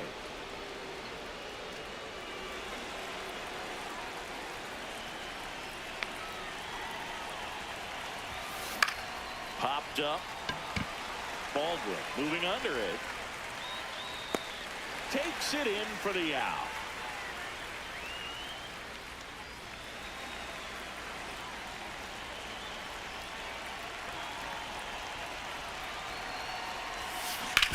Sharp grounder. That's through for a base hit. They stop the lead runner at second. Now 2 on with 2 outs. And next for New York, Jose Caballero.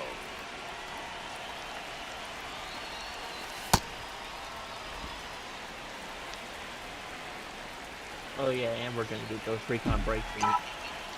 We're gonna get a new Ghost Recon game too. Line drive, base hit. Ghost Recon Runner at third puts on the brakes. Bases now loaded with 2 away.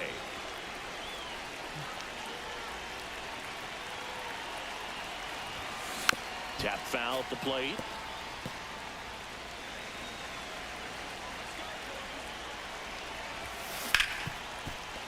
Base hit. 1 run is in.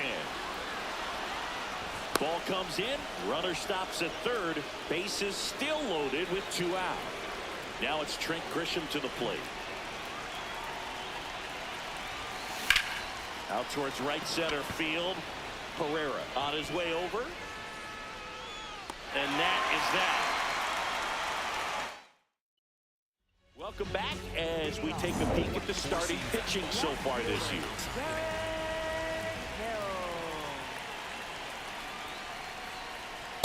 That's a strike. Well, he's looking great so far. It helps when over 80% of your first pitches are strikes. He might be able to go the distance if he keeps this up. Come here. Come on.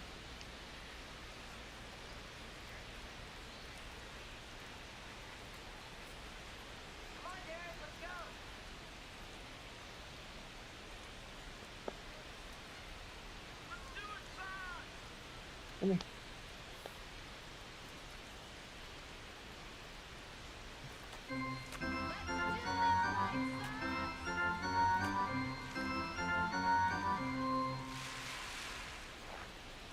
Four-seam fastball. High inside. Swing and a miss as he was late that time. You know, Boog, every team has a hitters meeting pregame, but this lineup seems way too anxious, aggressive. You wonder what they talked about. Fans another, and that's 3 straight strikeouts. Well, he's showing some pretty dominating stuff out there in this one, not just in terms of swing and miss, but also in terms of command. All the strikeouts, they just kind of speak for themselves, but when you don't walk anyone, you're demonstrating that you have the confidence in your abilities to truly go right after opposing batters. And that one is lifted in the air. Judge on the move. 2 down. So up next for Chicago, Everson Pereira. I gotta start earlier from now on. I keep streaming too late. Yeah. And then it's like 2 or 3 in the morning when I get on and stream, and then it's like it's like 5 o'clock. That one finds the zone. And it ends up being like 3 or 4 or 5 o'clock before I go to bed. 5 full innings of shutout baseball. Sometimes 6. Cuts and misses. I gotta stop streaming so late, bro. I mean, Still nothing on the scoreboard for him. So early into the morning. Let's take a look at some of the moments that stand out to us. So digging in, Aaron Judge. I gotta stream. I gotta start streaming more late in the afternoon. Swings here and last one left field. Out of here, a home run off the foul pole. Aaron Judge with a rocket. His latest homer in an incredible season. We're gonna win the division. And they add a run. It's 9-0. Wasn't fooled on the first pitch at all. Number 63 into the game. Well, walks have certainly been an issue for him this We're season. just too good, but if we'll I can get that, command he has. Swinging a if foul I can get that Shohei Ohtani trade, nobody on, I can get that trade for Shohei Ohtani and Freddie Freeman. We're the top half of the 6th. Got the bat going too soon. I will have completed my roster. I will have a complete roster for a run to the World Series. Swing and a miss. Struck him out. But I don't know if the Dodgers are going to give them up. Here comes Cody Bellinger. 0 for 3 in this one. Still waiting on to hear. I'm still waiting for that trade result. And a foul ball.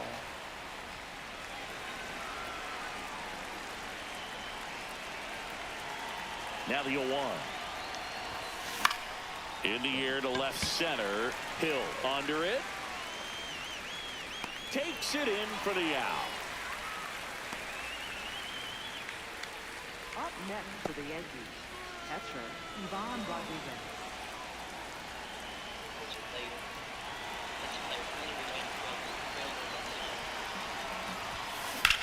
This one in the air center field. Pereira in position, and that is that. Solo shot from Aaron Judge for the Yanks. It's now 9-0. We hope you're enjoying the game of the week on MLB The Show.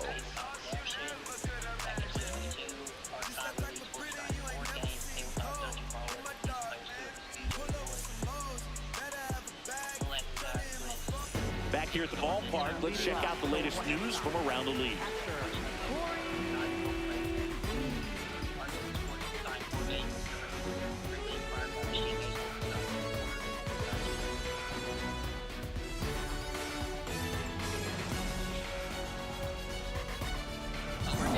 Four-seam fastball, high outside. Four-seam fastball, high outside.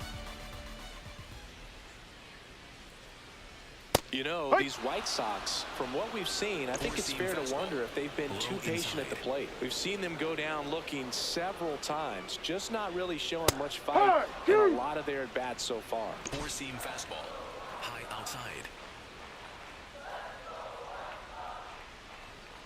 Close, but called a ball. Ball 1. Four-seam fastball, high outside. Got him looking, and he did not like the call. Lee wants to challenge this, thought it was a ball, and that one did miss, and the strike is overturned. Still 2 challenges left for them.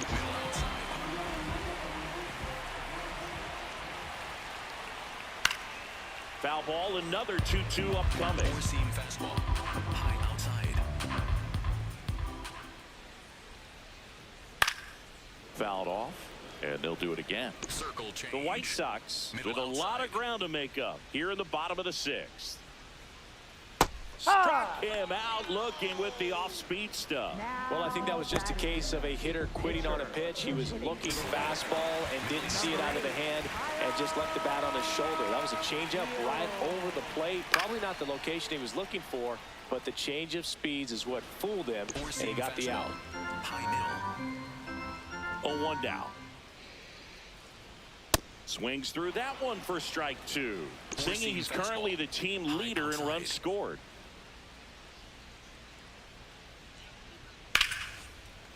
Line drive to short and caught. It's never fun going back to the dugout after hitting a line drive that finds a glove, but you will get some high fives. You know, when you make great contact, you feel like you've done everything right. But in this game of baseball, not everything is in your control.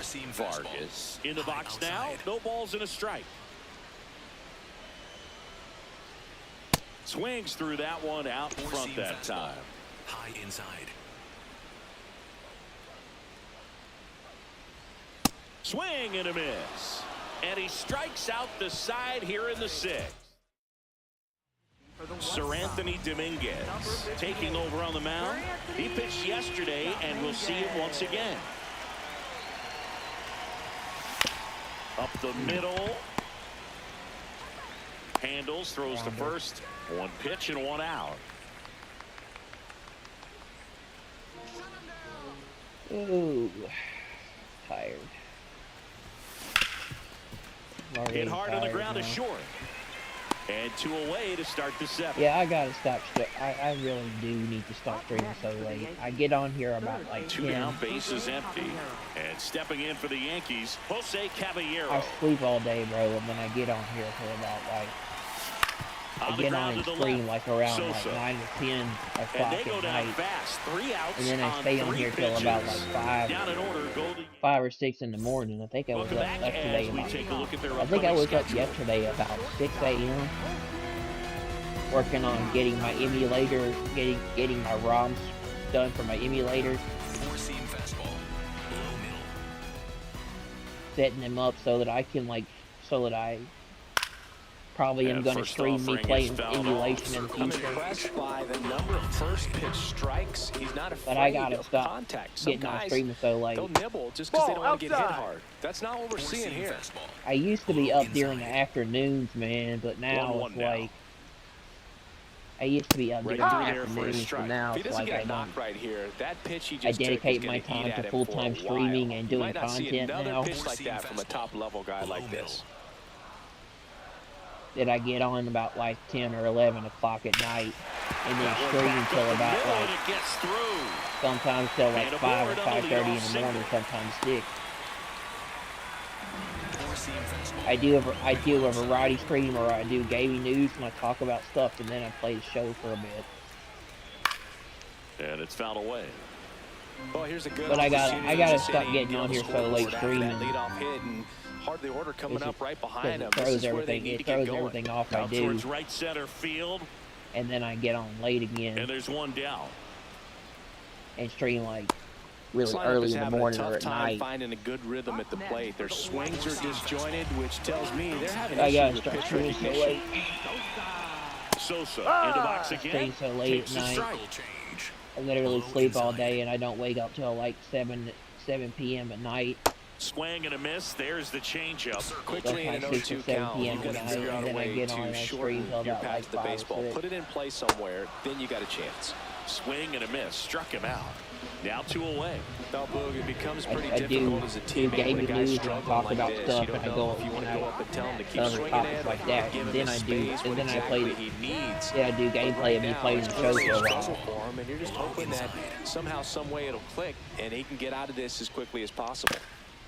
This one chopped to first. I do like an introduction, and then I do gaming news, and I do stuff going around the internet and Twitter and stuff with the industry, and then I Here's a high fly ball and then I do gameplay for a bit. On his way over, pulls it down, I do gameplay for the show. And that is that. I have me playing the show for a bit. Total command on the mound. I talk about whatever's going around gaming in the news, and I'll cover all that, and then I play shows us MLB an and do power gameplay. display from this Play MLB. homers so far. Yeah, they've been until sending either I them get out all over tired the yard, Boo. or I go to Doesn't bed. seem like there's anywhere for these pitchers to hide. He takes it on his own. One pitch and one out.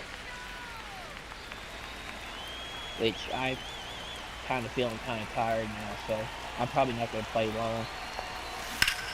That one I'll play more left later, field. though. Going I'll play back. more later to try to make a run for the World Got Series. all of that one. And he's gone yard again. That's his third home run of the game. I want to get up. And they boost their lead. I want to get up in the Saying he's afternoon been because I red have plans hot. to go swimming at the pool tomorrow. For him, man, he is I really have plans seeing to the go ball swimming well at the in this one. YMCA, so I'm going to be busy. He's putting on quite the show at the dish here. I want to go swimming and tomorrow. he's just so locked in with his swing, and he's just So I'm not not gonna missing stay right up. now. I'm not going 3-homer game, man, it's so keep special. streaming And I tell you what, it's a late lot of in fun the watching morning. him pull it off as well. I say I'll do maybe about 3 games, and I'll call it quits.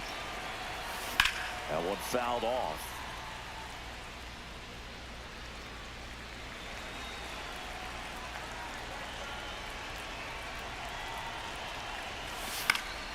And there's a foul ball.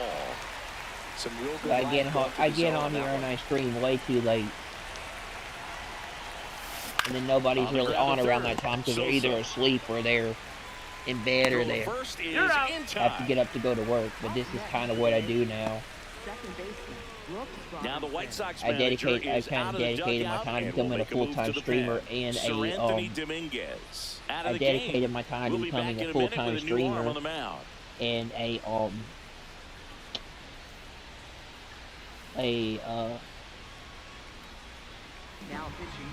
dedicated my time to becoming a full-time streamer and Sean Newcomb.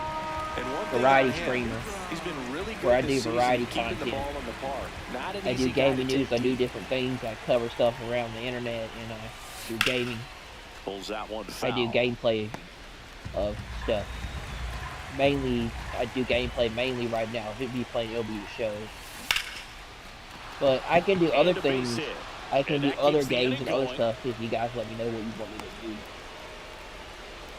And his hot hitting continues. But my game right now is MLB The Show, and I really play that mainly. But I play a lot of the show. Around this guy. On the ground right side. And foul ball. But I can do other stuff too if you guys want me to do that. But I don't really have a streaming schedule. I really get on here when I can or when I'm not busy or when I have time. With big strikeout stuff is And usually it's like late. Stays It's like late when I get on here because I'm busy and I got a lot of stuff I do. Across in the frame so far, And we're in the top of the 8th. I'm kind of busy because I do stuff during the day. Swings through that one. It's a strikeout. So I stream at night mainly. Another look at the long ball for the Yankees. Or sometimes in the morning if It's I'm in the now mood to do it, if I'm not 10-0. tired. This is the game of the week on MLB The Show. But I have plans later, so I'm probably not going to stay up late. This one isn't exactly close, Chris. Let's go off script for a moment. I'm game. Were we on script? Never. Seeing you please get bored during But you guys let me know what you want me to see. Depends. I mean, some days, Boo, when I mean, you're blowing it out, like, Splatoon Raiders is coming out getting a lot of tomorrow, and you got hits, and Halo. you're putting some numbers up Halo in the campaign columns. involved coming out on the The worst thing on 27th of blowout July. games is if you're that guy with the goose egg, and everybody else has got multiple knocks, I just, and you went over. want to know what you want to see. What is wrong I got with me? My emulators downloaded for stuff, so I can do some emulation of older games too. If you guys want to see that, want me to play that. But I mainly do MLB The Show because it's my favorite game and I like playing it. His first And some people like watching me play it. Some people like watching me play MLB The Show and watching my gameplay. So that's why I play it a lot. Even though he's had a lot of success on that first I pitch play of a his lot bat. because people watch it and they're interested in it and they like watching it. Here's the 0-2.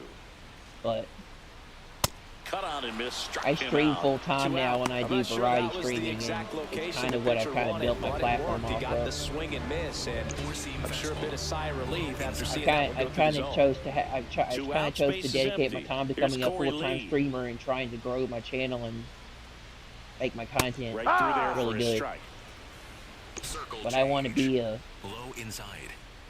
variety streamer and full-time streamer doing content like that. Close one I doesn't want to get be the a call. And the count is YouTuber and a 1-1. full-time streamer. I enjoy streaming and making content for an audience, doing stuff. The 1-1 is fouled off. But it's mainly what I do with my it's what I do with my time when I'm not busy. I dedicate my time when I'm not busy or doing other things or not busy with life. Fouls it off, With still life 1-2. stuff. I dedicate my time to streaming and doing content for the channel. The bottom half of the 8th inning. So when I'm not busy doing other stuff outside of YouTube, I'm Foul ball still a 1-2 count. I'm either I'm doing variety content or I'm streaming to an audience. Hit in the air, right different field. things Judge and sometimes coming gameplay. on. That is the inning. Totally dominant on the mound as he's through 8 without surrendering a run. You're watching Major League Baseball on the show.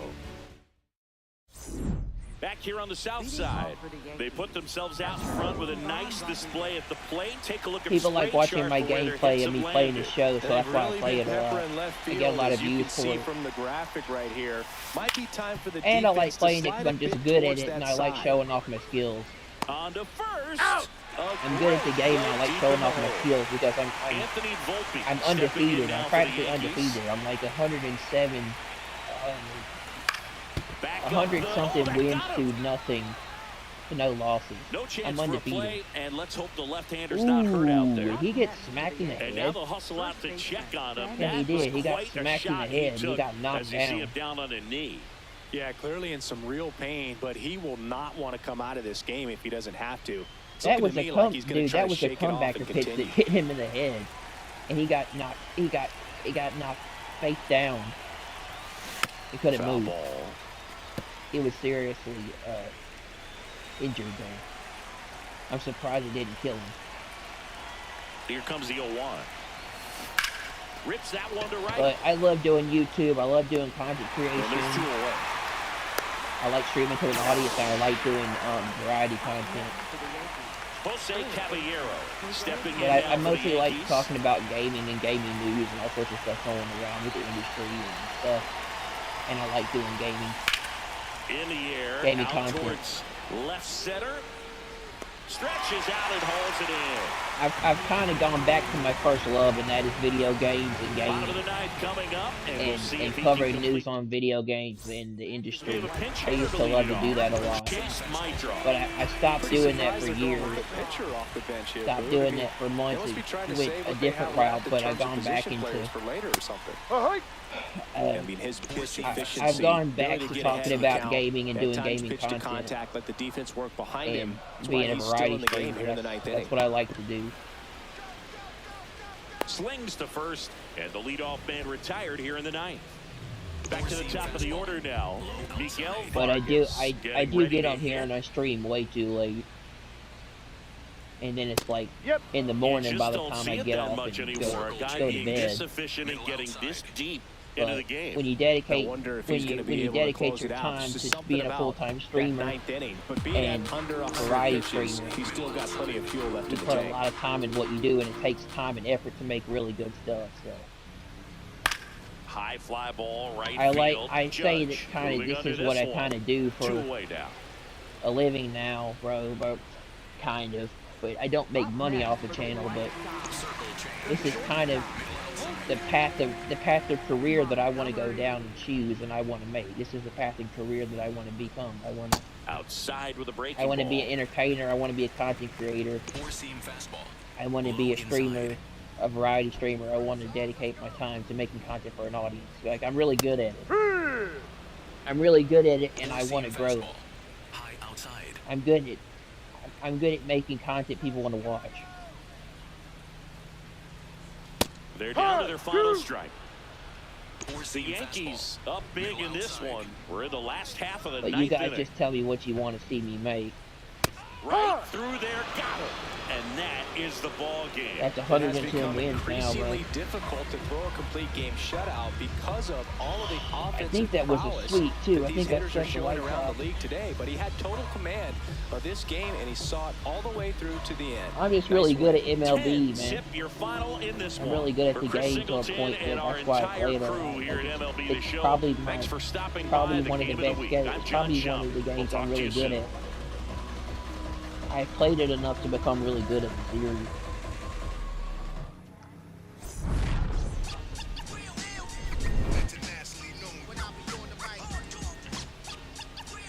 I mean, there's a lot of good games coming out. I can't decide if I want to get Halo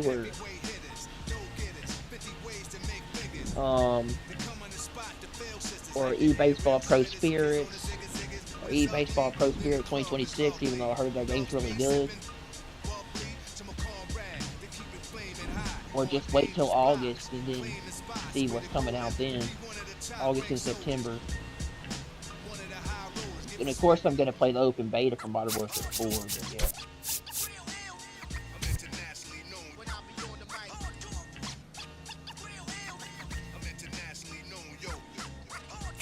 What time is it? Oh, it's 2.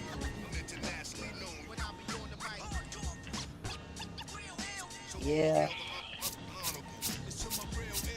I put so much time, I put so much dedication and time into what I do, I almost consider this kind of a job for me. I kind of do it like a job because I put so many hours into it. I kind of consider it a job. It's like a job because I put so much time into it.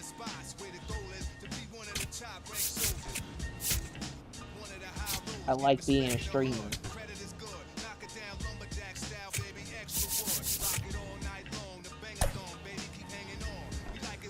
I gotta go to bed though if I'm gonna get up later to go to the Y swim.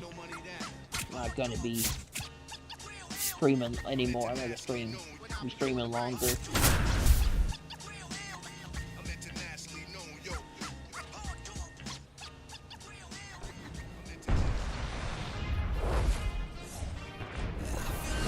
And we welcome you to the south I'm gonna side do of about 3 Chicago games per and show Wright and I'll Field. call We've got it. a perfect day for baseball. bed. It's the New York Yankees going up against the Chicago White Sox. John Schaub, Chris Singleton with you. Well, Singy, as we come into this one, it's all about the sweep. Yeah, and anytime there's a chance for the Blues to come out, the pressure is definitely on. We'll see if they can find a way to salvage at least one in this series.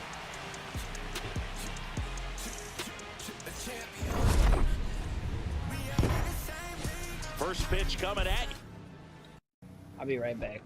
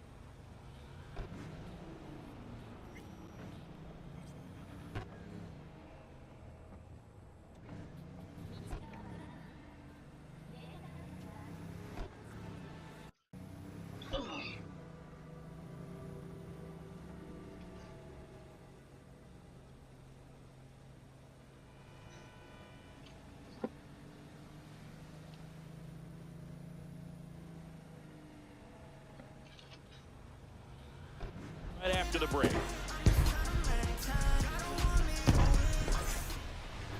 And getting the nod for the White Sox, Sean Burke.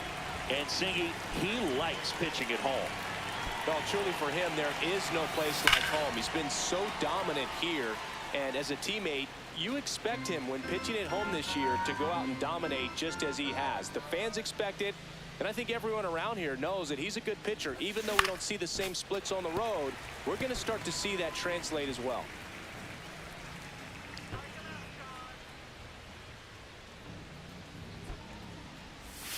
Comes up empty as he chases that one in the dirt. Up with it, fires to first. In time to get him. One away in the strikeout. As we take a look now at the New York Yankees lineup. And a big factor for them in recent games, Max Fried. So up next, Ken Griffey Jr. And there's a rocket into the outfield. So a man aboard now with one away.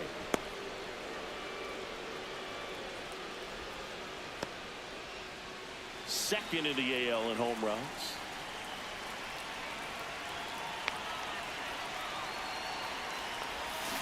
That one fouled off. South side of Chicago just getting started here. That's ripped into the outfield. And that's a foul ball.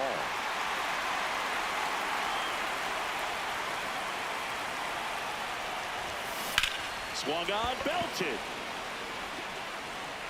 And that one is foul, so we'll try it again. Keeps the at-bat going with a foul ball. Man at first, one away.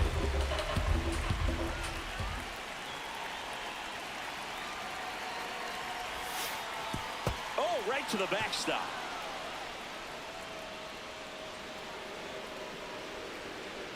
Junior into scoring position on the wild pitch, and there goes the double play possibility.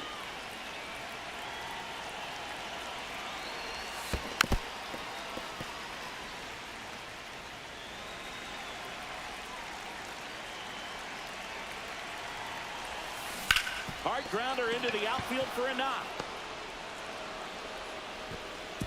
Stop sign goes up at third. Runners at the corners with one out.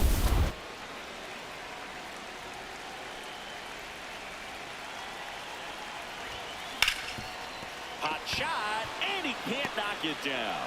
In comes the first run of the game. It's 1-0 Yankees. Mission accomplished there as he picks up the RBI to give him the lead. Pretty tough for the infielders to do anything with that one. He pulled it hard into the outfield, and even when you keep it on the ground, it feels great when you hit a missile like that. Traffic on the bases with one already in here in the finale of this 4-game set. And a foul ball. It's great to get on the board in the first frame of the ball game, but here's an opportunity for them to really open things up with a couple of runners on. Let's see if they can cash in. Line drive, base hit. Jazz on his horse coming around third. One run is in. Bellinger on his way home. The relay to the plate. In there. He's safe. The throw to third, and he's out trying for three. The triple is arguably the most exciting play in baseball, and the guys worked so hard to get around first, to get around second, to get thrown out at third. Man, you just feel bad for him. On top of that, he was already in scoring position, so you think about how it kind of hurts the team as well. That is the inning. 3 runs for them here, and they move ahead. Bottom half of inning number 1 coming up. Yankees 3 and the White Sox nothing. This is Yankees baseball on the Show NYC. And going to the mound in this one for the Yankees, Max Fried. You look at the strikeout leaders, and he's right there mowing guys down, Chris. Yeah, the velocity pops, but it's his late movement that makes it unfair. You can count on competitive at-bats every time. He's racking up Ks and making it look routine. Yeah, just like Charlie Sheen. Wannabe hitters are in survival mode when he's on the mound. Munetaka Murakami steps to the plate for the White Sox. Fried went the distance the last time out, throwing a complete game. He's a precision hitter, reading pitches and punishing mistakes. Yeah, and when he squares one up, it's trouble for the outfielders. They're chasing all day long.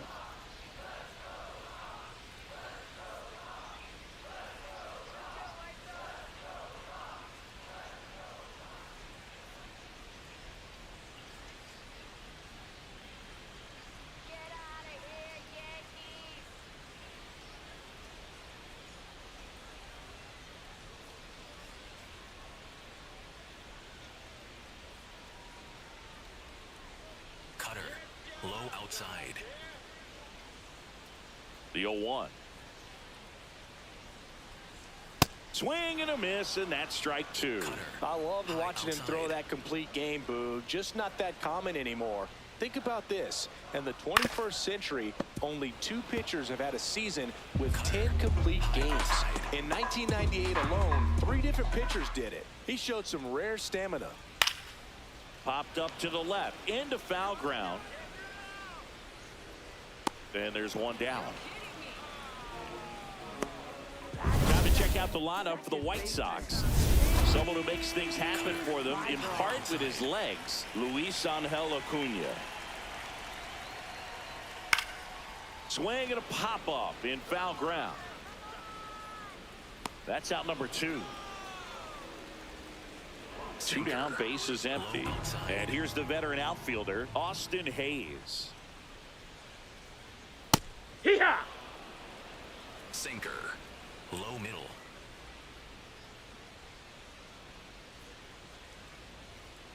On the ground to first. He takes it himself to the bag, and that'll do it. Nothing doing for the White Sox. Here on the south side, and stepping in for the Yankees, Ben Rice. Fought off foul.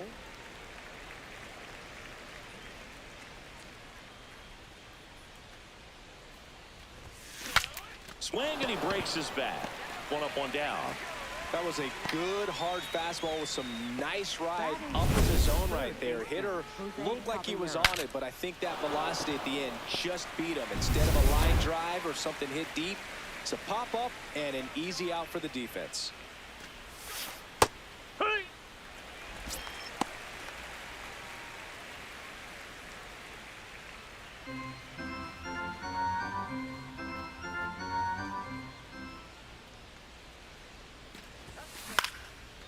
Slice the other way. That's a base hit. So they get a man aboard with a 1-out single.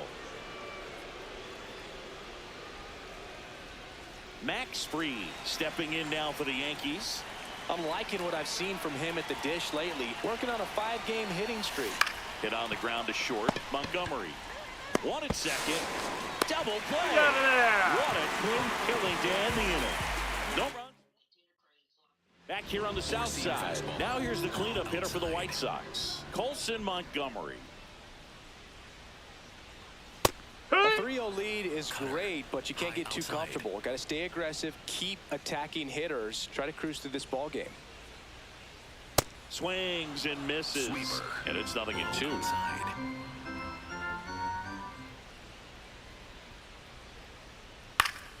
Foul ball left side. He'll see another. Sinker. Low inside. Now an 0-2 from Fried. And that ball's foul. Foul ball. Sweeper. Low outside.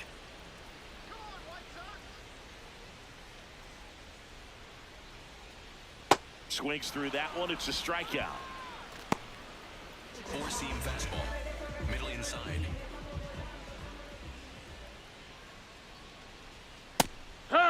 Cutter. Low middle.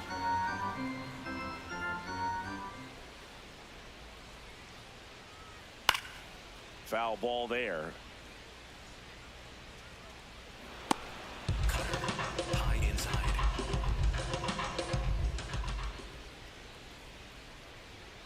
Foul ball still 0-2. Curveball. Low inside.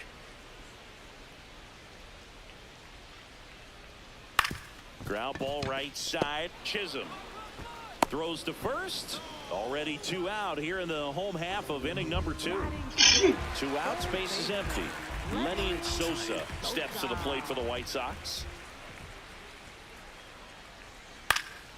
And first offering is fouled off. Sinker. Low inside.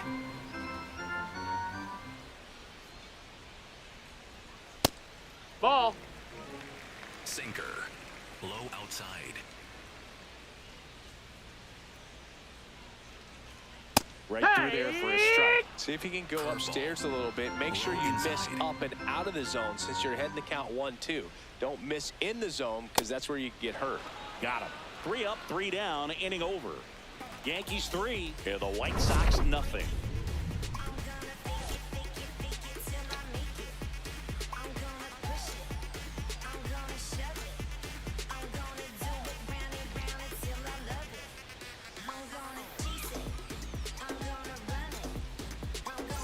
Welcome back as we take a check of the current standings.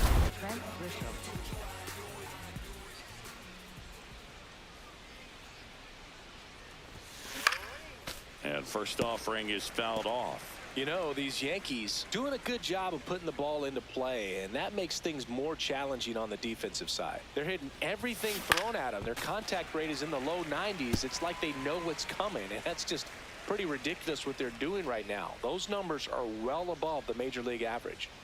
The 0-2. Hit hard on the ground to the right side, and foul ball.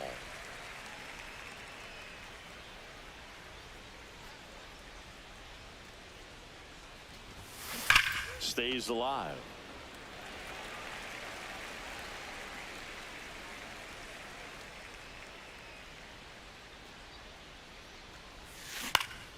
Foul ball. It stays 0-2. 5 foul balls in a row. I have no idea what that feels like, but you got to love this battle. Just wondering who's going to blink first. That was pretty nasty. Well executed pitch on the outside part of the plate. Right fielder, Ken Griffey Jr.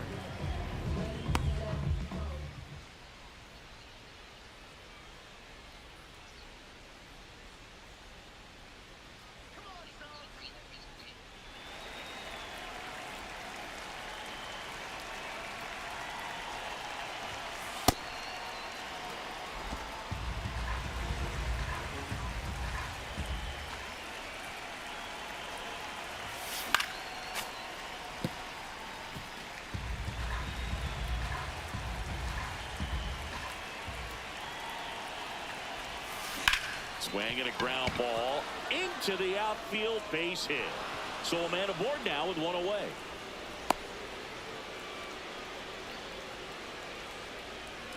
Jazz Chisholm Jr. now 1 for 1 with a single and a run scored so far. Yeah, what?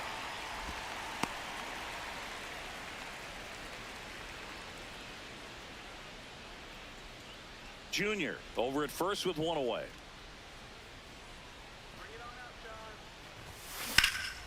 In the air, right field. Hayes on the move, and there's 2 away. Up next for the Yankees, left fielder Cody Bellinger.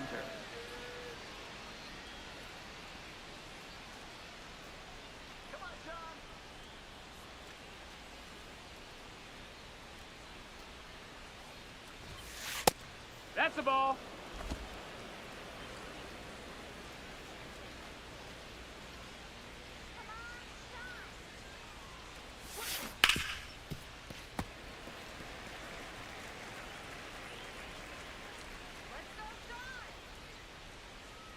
The 1-1. Yeah, that's fouled off.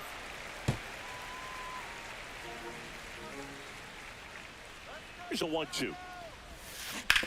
To the right side, foul. And that's just foul.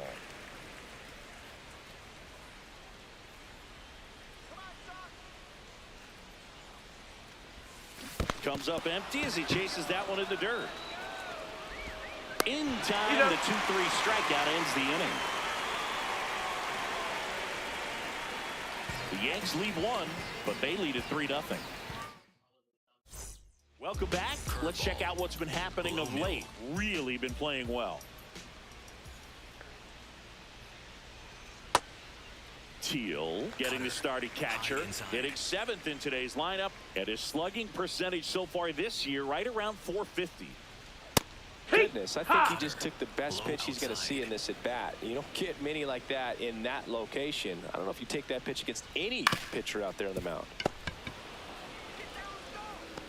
The flip to the pitcher covering. One gone, bottom of the 3rd inning. Cutter, high inside.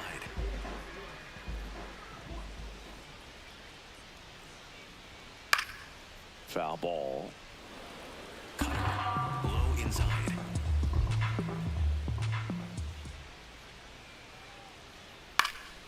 And a foul ball. Curveball, low inside.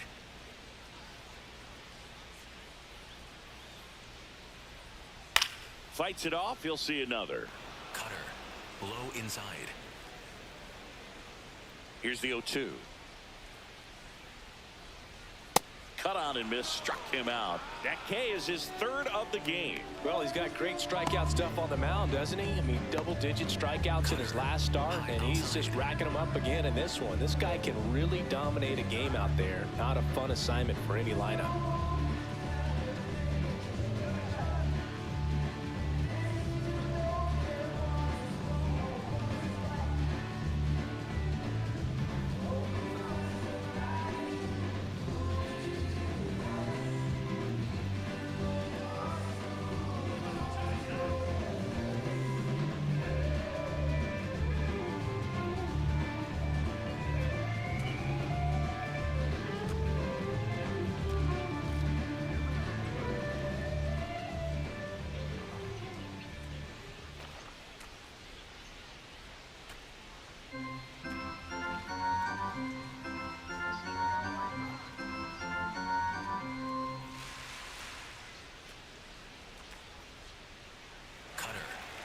Outside.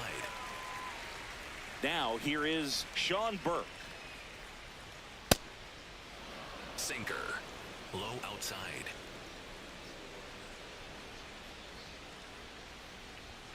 Comes up empty. That's strike 2. Cutter, low inside.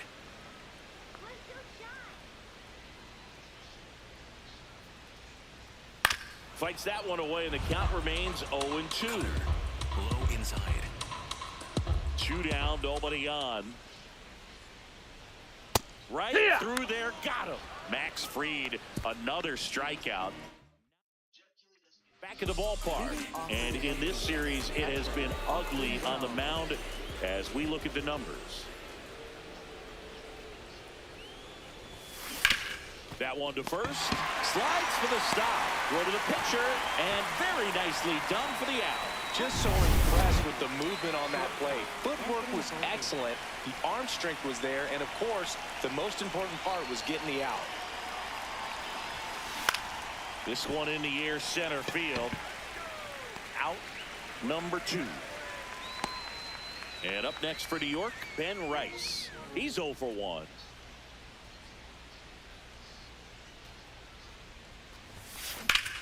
That one ripped left field. Carrying well. See you later. He sends one out the opposite way. He's one step closer to 100 homers this season. And they add a run. It's 4-0. First pitch swinging, and he got the fastball. He knew exactly what to do with it, too. There was a fastball down the middle. I don't think the hitter recognized the pitch, but once he did, was quick enough to get it in play with some authority. He got that up and out of here. The other way, and that gets down for a base hit. So a 2-out knock keeps the inning alive. Here's the pitcher, Max Fried. He hit into a double play his first time up. The swing and a soft liner. Brings it in for the 3rd out. Solo homer extends the Yankees lead. It's now a 4-0 ball game. And we're back with a series sweep very much in play, Siggy. Sizable lead, so keep those brooms handy. A sweep can really send shockwaves through a clubhouse, Boob. One team surging forward, the other left searching for answers.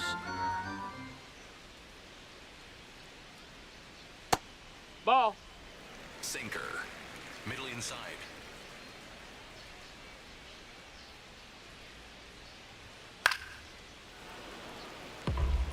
Curveball. Low outside. The 1-2.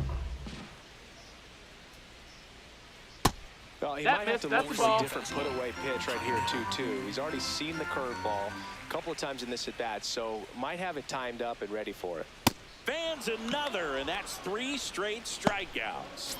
Chase Maidron steps to the plate for the White Sox. Popped out and foul ground first time through. On the ground to third. Already 2 gone here in the home fourth. Well, he's doing a nice job of keeping the ball out of the air. Lets the defense work behind him with another ground ball. Good execution. Sinker. Low middle.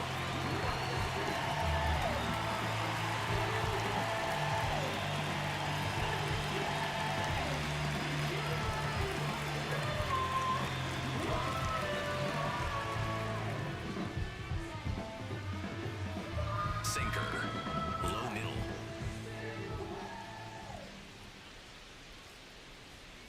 And first offering is fouled off. Cutter. Low inside. 2 down, nobody on. Pulls that one foul. Cutter. Low inside. 0-2 now. Got him swinging. So 12 up, 12 down to begin the ball game. This is Yankees baseball on the show NYC. Now pitching for the New White pitcher Sox. on here, Number Mike 61. Vassell. They know that he can get a right-hander out, but he's in position to face a couple of lefties this inning. Grisham at the plate now, and that's strike 1. You know, these Yankees really impressing me with the quality of their bats in this one. It's been fun getting a chance to see them go to work. It looked to me like they really wanted to get to the starter early, get him out of the game before he settles in, so I'd say mission accomplished. Foul ball still 0-2.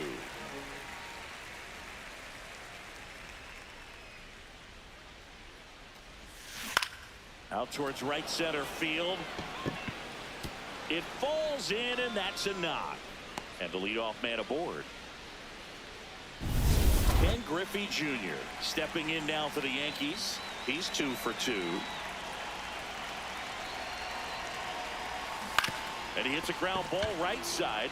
Can't glove it cleanly. The tag, and he's out.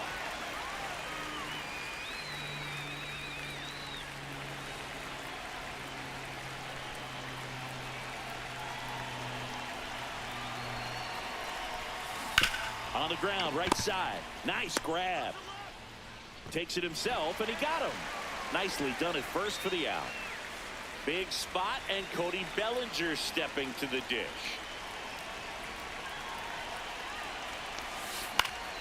Fouls one off out of play, back to our left. Here comes the 0-1. Swing and a pop-up.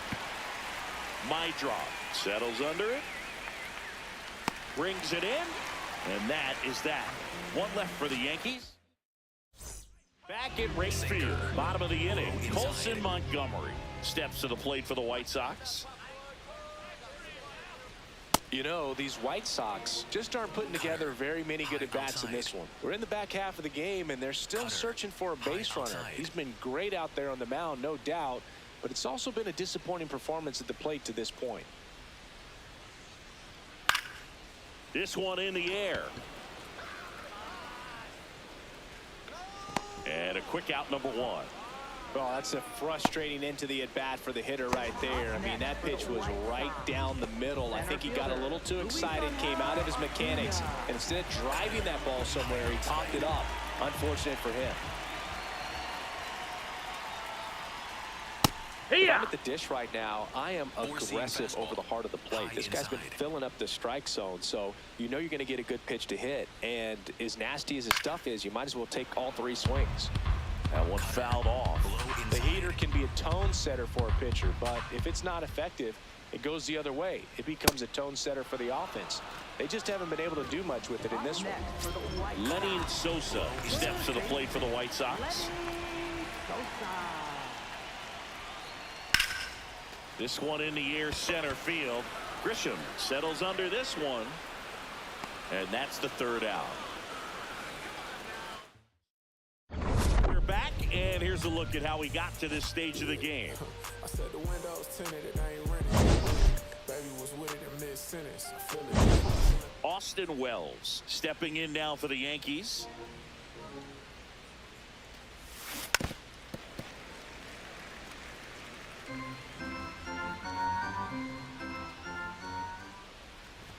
Vassell, a former All-Star. This is his 60th appearance of the year, and he was drafted in the 8th round in 2021. No question about this one. It's out of here.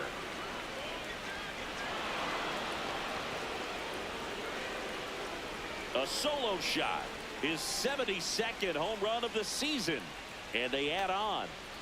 He's swinging a red-hot bat. This isn't the first home run we've seen him hit these last few games, and it probably won't be the last. Pitchers are taught to keep the ball down so that you don't get hurt, but unfortunately on that one, he made a pretty good pitch in terms of location, but it was just a better swing.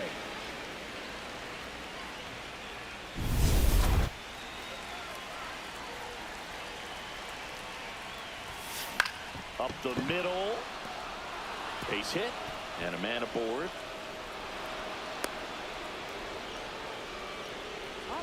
And that extends his hitting streak yet again. This is starting to get pretty interesting, Singy. Yeah, and the way he's going, it seems like there's no end in sight. This is a guy that no pitcher wants to face right now, especially with runners on base. I mean, he's doing all the little things right, and it just seems like he's in cruise control at the plate. Next to hit, Ben Rice. Outside.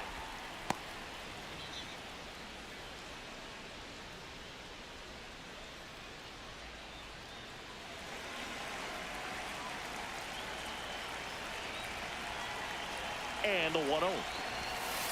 Let's see if he's willing to use the whole field right here. Definitely pounding him away.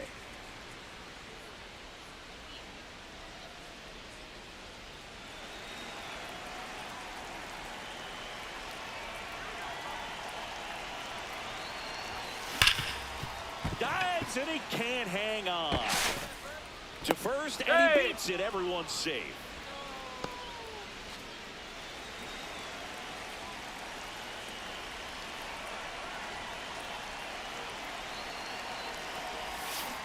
Turned on, but foul wide of third.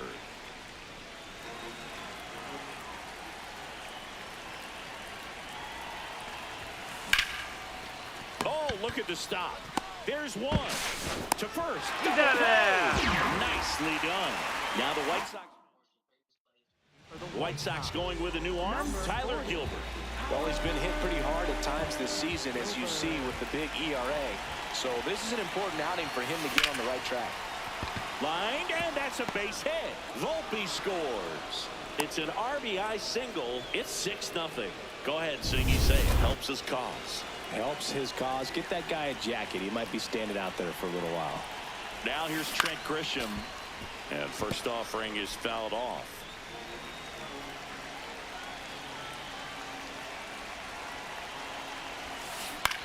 In the air out towards right center.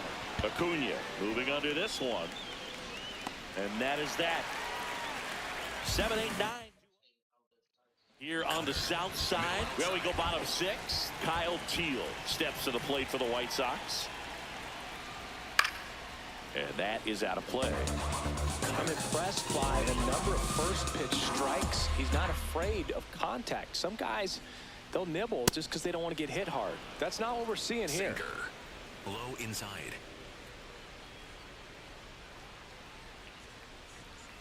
Gets a piece and stays alive. Cutter. High outside.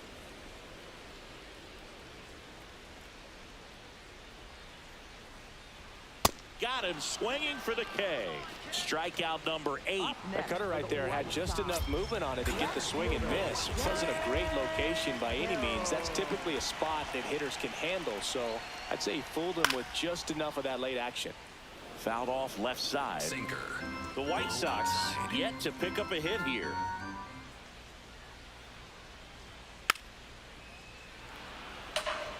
Curveball. Low inside.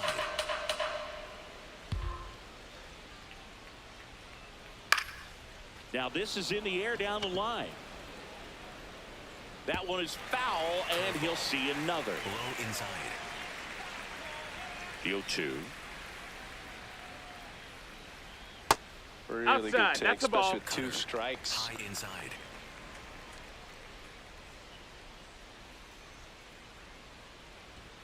Strike 3, and that's 2 in a row. Up next for the White Sox. Pinch hitter coming on. Brooks Baldwin trying to get something going for him with 2 away.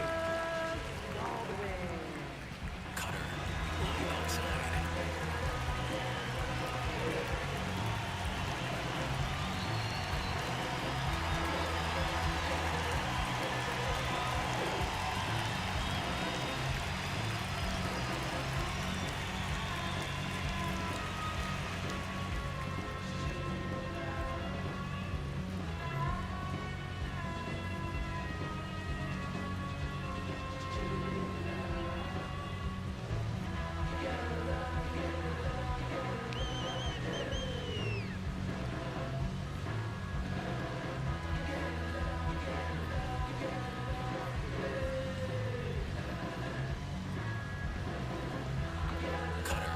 Middle outside.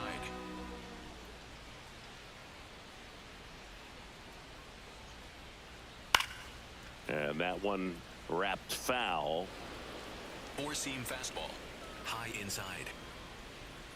2 down, nobody on. Strike on the inside corner. Sinker. 0-2. Low outside.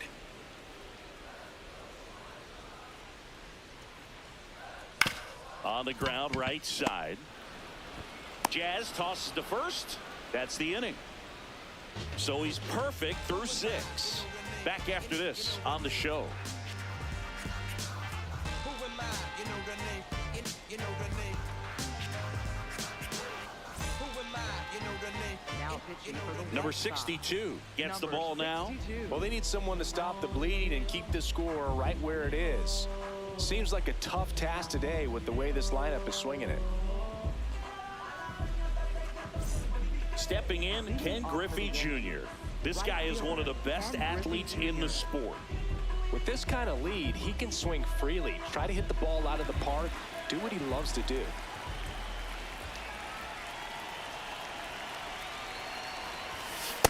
Not sure if he was expecting for the pitcher to come right at him, but he got a nice cookie there and just watched it the entire way.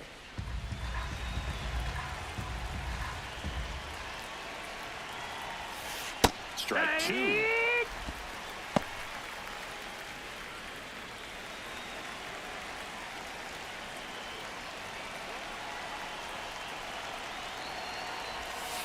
He goes down looking. Oh, you know that's got to be very frustrating for this guy. He knows the strike zone extremely well, and you know what? Good hitters are not going to compromise. He'll take that punch out, but ultimately stick with his plan and have more success than anything else.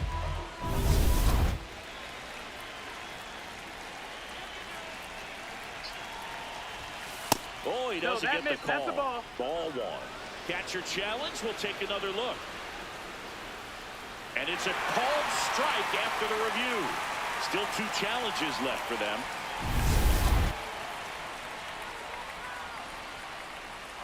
Now the 0-1. Out towards right center field. Acuna under it. 2 down. Here's Cody Bellinger.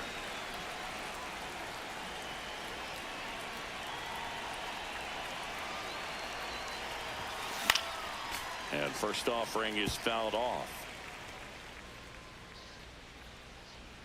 2 down, nobody on. And it's fouled away.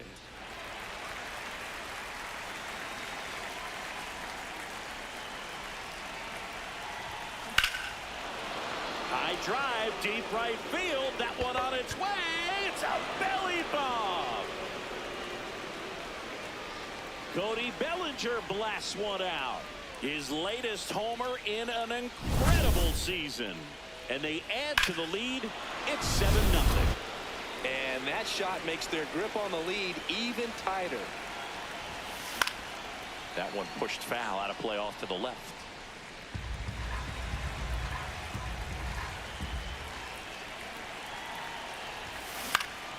Swing and a pop-up.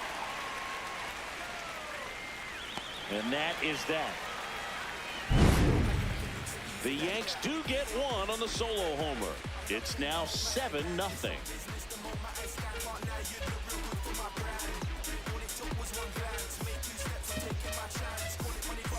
Welcome back. Taking a look at our game summary.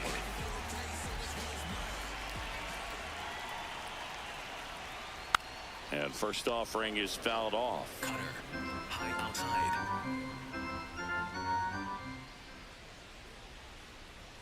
Swings through that one for strike 2. Sinker. Low inside.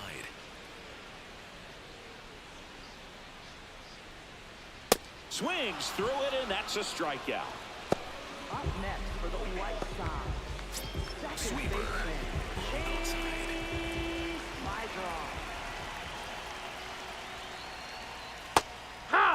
You know, he's been so great today. Really just throwing whatever the catcher puts down. I mean, hasn't shaken off the catcher very much at all today. Liner snagged it first. That swing right there tells me he's seeing the ball pretty well. I know it didn't produce a hit, but he made solid contact, and that's all you're looking to do anytime you're at the plate. 2 down, base is empty. Next to hit, Austin Hayes. Swing and a ball lifted in the air. That is the inning. The perfection continues. Well, this game isn't very close, Singy. Let's see if we got any messages from those tuning in today. I know we got some good stuff in there. Singy, do you have a single pitcher all time that you wish you could get? Oh, this one high and deep, way back there. No, that's and a that's foul a foul ball. ball. 0-1 now. And that one fouled off.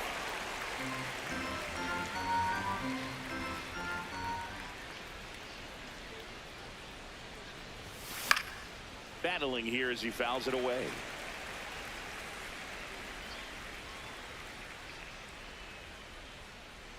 The 0-2.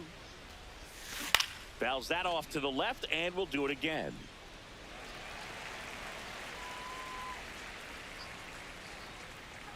The 0-2. Spoils the 2-strike pitch, and he'll see another.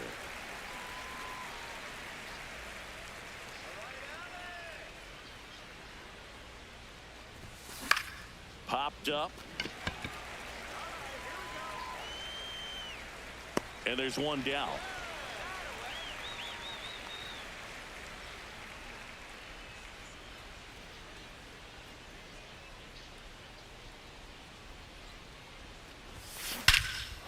Clobber to right field, way back, gone.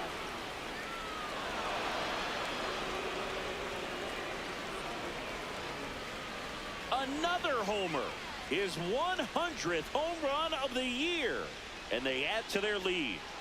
That one just sounded different. And might have been the loudest moment yet. Man, my ears are ringing. I can feel that swing from the booth. That's as big as it gets right there. You take advantage of a mistake. That is an ultimate. Here it is. Watch it. I'm going to jog around the bases.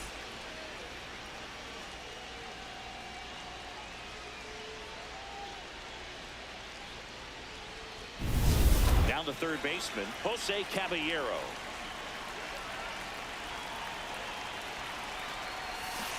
He swings and fouls one off.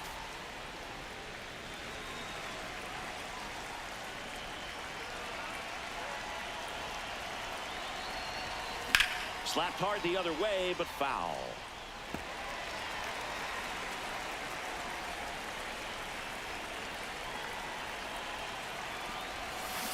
Foul ball. It stays 0-2.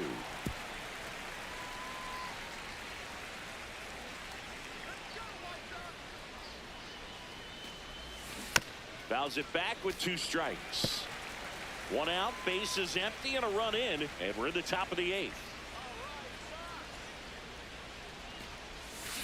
Good job to fight that one off. 5 foul balls in this at bat so far, and these two are going head to head. You can see the crowd. They're starting to get into it a little bit more and more each pitch, even though there hasn't been a ball in play yet. This one in the air right field, and that'll fall for a base hit. So they get a man aboard with a 1-out single. Up next for the Yankees, pitcher Max Fried. Flares it into the outfield. It gets down, base hit. And out 2 aboard.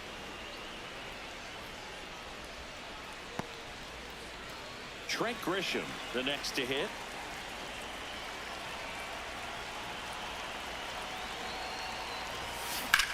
Here's a rocket to right field. And there's 2 away.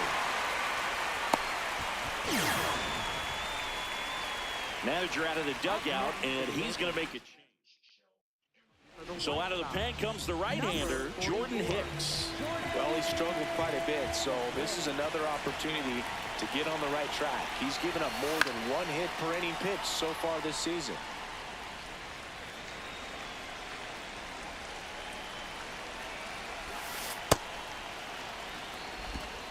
Two on, 2 outs. And there's a foul ball. The 1-2.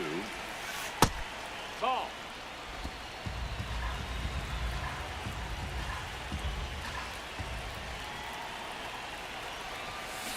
And they'll do it again.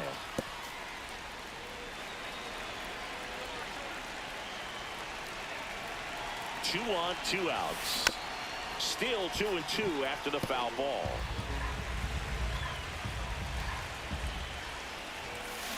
Gets a piece there. We'll do it again. Good battle here. About to be the 8th pitch of the at-bat. That one misses, and the count's full.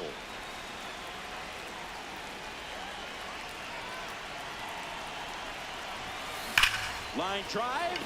Acuna flying after this one. Got it. Cover plenty of distance there. And that'll do it. Another look at the long ball for the Yankees. Home half of inning number 8 straight ahead. This is Yankees baseball on the Show NYC. Back here on the south side, bottom of the 8th. Colson Montgomery steps to the plate for the White Sox. Fried into his 8th inning of work singing. He's been good. Yeah, he's the type of guy that gets better as he gets deeper into the ball game. If you're going to get to him, you get to him early. They didn't do that today. We'll see what happens as this finishes. Pitch count in great shape. It seems he might have a chance to finish it.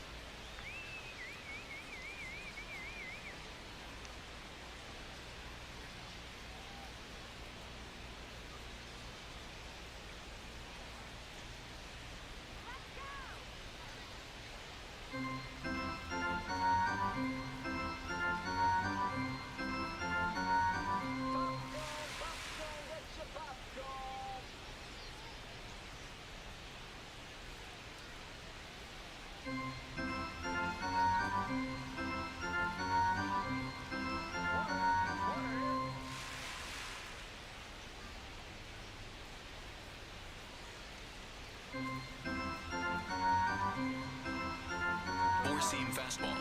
Low outside.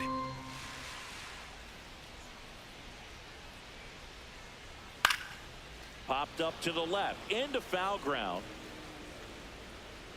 And there's one down. Still a ways to go, but this is can't miss stuff right now. And that's in there at the knees for a strike. Low inside. The White Sox hitless so far in the game. Sinker. Low inside.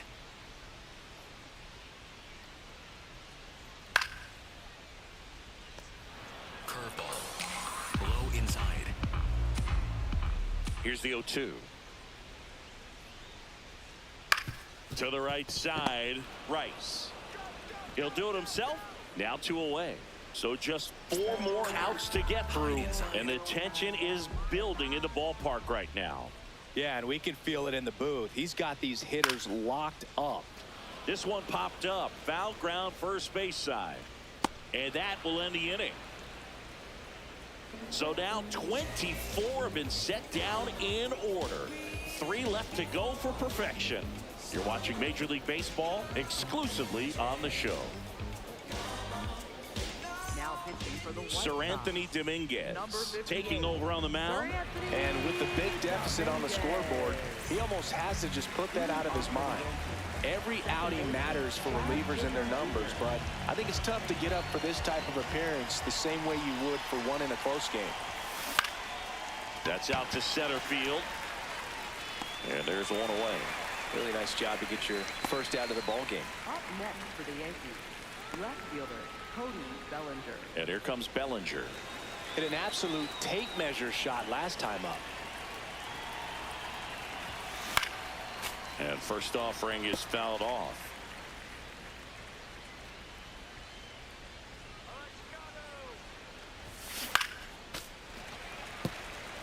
Dominguez goes 6'1", 31 years old. He joined the team as a free agent. 0-2 now. This one in the air, right field.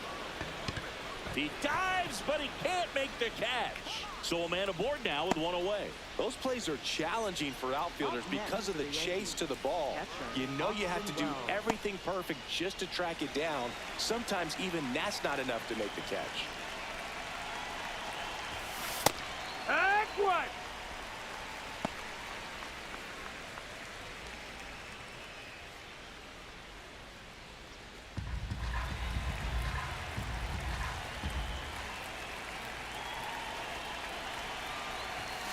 Fastball in for a strike, and it's 0-2. Don't play situation here. He's been working up in the zone. Typically, you look for guys to get that ground ball. See if he adjusts on this next pitch. And that one goes straight to the backstop. Throws to second. And now a man into scoring position. Up next for the Yankees, shortstop Anthony Volpe. Anthony Volpe getting ready to hit.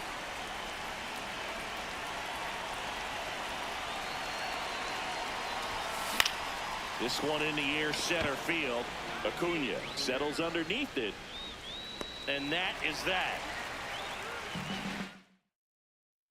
Back at right field, and all eyes on the mound as he begins the 9th inning, working on a perfect game. Foul ball there. Boog, I'll tell you right now, every player defensively on their toes like never before. Swing and a pop-up in foul ground. One down. And now 2 outs away from history.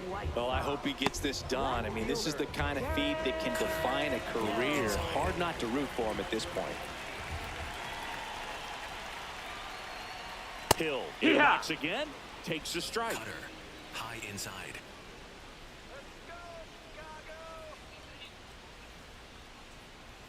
They want to make sure they have the opportunity to put this pitcher in the history books.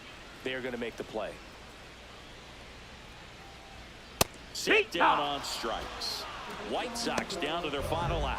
Well, he's going to have some thinking to do when he leaves the ballpark after this one. This is his 3rd strikeout, and this one looking, obviously, so he's been a little overmatched. He's got to find a way just to be more competitive up there at the plate. Cutter, Low inside. 2 down, nobody on. And he grounds one to the right side. Can't reach it, and the perfect game bid is over. Back to the top of the order now. Now, Munetaka Murakami. Cutter. Low outside. They're down to their final strike. Cutter. Middle outside. Fights that one away, and the count remains 0-2. Cutter. High outside. Got him. Ball game. Well, this guy was so close to getting into the history books. He pitched well all game long. That one hit in the 9th inning. Little disappointing, but he got right back on track to finish it out and get the W for the team. 8-0 is how this one ends. And the road team picks up the win and picks up a sweep. For Chris Singleton and our entire crew, I'm John Shambi saying so long from the south side of Chicago.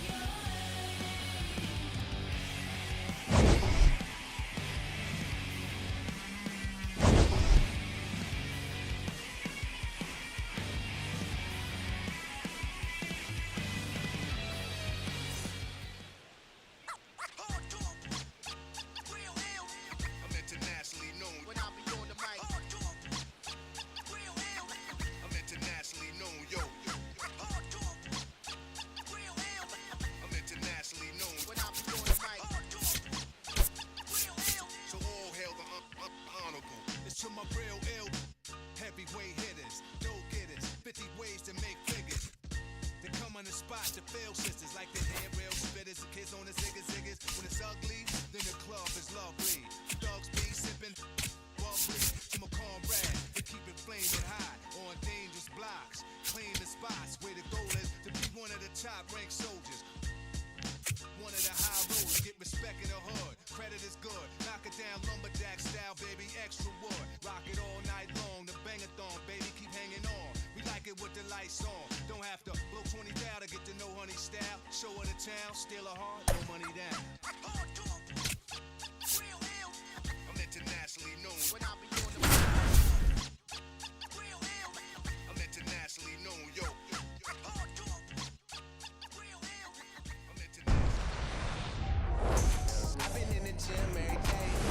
Live from the north side of Chicago, Wrigley Field. 2 of the best teams in the game square off.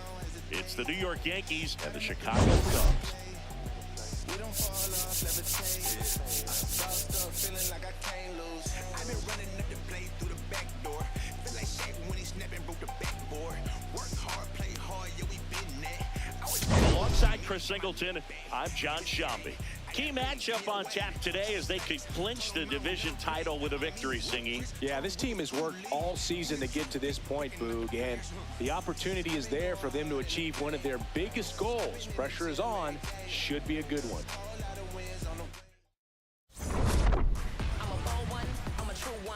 All right, we'll be back to get this one started after this. And towing the slab, Shota Imanaga.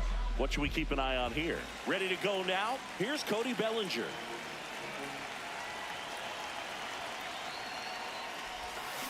And this interleague matchup is underway.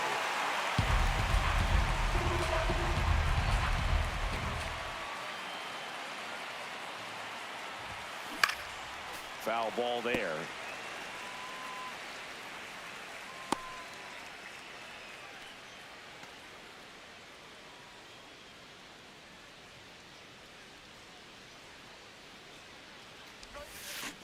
Swings and misses at the breaking ball in the dirt.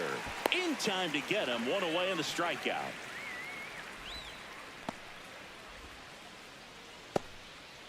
And time now to check out the New York Yankees lineup.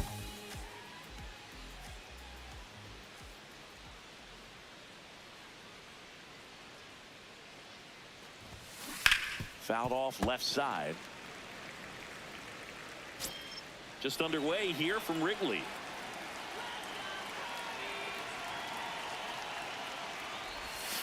Judge over the top.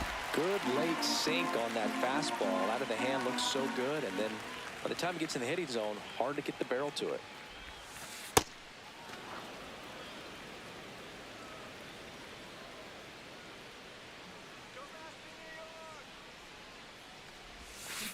Hit on the ground to short. Shaw handles, throws the first out. Number 2. Jazz Chisholm Jr. now enters the day 3rd in the American League batting race.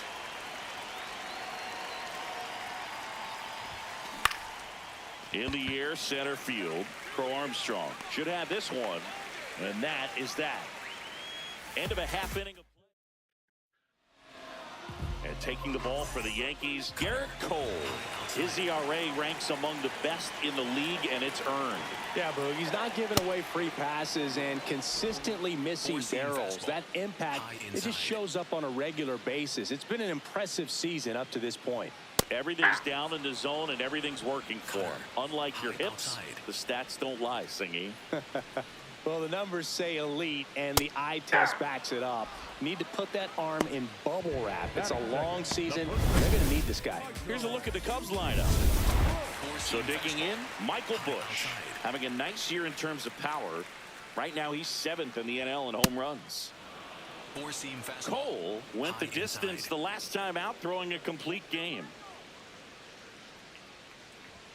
Comes up empty. That's strike 2. Boog, I bet he got some fist bumps from the relief crew after that shutout. I'm sure they appreciated how he gave him the day off. Foul ball. It stays 0-2. 4-seam fastball. High inside.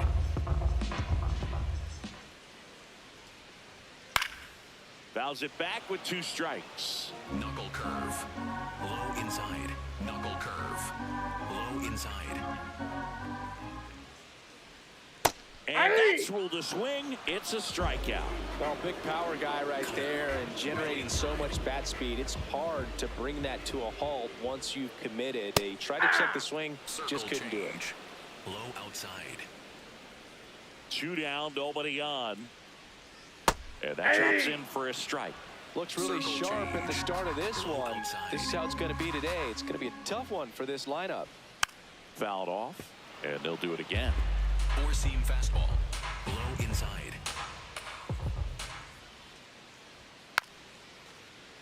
Fights it off. You'll see another. Circle change. Low outside. Got him. Strikes out the side to begin the game. What a start. Here at Wrigley Field, we move ahead to the top of the 2nd now. So the New York Yankees with a big opportunity today, the chance to clinch a division crown with a win. Singy, even with the predictions that they'd be contenders, still a big accomplishment just to be in this position. Yeah, Boog, the season isn't played in your analytics shredder. It's played on the field, brother, and they've backed up the hype so far. You get that win today, you lock up the division title, and then you start thinking about how you want to approach the postseason. The 1-1 is fouled off.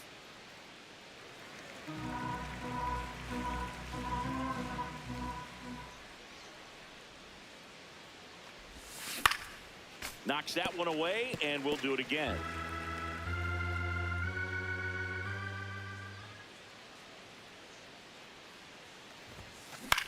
This one in the air, center field. Crow Armstrong gets under it, and there's 1 down. Here's the catcher, Austin Wells. Comes in working with the 6th best average in the AL.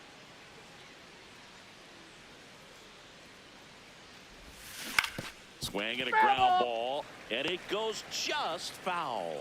Wells with a homer in his last game. And now the 0-1. Up the middle.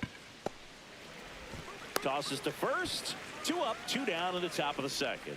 Batting 5th, the 3rd baseman, Jose Caballero.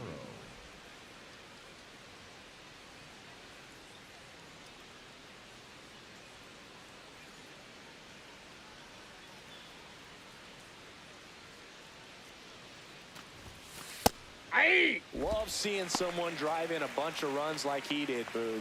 Doing that consistently lets your teammates know they can count on you to come through when the team needs it most.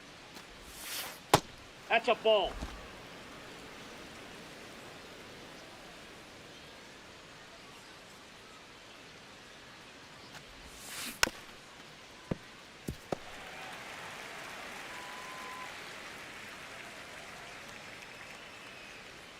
Two down, nobody on. He swings and hits a fly ball, center field. Long run, tracks it down. And that is that.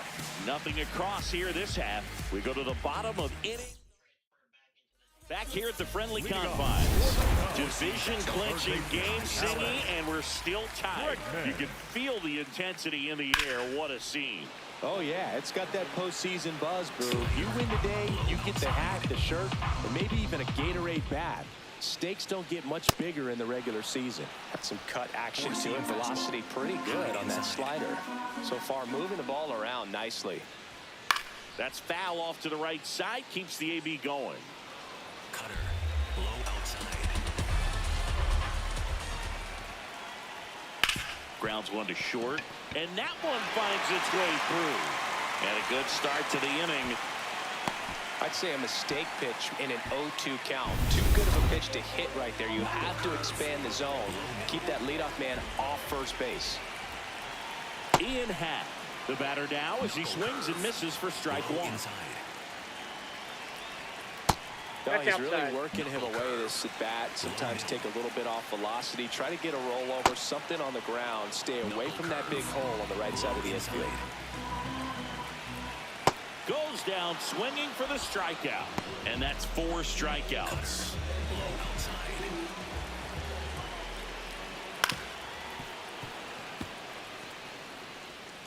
Knuckle curve. Low middle. 0-1. A little out front there as he swings through. Low outside. Fights that one away, and the count remains 0-2. Low outside. Here's a high fly ball out to center. And he makes the catch.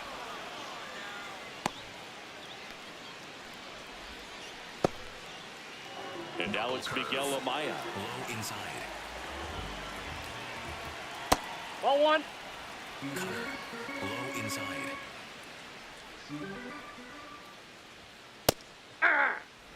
Cutter. Middle outside. Late with the swing there. Slider. Middle outside. It's a K from the Coltrane. They get a leadoff single but leave him stranded. We played 2 full, no score.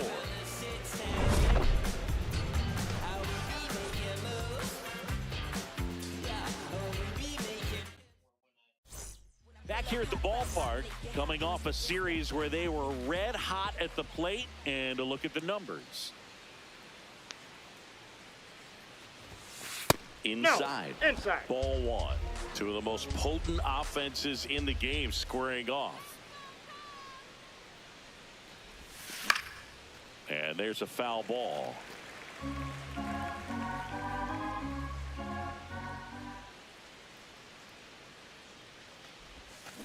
Next offering is fouled back.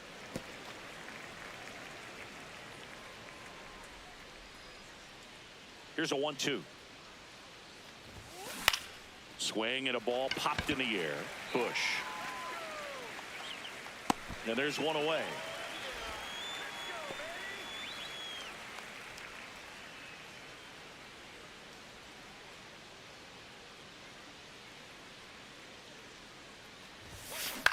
Out to center. Snags it on the run. And there's 2 away. So up next for New York, Garrett Cole.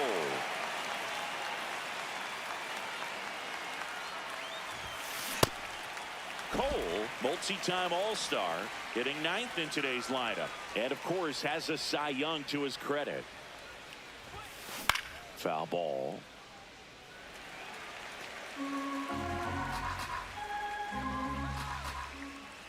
2 down, nobody on. Swing and a miss. Shota Imanaga with the strikeout. Back here at Wrigley Field, bottom of the inning. Matt Shaw now at the plate. Well, you got to find a way to catch up to that pitch, perhaps shorten the swing, eliminate the stride. That one came in hot, but right down the middle, you're saying to yourself, how did I miss that pitch? Got to make a quick adjustment. Low outside. 0-2 now. Swings through that one. It's a strikeout. Well, he's got great strikeout stuff on the mound, doesn't he? I mean, double-digit strikeouts in his last start, and he's just racking them up again in this one. This guy can really dominate a game out there. Not a fun assignment for any lineup. Still tied at 0. Last of the third. There's a swing and a miss. Knuckle curve. Low outside. Got him looking for the K. Picks up strikeout number 7. Back to the leadoff spot in the Cubs lineup. And now the right fielder, Seiya Suzuki. Popped in the air. Left field. And that'll do it. And we're back. Can clinch the division with a win today, Singy. A lot of game to go, but they have some work to do. Yeah, Boog. Every pitch feels enormous. Nothing comes easy in these high-stakes matchups, so they're going to have to earn it. Carrying well. Off the Jumbotron, it's out of here. And he really did some damage with that one. Cody Bellinger blasts one out. His latest homer in an incredible season. And the Yankees have the lead. It's 1-0. The one thing the pitcher didn't want to happen just happened. That's not an easy one to stomach. When you're working with this kind of velocity, so critical that you move the ball around, work quickly, and make sure that you keep that hitter off balance. Clearly not fooled by the location or the velocity. He was all over that fastball. Judge in the box for the second time. 1 ball, no strikes. Next offering is fouled back. With the big bats coming up and a home run already surrendered, he's really going to have to execute against these next couple of batters. Drilled out towards left center field. This one's got a chance. Makes the catch up against the wall.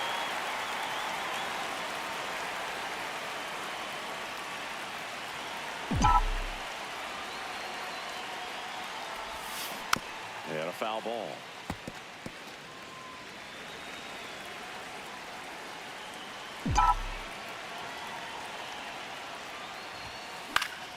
Fought off foul. 1 out, bases empty, and a run in. Top half of inning number 4.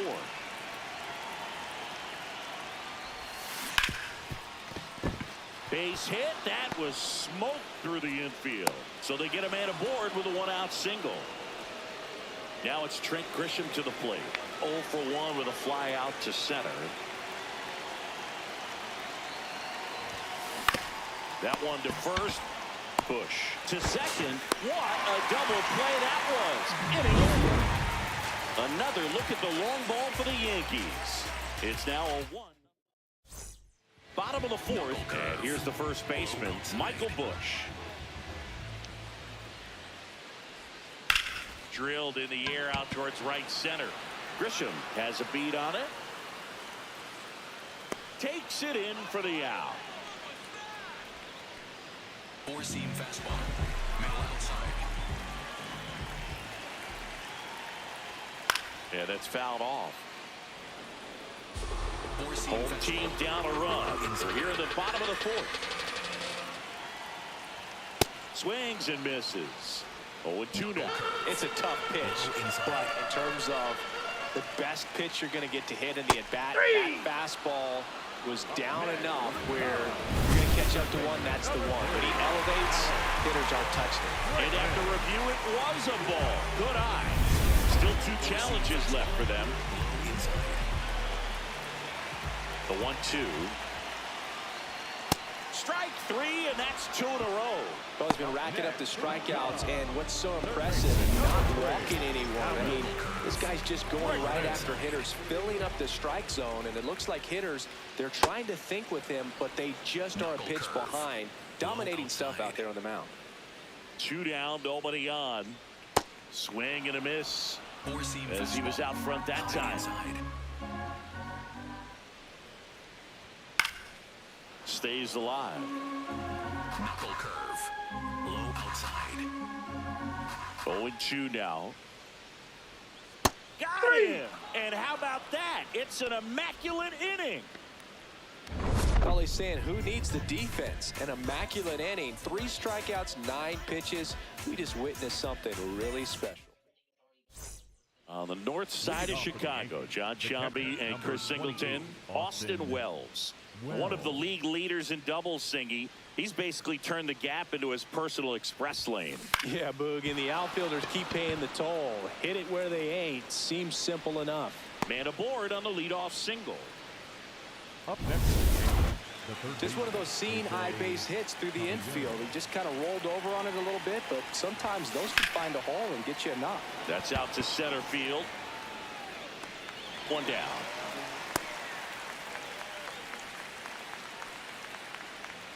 And the batter will be the shortstop, Anthony Volpe. He's 0 for 1. This one in the air right field. Diving, makes the grab. What a play. You love to see when a guy's hungry to make a play. Right there, an excellent diving catch. You can absolutely tell he was all in tracking that ball down. That one is absolutely belted. And it's into the gap. Here comes Wells around third. Stuck in a rundown, trying for home now. Now tries to get back, but they got him. And a bad mistake. Back here at the ballpark, let's check out the latest news from around the league. And there's a strike. Good heater at 98.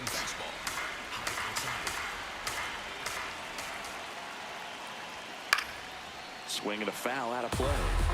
So now it's all about protect mode. Try to shorten up, try to track the ball, block it if you have to, as far as just a late swing that maybe you're not.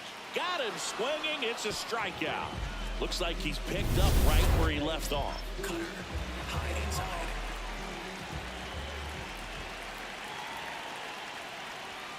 And the pitch is in for a strike. And it's 0-1. If I'm at the dish right now, I am aggressive over the heart of the plate. This guy's been filling up the strike zone, so you know you're going to get a good pitch to hit. And as nasty as his stuff is, you might as well take all 3 swings.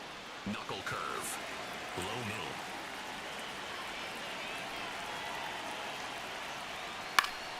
Keeps the at-bat going with a foul ball. The Yankees up by a run. Last half of inning number 5. On the ground, right side. Over to first. Home half of the 5th inning, moving along. 2 quick outs. The catcher, number 9, Miguel Amaya. Now the Cubs catcher, Miguel Amaya.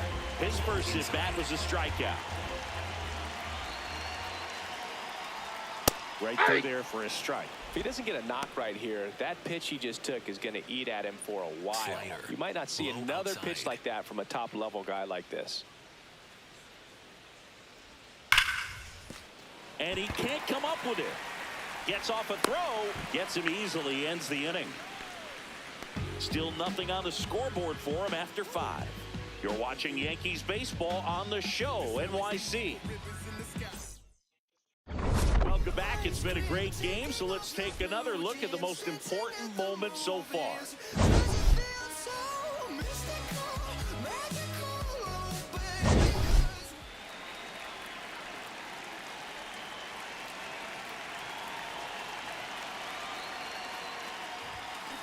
And that one wrapped foul.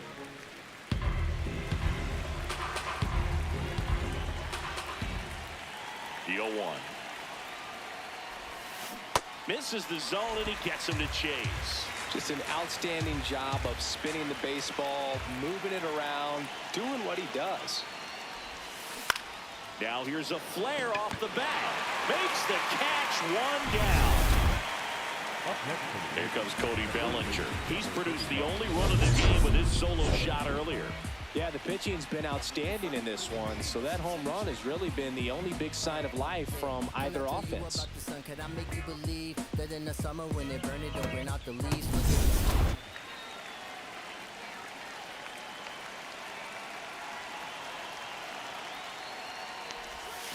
And he swings and misses at the initial offering. Man, that's just a nasty splitter. Bottom falls out of it. You don't see a lot of guys throw that these days, but I tell you what, he's got a good one. Tap back to the mound. In time to Bush. 2 quick outs to open the top of the 6th.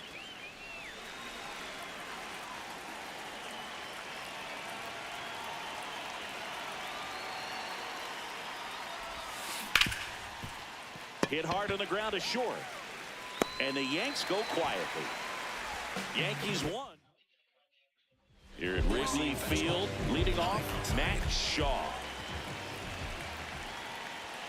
In there for a strike at the top of the zone. Not what he's looking for there, the 0-0 count. Looks like he wants the ball down in the zone. This one in the air, right field. And a foul ball.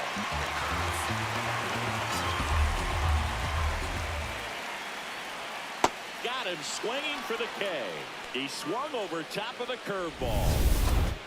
Up next for the Cubs, the pitcher, number 18. Four-seam fastball. High inside. Four-seam fastball. High inside. The guy's throwing a lot of first pitch strikes. As a hitter, you got to be ready to hit. Now, that's not going to help you get deep into his pitch count and into the bullpen, but you got to take what he's offering that day. Four-seam fastball. Middle inside. The 0-2. Swings and misses. Now a dozen strikeouts for him in this one. Just blown away in that at bat. 3 fastballs, all strikes. He wasn't even able to foul one off. There's not much you can take away from an at bat like that as a hitter, other than maybe there's something wrong with your eyes. Got to have better timing on the fastball next time. And the tying run is on base. Next to hit, Michael Bush. First pitch swinging. Well, in this situation, the hitter knows that he's got to find a pitch that he can drive in order to drive in that tying run all the way from first base. So if he can't do that, keep the line moving to a walk or just a base hit. But you've got to stay within yourself. On the ground right side. There with plenty of time, and that ends the inning. So another good inning for him on the mound. 6 shutout innings. Welcome back. Tight game with a lot on the line, Singy. Tensions are high, so it won't be easy, but they've got the upper hand, Boog. Got to close this one out to clinch the division. That's what great teams do. Up the middle, Horner. Slings to first. 1 pitch and 1 out. So the batter now will be Trent Grisham. Cruising on the mound right now, but a dangerous hitter here in this spot. A guy with some slug to him. Lined into right. Can't get there, too slow to get after it. So a man aboard now with 1 away. Up next for the Yankees, the catcher, number 28, Austin Wells. Hit hard but foul off to the left.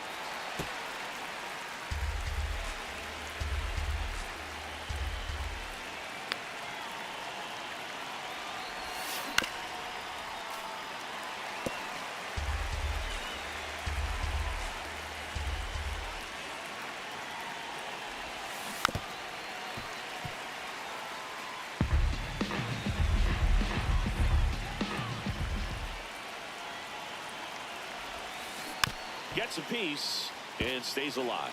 Pretty frugal guy. He is very efficient with the pitch count in this one.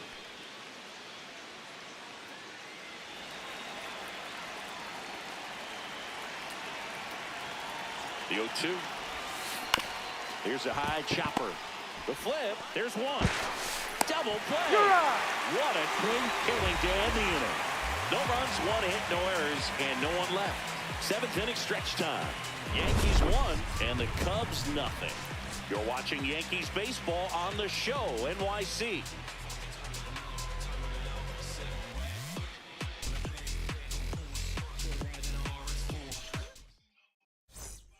Welcome back. Quite a pitcher's duel so far. Here's how the starters have performed up to this point. Fouled off. He was late. Knuckle curve. Low inside.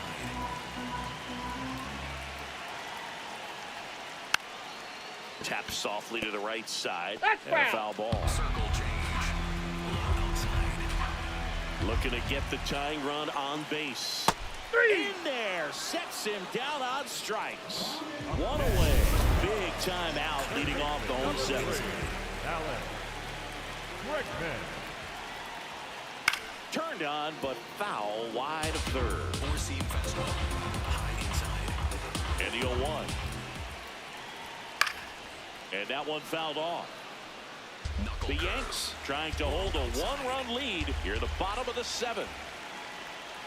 Can't connect on the curveball, struck him out. Clearly trusted himself in this one, Boog. Feeling really good about what he's working with, and that really allows a guy to attack hitters. You know, such an important mindset to have out there on the mound, especially when you're ahead in the count with 2 strikes.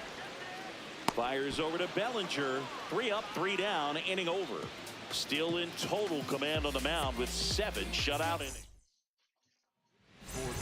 Welcome back, and a new arm on the mound to start the 8th. Jacob Webb.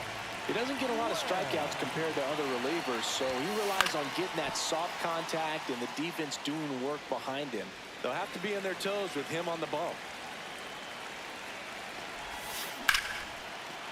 Liner, base hit. So a man on base to start the inning.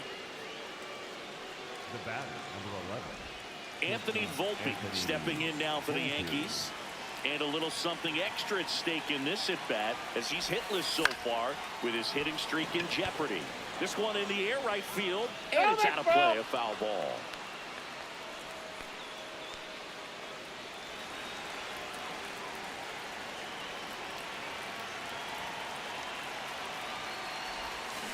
Way out front for strike 2.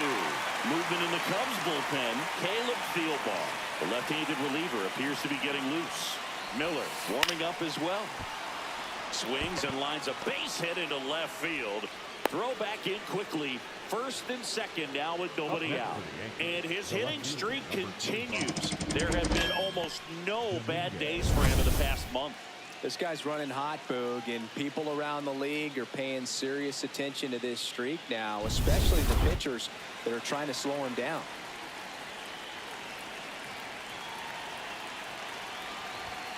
Fastball for a strike.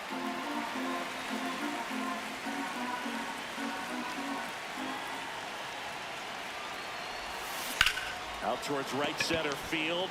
Suzuki on the move. Pulls it down and he makes the catch.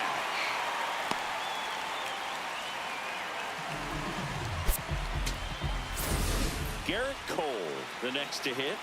And Boog, I'd say he's due. Fly ball down the line. Nobody can get there, and it's a foul ball.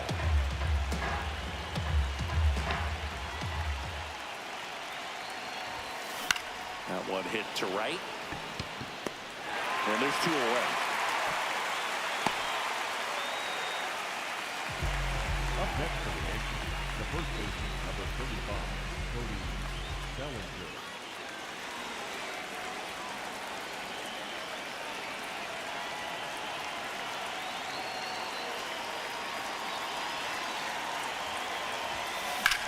Out towards left center. Dives and makes the catch. What a play. A bit of a do or die there. He lays out, makes the diving catch, and he strands a couple of runners. Bottom of the 8th. So here's Horner now. Is racking up doubles like it's a hobby. Part of quite a star-studded list, Singy. Yeah, he's turning singles into doubles with quick turns and smart reads. Those gaps are his highways. 0 to 60 in a matter of seconds. Out to short. On to first. He's out. Out on a bang-bang play, but he made it close. Four-seam fastball. High inside. You can almost hear the crowd hold its breath when he swings. Yeah, most of the time it's for good reason. He's a human highlight reel. That one Nope, close, that's a ball. ruled a ball. Ball one. I thought that was a strike, and here's a challenge. It just shaved the zone. So they've still got both their challenges. The Yankees holding on to a one-run lead here the bottom half of the 8th inning. And it's fouled off. They'll do it again. Four-seam fastball. Low outside. The 0-2. Ground ball left side. Caballero fires to first in time. So up next, Matt Shaw, who's 0 for 2 with a pair of strikeouts.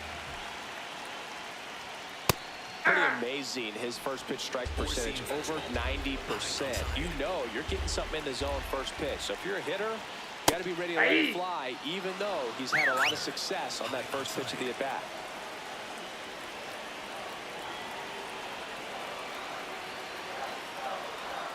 In there, got him looking, and that one split the plate. Totally dominant. Now a meeting near home plate, so it looks like we're going to have a double switch here. Back here at Wrigley Field, and stepping in for the Yankees, Aaron Judge. Ripped right field, that's back there. That one way back, and it's gone.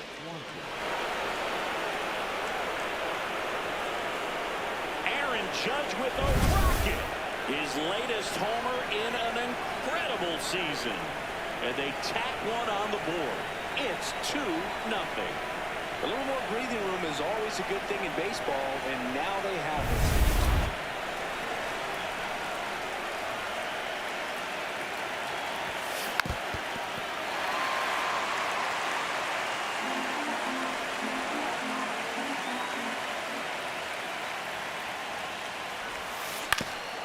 On the ground, Swanson throws to first in time. Now one gone in the 9th. Oh, the ball will find you. You come into the game and better be ready, because it's like the ball knows where's the new blood. But really nice play. That could have easily been botched. Grisham in the box as he fouls off the first pitch. These two offenses could put up runs in a hurry. Miller, a former All-Star, 35 years old, a former first-round pick back in 2009. This one smoked on its way out of here.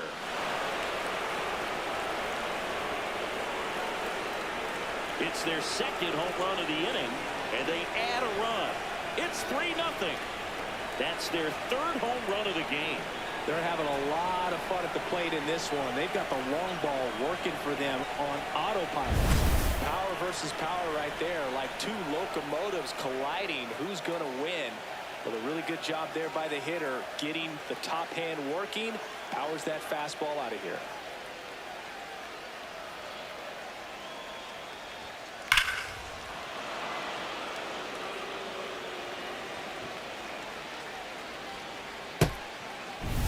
One down. Austin Wells stepping in now for the Yankees.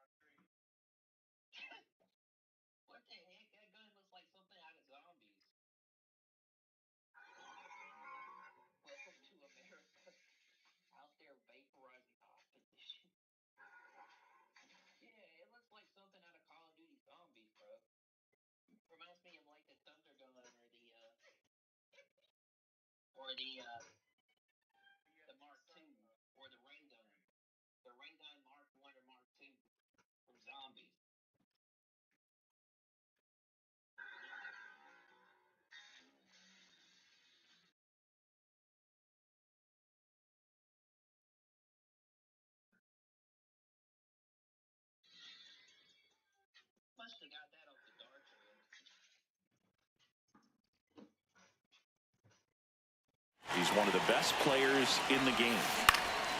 And first offering is fouled off.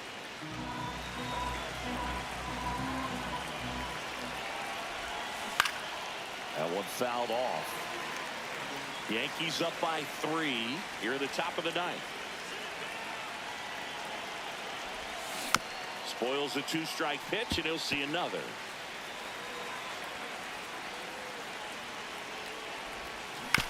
Chopper right side. Corner. Throws to first in time. It's a good recovery, though, after giving up the home run. They go with one of their more experienced arms in this spot, Caleb Fieldball. He's certainly been one of their better relief pitchers this season. The numbers are really solid, so they feel great about handing the ball over to him.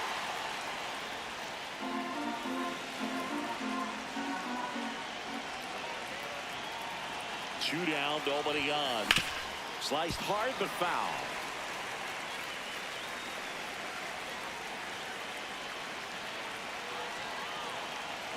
Oh, 2 now. Comes up empty as he chases that one in the dirt. In time, the 2-3 strikeout ends the inning. But 2 round trippers in this inning. The long ball was working. It's now 3-0. You're watching Yankees baseball on the show, NYC. Dansby Swanson stands in, having more success against left-handed pitching this season, as might be expected.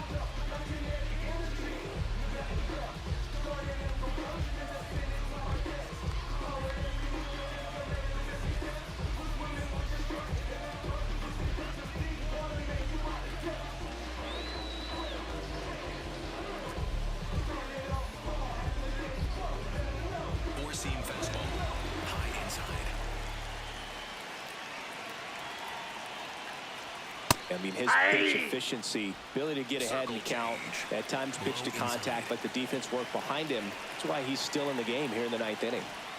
Swing and a miss as he was late that time. You just don't see it that much anymore. A guy being this efficient and getting this deep into the game.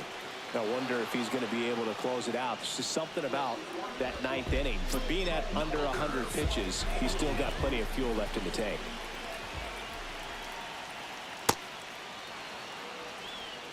One down, base is empty here in the 9th. That to right. Judge should have this one. 2 down. So they're down to their final out. And up next for Chicago, Michael Busch. In there for strike 1. Cutter, high inside. And a ground ball to first. And the Yankees have won the American League East. Terrific job in this game. He scattered 2 hits and pretty dominant. Efficient with his pitch count. Got himself all the way to the finish line and finished what he started. A shutout in this one. 3-0 our final score. For Chris Singleton and our entire outstanding crew here at MLB The Show, I'm John Shelby. Thanks for joining us.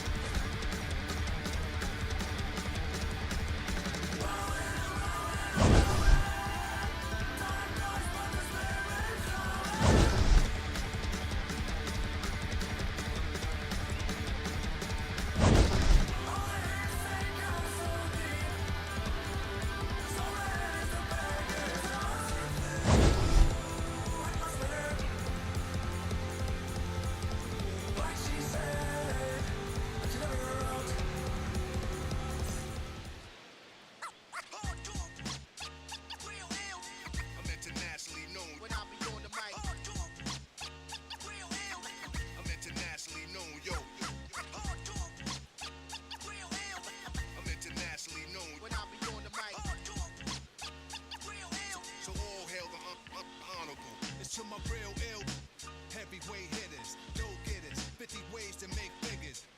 The They come on the spot, the fail sisters, like the hair rail spitters, kids on the ziggas ziggas. When it's ugly, then the club is lovely. Thugs be sipping bubbly to my comrade to keep it flaming hot on dangerous blocks, claiming spots where the goal is to be one of the top ranked soldiers. One of the high rollers, get respect in the hood. Credit is good, knock it down lumberjack style, baby, extra wood. Rock it all night long, the bangathon, baby, keep hanging on. We like it with the lights on. Don't have to blow 20 down to get to know honey style. Show her the town, steal a heart, no money down. I'm internationally known when I be on the mic.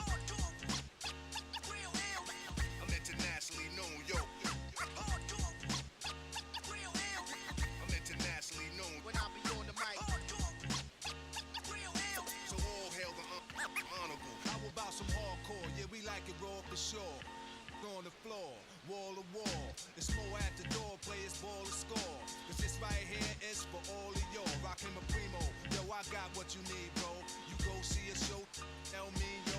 And DJs play hits with hard bass kicks. And then they display tricks like the Matrix. Make the record fly, undetected by the naked eye. Don't just feel the vibe, cause your ears never lie. Nowadays, DJs bags of tricks graphic. Also behind the back, catch it and scratch it, blast it. This kid got his craft mastered. Hands is mad quick like he mixed with magic. Spin it back and forth and grab it and know just where it is.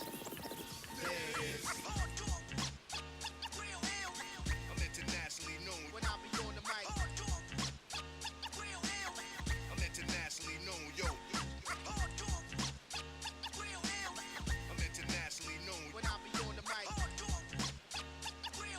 So all help the honorable. Jamal Lee Peace with the murderous mistakes. I hit the street with beats and they critique for weeks. They be like, how that kid Rob reached the peak. Pull out the heat and use my technique to speak. It's dangerous. Sit calm and explain to kids what part of the game this isn't foreign language is. They hold raws events in different continents. Put my lyrical contents in monuments and ghetto garments. I rock a towel like a pharaoh. Mind travel, design style like apparel. My fashions last long as a lifetime. Cause I can see the future when the guard right rhyme. They mad cause I managed to reign so long. Like they chance to get money done came and gone. This is strictly for my listeners on the corners at night. And the sisters that be keeping us right when I be on the mic. I'm internationally known when I be on the mic. I'm internationally known, yo. I'm internationally known when I be on the mic. So all hail the honorable.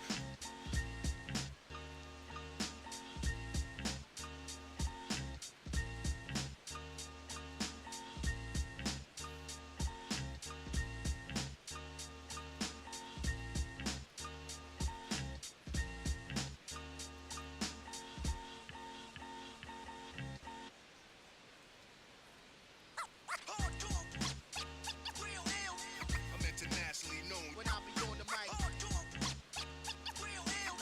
I'm internationally known, yo.